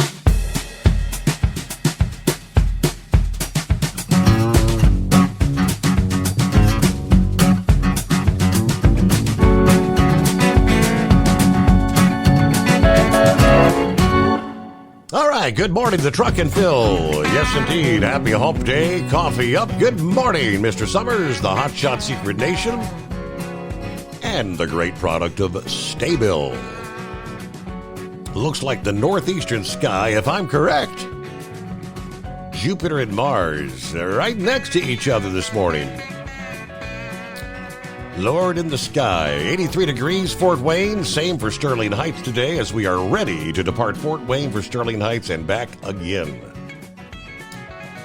Well, yes, your assumption would be correct. Big, bright Jupiter and reddish Mars.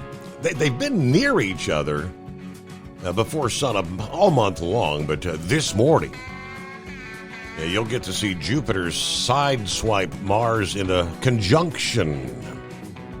They'll be the closest this morning. After today, Mars will be creeping higher in the pre-dawn sky, brightening slowly. Jupiter will be ascending faster, pulling rapidly away from Mars, steadily moving toward the evening sky and its early December of 2024 opposition. So there you go. The closest pairing of this planetary duo happening as we speak, August 14. That's when the bright gas giant Jupiter gets a visit from the rocky red Mars on our sky's dome. Then the little planet will appear less than the width of a full moon from Jupiter. They'll look close from our perspective. In reality, they're still more than 300 million miles apart, even though they're next-door neighbors in our solar system. There you go. Using just the unaided eye, I just took a gander out there. The bright white light of Jupiter contrasting nicely with the dimmer, distinctly redder shine of Mars. Now, they say if you've got binoculars, Jupiter's moons will actually enhance your enjoyment of the view. This conjunction will be a great event for telescope owners and astrophotographers. You'll be able to capture both planets in one view and thoroughly examine these remarkably different worlds. So I'm going to have to break out the telescope here. See if I can zoom in this morning. So you're supposed to actually be able to get a glimpse of the moons, some of the moons around Jupiter. Wow. Well, I've learned something this week. Most of my life, I've been considered one of the very latest of the baby boomers. The baby boomers. Those born between the decade 54 to 64. That's the youngest baby boomers, which I was born in 64. We're so different from the older boomers that experts apparently have given us a new name. We are now Generation Jones, a reference to the phrase keeping up with the Joneses and the slang term of jonesing, i.e. craving for more. Gen Jonesers stand out for their hard work, independence, and practical idealism, according to the cultural commentator Jonathan Pontel. Unlike the older boomers, those born between 1946 and 53, Gen Jones was too young to be drafted in or protest the Vietnam War. Generation Jones witnessed but did not take part in the 1960s countercultural movements of the sexual revolution, the birth control pill, women's liberation, civil rights, Woodstock, hippies. We lived through the Watergate scandal, which contributed to a more cynical political culture, the erosion of trust in government, and a rise in investigative journalism. Because there's a cavernous 18-year birth date span in this demographic group, breaking down baby boomers into two groups makes some sense, according to population analysts. It comes down to identity, generational trends, experts, tells Newsweek. Fact is, most Jonesers simply don't feel like boomers. And quite honestly, I can identify. I've never felt like a boomer. The first half were in their teens and 20s during the summer of love. Jonesers came of age during Watergate. They relate to music of the 80s more than music of the 70s. Boomers were active in the protest of the 60s, but by the time Jonesers went to college, those protests had died out. The youngest boomers, who are closer in age to Generation X than they are to someone born in the 1940s, like the handle. They like it. We continuously see that people in this generation who become aware of it are kind of attracted to the concept. They feel like it fits pretty nicely. Generation Jones. We're Jonesers. Generation Jones celebrities include the likes of Brad Pitt, Greg Norman, Johnny Depp, Michael Jordan, Patrick Ewing, Barack Obama. Some of the famous older boomers stand out: Paul McCartney, Elton John, George W. Bush, Sylvester Stallone, Nancy Pelosi, and last but not least, Donald J. Trump. Our practical idealism was created by witnessing the often unrealistic idealism of the 60s. We were not engaged in that era's ideological battles. So true. We were kids playing with toys while boomers argued about the issues. Okay. Generation Jones. That makes sense. Now, were you aware that you are actually a Generation Joneser? I didn't know I was a generation of any kind, Steve. Oh, yeah? Well, no. I guess we hear about all these others, but I never really give much thought to. It doesn't matter either way. It is what it is. The summer of love, though. Reflecting back on what Gilligan just talked about there, that Daytona 500. I saw an interview. It could easily have been 10 years back, but it was probably 10 or 12 of the players from that era of NASCAR racing. In fact, all of them probably were in that 79 500. And so naturally, the Allisons, they were in the group in Yarborough, and obviously that particular Cage Royale came up in the conversation, and Cale's version says, "Yeah, wouldn't you know, before long, Bobby, he proceeded to bang on my fist with his helmet." That was, but the summer of love, the expression on Donnie's face there, Steve, I don't think there ever really was much love lost between the Allisons and Yarborough family there. Maybe not so much on Bobby's part, but no, Donnie's expression was, "Yeah, I'm going to get you one way or the other sooner or later." But Steve, we have not had, at least I have not heard, a big cookie presented for quite some time. And dwelling on it a little bit, I thought, wow. What better person is more deserving than Pappy himself, the great presenter? for keeping us updated on Bongino and all the current ins and outs. So Steve, I presented Pappy with his own cookie, and it's suitable for mounting on his mantle or perhaps on the precinct desk or such. In fact, I presented him with a pair of cookies there, Steve. I hope he enjoys them. Very now, good. Steve, I have, I think, yeah, we can figure that out later. Steve, I have been running this particular route, La Crosse to Milwaukee, for 17 years. Did 7 years on a line haul, 10 years with this dedicated flatbed route now. And coincidentally, both destinations in Milwaukee are within about 2 miles of each other. So I know the route quite well. There's Wisconsin I-90, 94.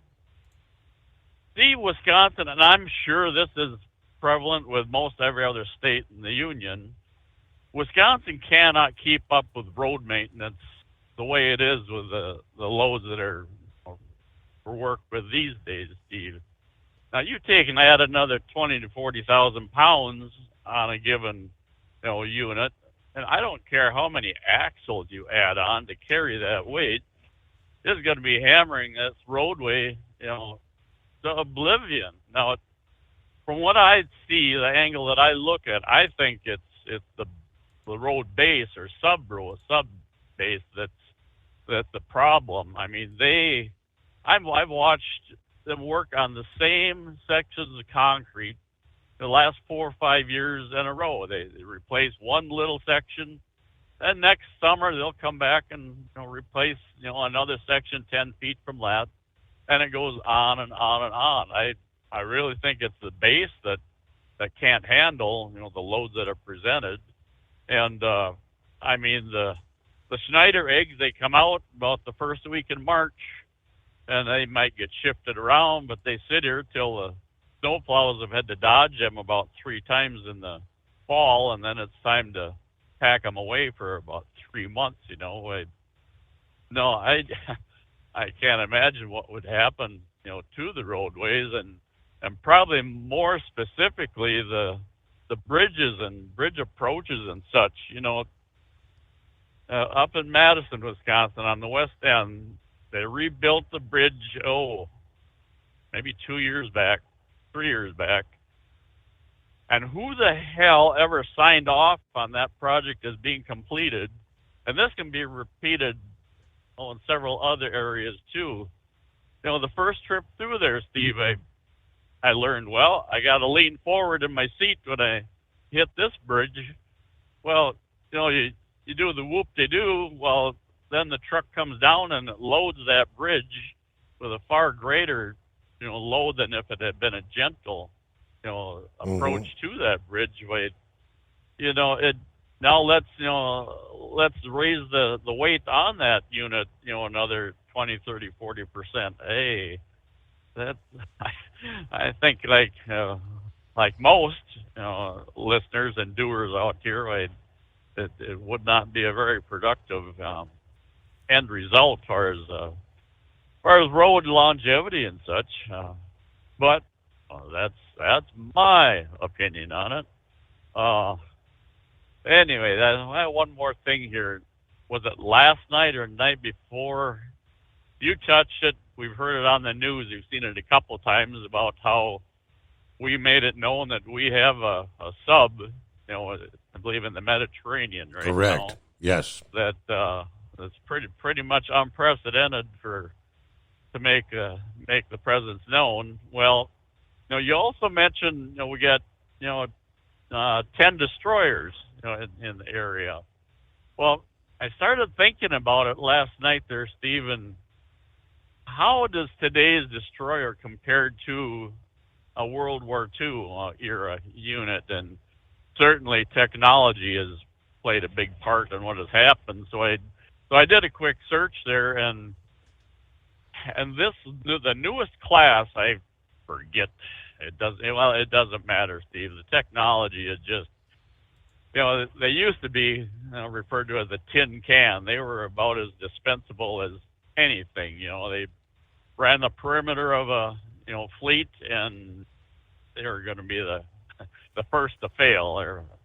But regardless, today's destroyer, Steve, is as far from a tin can as you can get, and you can see if you see a fleet out there, you've got the carrier. You might have a couple support vehicles, but generally it's going to be destroyers. And they have increased in size. What the heck? It's about 300 to 400% greater, tonnage, water displacement.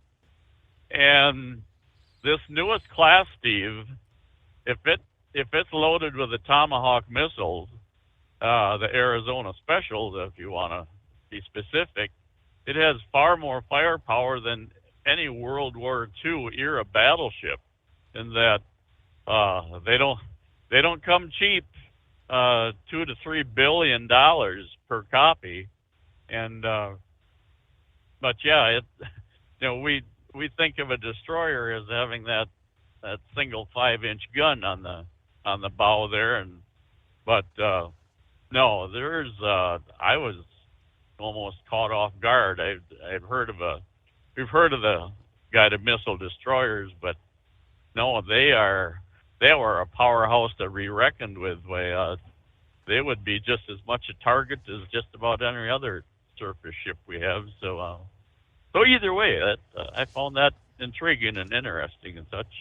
That's all I got for you. We're going to bail on you. I guess the only thing we're supposed to know is that Iran, if they're paying attention, yeah, that's the message. We have an incredible amount of firepower, waiting to respond if you instigate something of that nature, correct? It is 844-844-3388. Hey, Kenworth owners, is your AC and heating performing poorly with little airflow in the cab? Soaring Eagle HD Truck Parts is here to solve your worries. Offering aftermarket replacement HVAC boxes and stainless steel with high output blowers receiving 50 to 100% better airflow, guaranteed. Not only that, but they also manufacture many other aluminum and stainless steel storage accessories. Check out their website at www.soaringeaglehd.com or call toll-free 1-833-455-2473. Serving you yesterday, today, and for the future. Keep your gas-powered engines running like new? Stable's proprietary formulas are proven by third-party testing to outperform the competition in keeping fuel fresh, preventing corrosion, and cleaning the entire fuel system. With Stable, you can have confidence you are doing the right thing for your engine's long-term health. Just pour into your gas can or fuel tank, then top off with fresh fuel. At every fill-up or when you store, start with Stable. Available where fuel additives are sold. Hey truckers, this is Steve Darnell from the hit TV show Vegas Rat Rods. Check it out. Industrial Injection has been a leader in the diesel heavy-duty industry since 1985. Whether you are looking to keep your truck on the road, you are a hard-working farmer feeding America, an over-the-seas mariner, a miner, or a construction craftsman, Industrial Injection can help keep your heavy-duty rigs and equipment running so you can keep America thriving. Get all your turbochargers, injection pumps, injectors, and engine parts at industrialinjection.com. Industrial Injection, the place to go for all your diesel parts needs. The Overnight Drive with Steve Summers. Live from the Hot Shot Secret Studios. Call Steve now. 844-844-3388. That's 844-844-3388. All right, if you're one that suffers allergic reactions, whether it's bees, wasps, peanut allergies, shellfish, so many different things that many folks have to carry around an EpiPen to have in the event of an emergency. And we've seen the price of EpiPens skyrocketing in recent years. I've got a neighbor that carries them. I think he said he got a 2-pack, and it was somewhere several hundreds of dollars. The Food and Drug Administration has recently approved ARS Pharmaceuticals nasal spray as the first needle-free emergency treatment for a potentially fatal allergic reaction last week. Shares of ARS Pharmaceuticals were up 9% on the news. The spray, which will be sold under the brand name Neffy, Neffy, is seen as an alternative to the EpiPen and some of the other auto-injectors that are filled with epinephrine, the life-saving drug used by people with risk of anaphylaxis and other allergic reactions. Anaphylaxis, of course, a severe, life-threatening allergic reaction that typically involves multiple parts of the body. It is considered a medical emergency. Neffy, they say, will be a single-dose nasal spray administered into one nostril, approved for use in adult and pediatric patients who weigh at least 30 kilograms. They say some people, particularly children, may delay or avoid treatment because they're afraid of injections, fear of injection. So they said adding the availability of the nasal spray may reduce barriers to some of that rapid treatment. Neffy's approval is based on 4 different studies and 175 healthy adults without anaphylaxis. What they were doing was measuring the epinephrine concentrations in their blood following the administration of the nasal spray. And I guess it was comparable to the epinephrine injection products. Last year, the U.S. health regulator declined to approve the spray, and they requested additional testing. So here you go. A decision that went against the recommendation from the independent experts. But so I guess with the blood check, if you take the EpiPen injection versus the shot of nasal spray, and you still have that reaching your bloodstream, should have the same ultimate outcome, correct? Very good. All right, coming up, we'll get to Knucklebusters on board. Sundance Kid wanting to check in here. And obviously, if you're trying to listen to the app, I'm not sure what may have happened. Everything shows we're up and running, but the numbers have been dropping since the first of the hour. Several people sent emails saying, what happened to the app? Okay, not sure. I know the Facebook page did briefly drop off for a minute or two and came back on. What's that been, about 45 minutes ago? Since which, Dennis was the first that popped in there. It was about 10 till 4, he said. All the comments disappeared. Yeah, so there's probably going to be 2 separate feeds. We'll get it all joined together when we put the podcast together. Hello to Norman. Just rolled into Wichita, 72 degrees, light wind. We saw diesel at 311 in Salina. Want to say hello to Gary and Rick. I haven't heard from Dee. He must be sleeping in. Everybody have a good morning out there. Rubber Duck, good morning from Mishawaka. It's auction day. Then it's off to Lafayette, Indiana, then back to Chicago. And I'm looking to the right at the planets this morning. What a beautiful sight. All right, get some of our other listening friends coming up here. Back following this, the Steve Summers Overnight Drive, live from the Hot Shot Secret Studios. From Feature Story News in London, I'm Nina Maria Potts with the latest world news. The US says it's hopeful of turning the temperature down in the Middle East amid fears of an Iranian retaliatory strike on Israel. US Secretary of State Antony Blinken has postponed a trip to the region this week due to uncertainty there.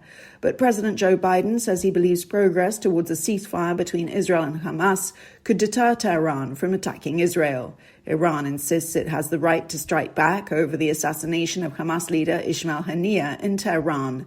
Defense analyst Lieutenant Colonel Stuart Crawford says retaliation from Iran could come in waves. The first wave being possibly from Hezbollah launching rockets from southern Lebanon, whereupon the Iranians can launch a much more serious attack from Iran. But again, the USA has said that it's going to be standing firmly alongside Israel, as will the UK and other allies. So it's just another ratcheting up, I think, of the confrontation.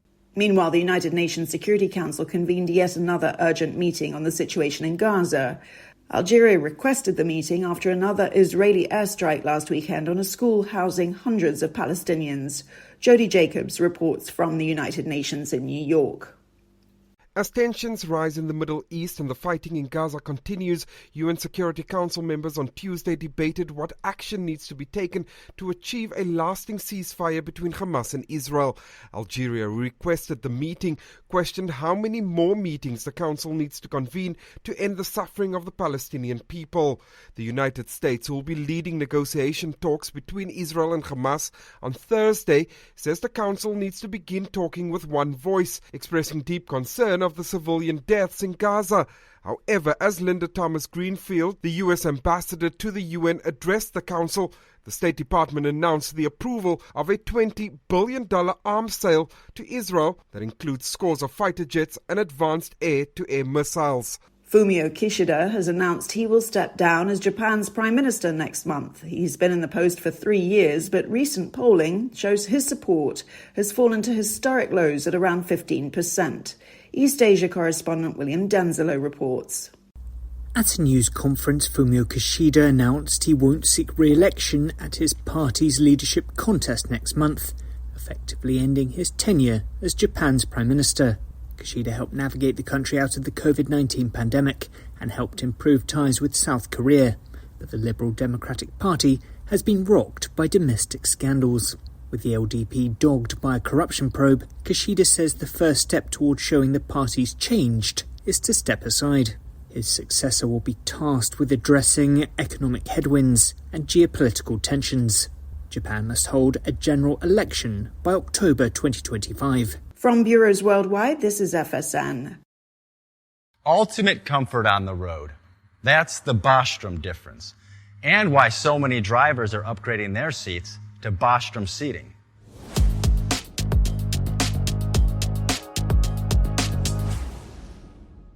With roots dating back to 1935, we know seating. We've developed a full line of high-quality products with the right seat for your application, all made right here in the USA. From our top-of-the-line Wide Ride Plus Certa for the long-haul driver to our entry-level Baja series for the vocational driver, we provide you with the comfort you deserve at the price point you're looking for. We know you're busy. You don't have time to search every distributor and dealership for the right seat, only to find the one you want won't fit in your truck. That's why we created BostromSeating.com. It's a complete seating solution. You can build the perfect seat with the features and options you desire, and we'll help you be certain it'll fit in your cab. Once you've built the perfect seat and have the part number in hand, you can shop pricing and availability. Our Where to Buy feature allows you to pick up a seat right where you are or anywhere along the road you'll be traveling. When you install a Bostrom seat, you become part of the Bostrom family. A family that includes other drivers who recognize this is more than work.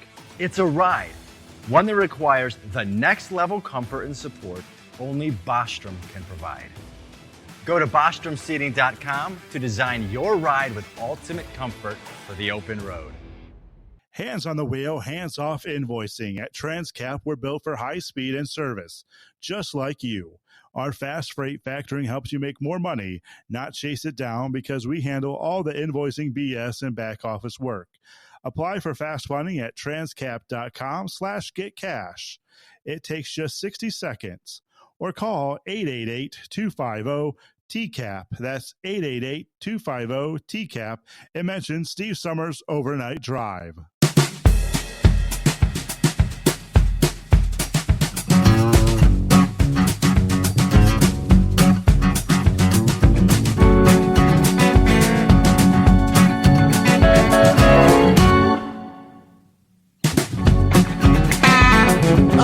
Good morning. Round and third, headed for home. Hello to Steve, who says, good morning to the Overnight Drive team. Having a cup of Joe, heading to work in Dumfries, Virginia. Great to hear you. Thanks for all the truckers out there moving the freight. Very good. It's talking about Generation Jones. Norman says, I was born in 52. What do you mean, Generation Jones? I remember the 60s and 70s. I'm stuck in the 60s. All right. Rubber Duck, born in 65, but I don't really remember the 80s, he says. That's rather interesting. Could be several reasons for that there, Rubber Duck. You know what I mean? Now there's Roy. Good morning, all. I'm not supposed to go live for 75 days. I guess I'm in Facebook jail, as they call it. Okay. Tony, hello, Hotshot Secret Nation from Golconda, Illinois, along the banks of the Ohio River. A beautiful night, 72 degrees. And there's Steve checking in. Of course, he sent me my typical morning email. Here we are, halfway there. We just got to keep plugging away to get to those much-needed 2 days off. Time to head in to see what the dispatcher has planned for the upcoming day. Thank you much, Steve.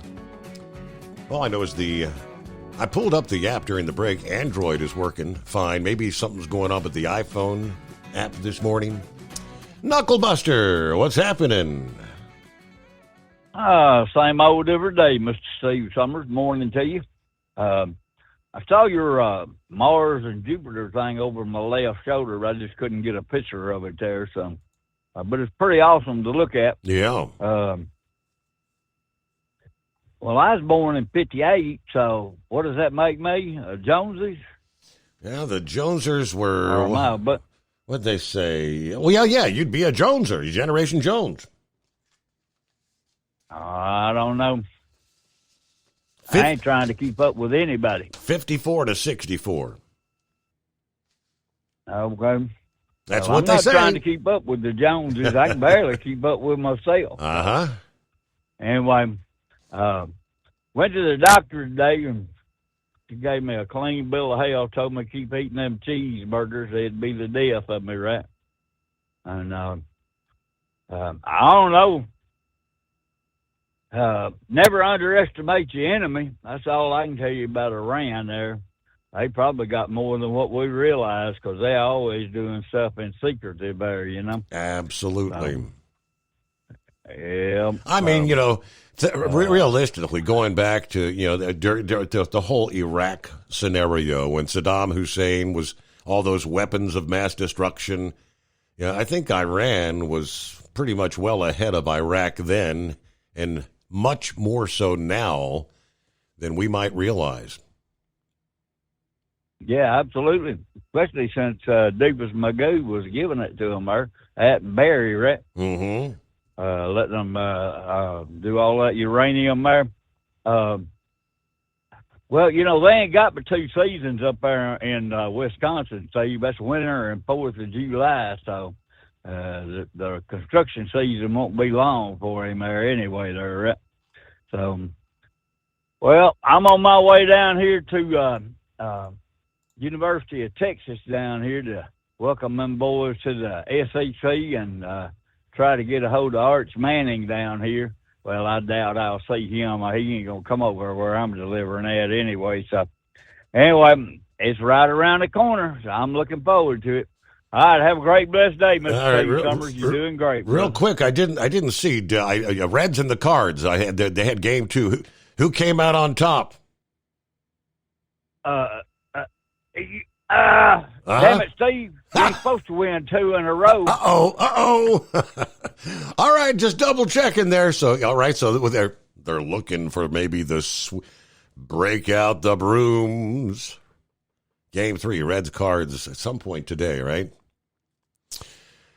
All right, so after all the hype about Elon Musk, Donald Trump interview, yesterday, Elon Musk kind of threw down the open invitation. Anytime Vice President Kamala Harris feels like speaking to a massive audience, she's welcome to do so, according to Elon Musk via X. After Monday night's interview with Trump, the wide-ranging interview, delayed by the technical glitches, obviously. It was a DDoS hack attempt to keep it from going on the air. But he posted this past day, quote, happy to host Kamala on X Spaces 2. Yeah, a lot of folks gave X their opinion on that ever taking place. But obviously, Monday night, the Harris campaign denigrated the Trump interview where they posted a statement on X stating Donald Trump's extremism and dangerous Project 2025 agenda is a feature, not a glitch of his campaign, which was on full display for those unlucky enough to listen in tonight during whatever was on X.com, they said. Trump's entire campaign is in service of people like Elon Musk and himself, self-obsessed rich guys who will sell out the middle class and can't even run a live stream in the year 2024. What do you say, Kamala? Yay or nay? Will you join in? Yeah, you have the golden opportunity. My understanding, she still hasn't done any unscripted interviews with any media outlets since she became the official, quote, nominee. Well, we'll see. Opportunity knocks. There you go. Morning, Sundance. Hey, good morning, Steve. Hey, she's not the official nominee yet. They haven't had their convention. But the assumptive nominee. They had their virtual roll call, as they called it, and all. You know, she's got the nominee. I guess she has the delegates, whatever. She's got the delegates. Yeah. They do have to officially still. I guess that's what, next week. Yeah. Yeah. Yeah. I've been listening to Donald Trump, and he was talking about crowd sizes the other day. Have you ever seen the movie Forrest Gump? More than once. Okay. You remember when Forrest Gump was on the mall and he was giving the speech right there, and Jenny come out and run through the water and all that? Mm-hmm. That was a pretty large crowd, wasn't it? Yeah, sure. Okay, and Martin Luther King's was bigger than that one. And I think Donald Trump come in behind Forrest Gump. Okay.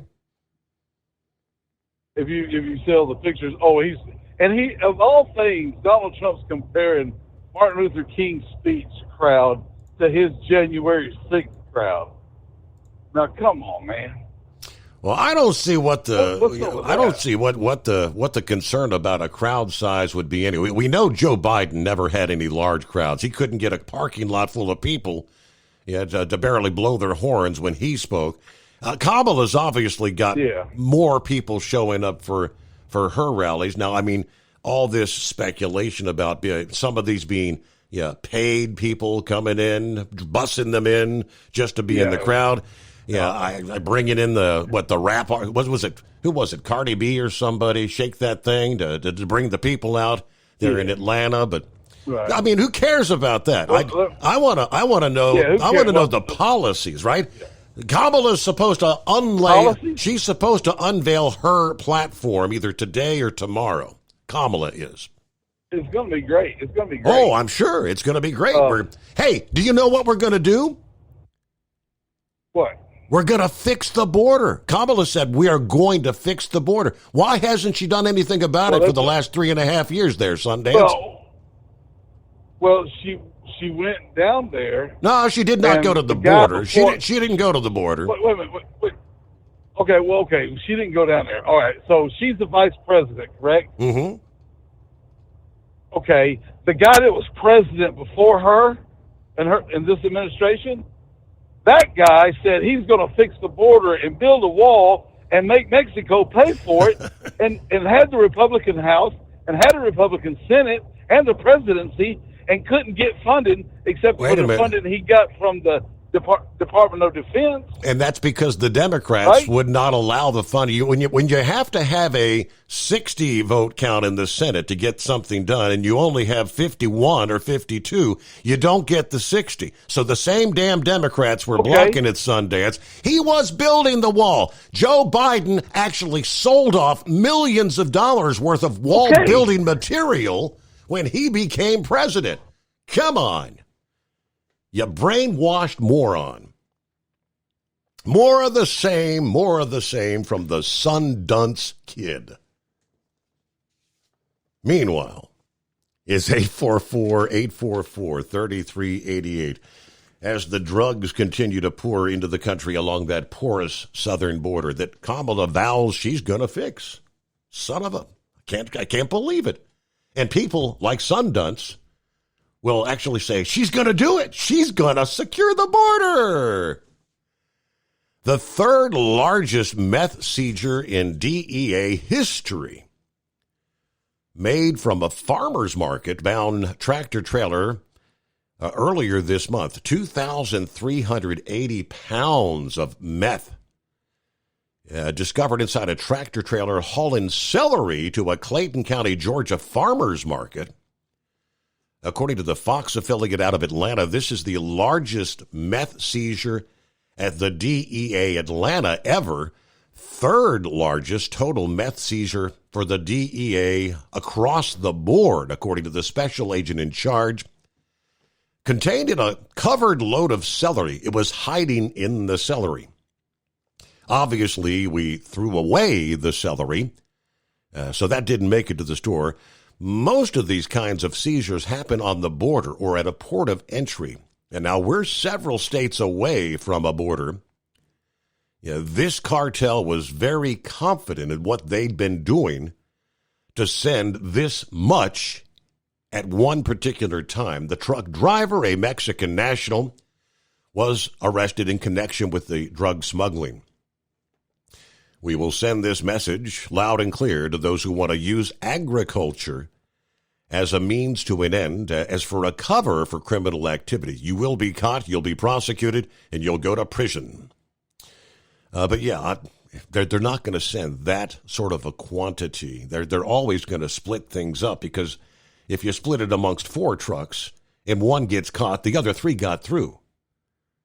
They've obviously used this successfully, probably on numerous occasions. This time, they didn't get it through. It is 844-844-3388. Back into the Steve Summers Overnight Drive. Hey truckers, this is Steve Darnell from the hit TV show Vegas Rat Rods. Check it out. Industrial Injection has been a leader in the diesel heavy-duty industry since 1985. Whether you are looking to keep your truck on the road, you are a hard-working farmer feeding America, an over-the-seas mariner, a miner, or a construction craftsman, Industrial Injection can help keep your heavy-duty rigs and equipment running so you can keep America thriving. Get all your turbochargers, injection pumps, injectors, and engine parts at industrialinjection.com. Industrial Injection, the place to go for all your diesel parts needs. At Hot Shot Secret, we share the science behind common diesel problems. For example, excessive black smoke. Excessive black smoke has 2 causes: carbon buildup and internal diesel injector deposits, also known as IDIDs. Hot Shot Secret Diesel Extreme has the highest concentration of active ingredients allowed by law and will safely remove all types of injector deposits, including IDIDs and carbon buildup, to eliminate black smoke. Hot Shot Secret Diesel Extreme is available nationwide at truck stops, fine farm and auto stores, and online at hotshotsecret.com. Increase fuel economy up to 7.9% with Hot Shot Secret Gasoline Extreme, the solution to maximize your engine's performance and fuel economy. Whether you're driving a sports car or a daily commuter, Gasoline Extreme is specially formulated with PEA to deep clean. Don't settle for an average driving experience. Upgrade to Hot Shot Secret Gasoline Extreme and go further on each tank. Order now on Amazon or hotshotsecret.com. Hot Shot Secret, powered by science.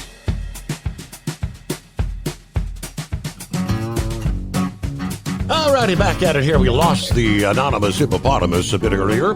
Welcome back. Yeah, thanks for taking me back, Your Honor.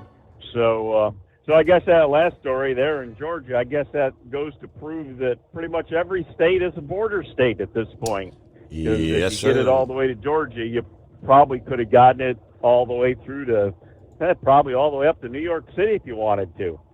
So anyways, I guess there's still a little bit of things going on there since the Olympics have ended there. I was kind of wondering if there was anything else going on, don't have the Olympics to watch anymore. But did you see where they were talking that Olympics was one of the I guess I don't know exactly how many, but they'd set quite a few world records and other, I don't know how many Olympic records, but some of them there were more than 30 years old. So now what does that say? Does that say of how good they've improved, technology, especially like the track events where the track conditions are, the tracks are so much better to run on and the equipment's so much better to use and the training's so much better. Does that go to that? Or does that just say how great the people that actually set those records were 30 years ago actually were? And that if you actually could put the two of them up side by side, that the people setting the records today, if the people that set them 30 years ago had the opportunity to use the equipment and technology that we have now, where would their records be today if they had the chance to set them today compared to what they did 30 years ago? So I don't know, just a question to throw out there and make people think about it a little bit. But anyways, I guess congratulations to everybody that did what they did and brought home their medals. And it's kind of like the same questions we ask about when we're having record-breaking heat, in 2024, that broke a record that was set back in 1937. And all this heat now is because of global warming. Well, what was going on in 1934? Climate change, global, right? Yeah, right. Yeah. Well, we just finished the Great Depression. There was so much going on. Wait a minute. No, there wasn't. Everybody was sitting home because there wasn't anything to. Yeah. Anyway. Yeah. So, but anyways, I guess did we win the? Is it considered if you get the most? Did we win the Olympic? Did you win that, or do you just go home and everybody get a participation trophy? Well, we actually we brought home the most medals by a pretty long shot. I think we were tied with China on the golds with 40, I believe it was.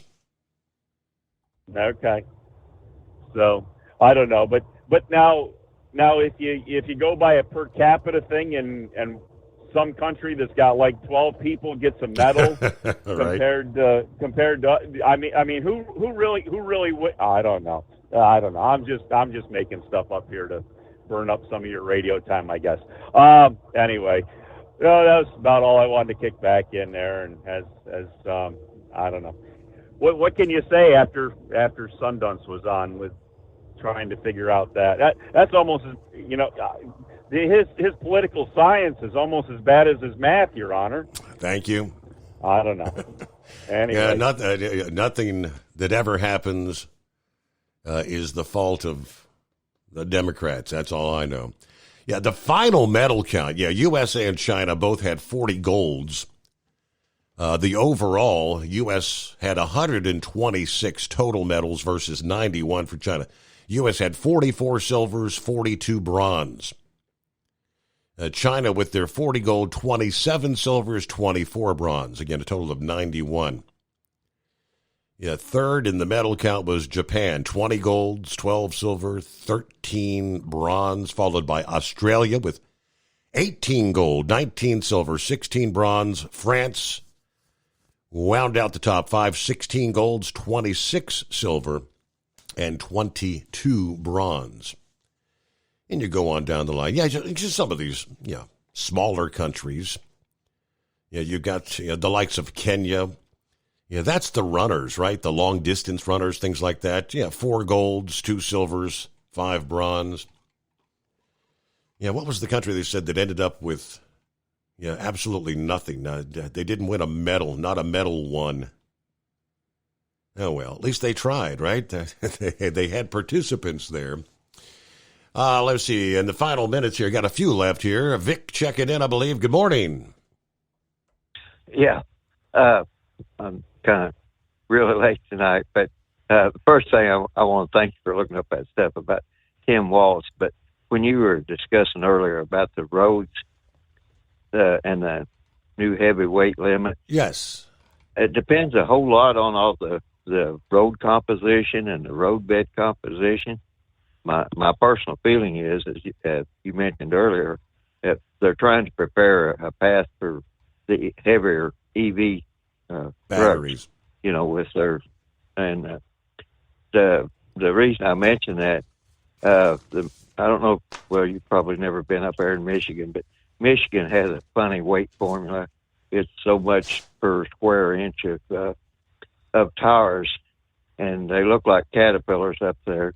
But if you're up there in the winter or anything, there's some of their roads up there when I used to drive up there, unless they improved them, that had asphalt, and they had ruts in them almost like an old mud road, and they were hauling weights up to 135,000 pounds per truck, and I don't know exactly how they're going to do all this across the United States, and how many roads they're going to allow these heavier trucks on, because a lot of those interstates you have to have federal approval for them, and the old U.S. highways.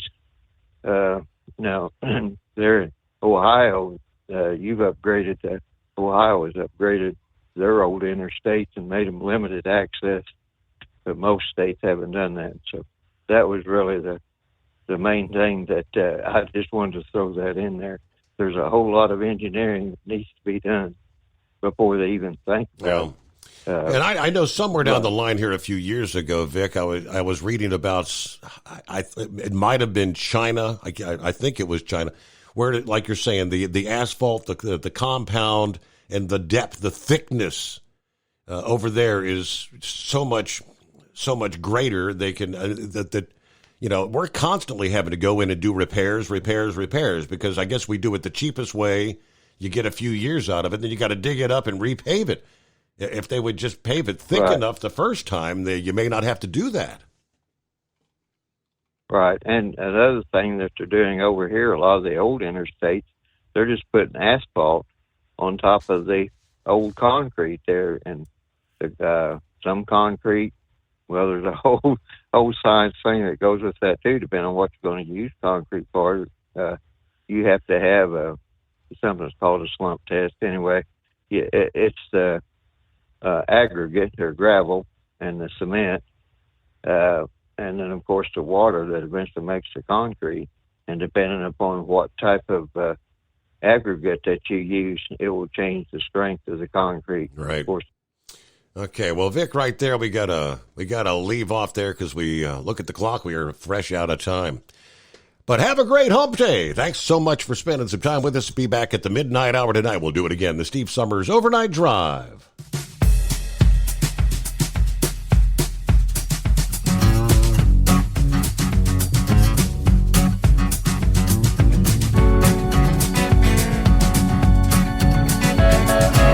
You'll never guess the places that I've been. You never guess the places that I've been. 'Cause everything is like a dream, yeah, but only in that dream that I live in. I'm never gonna let the day begin. Never gonna let the day begin. 'Cause everything is like a dream, yeah, but only in that dream that I live in. Oh, don't wake me up before you go, and I'll just make this bed my home. Oh, darling, please just let me sleep. Give me my dreams.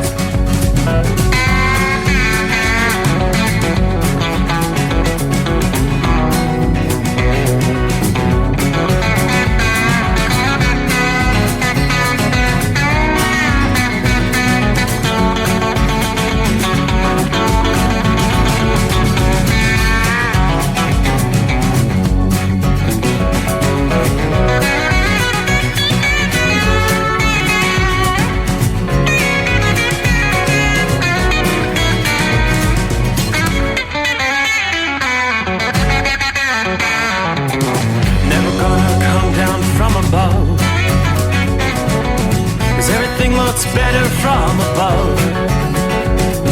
Nothing's ever as it seems, yeah, except in that world that I dream of. Never gonna lose lose the ones I love. Never gonna lose the ones I love. 'Cause everything is like a dream, yeah, but only in that world that I dream of. Oh, don't wake me up before you go, 'cause I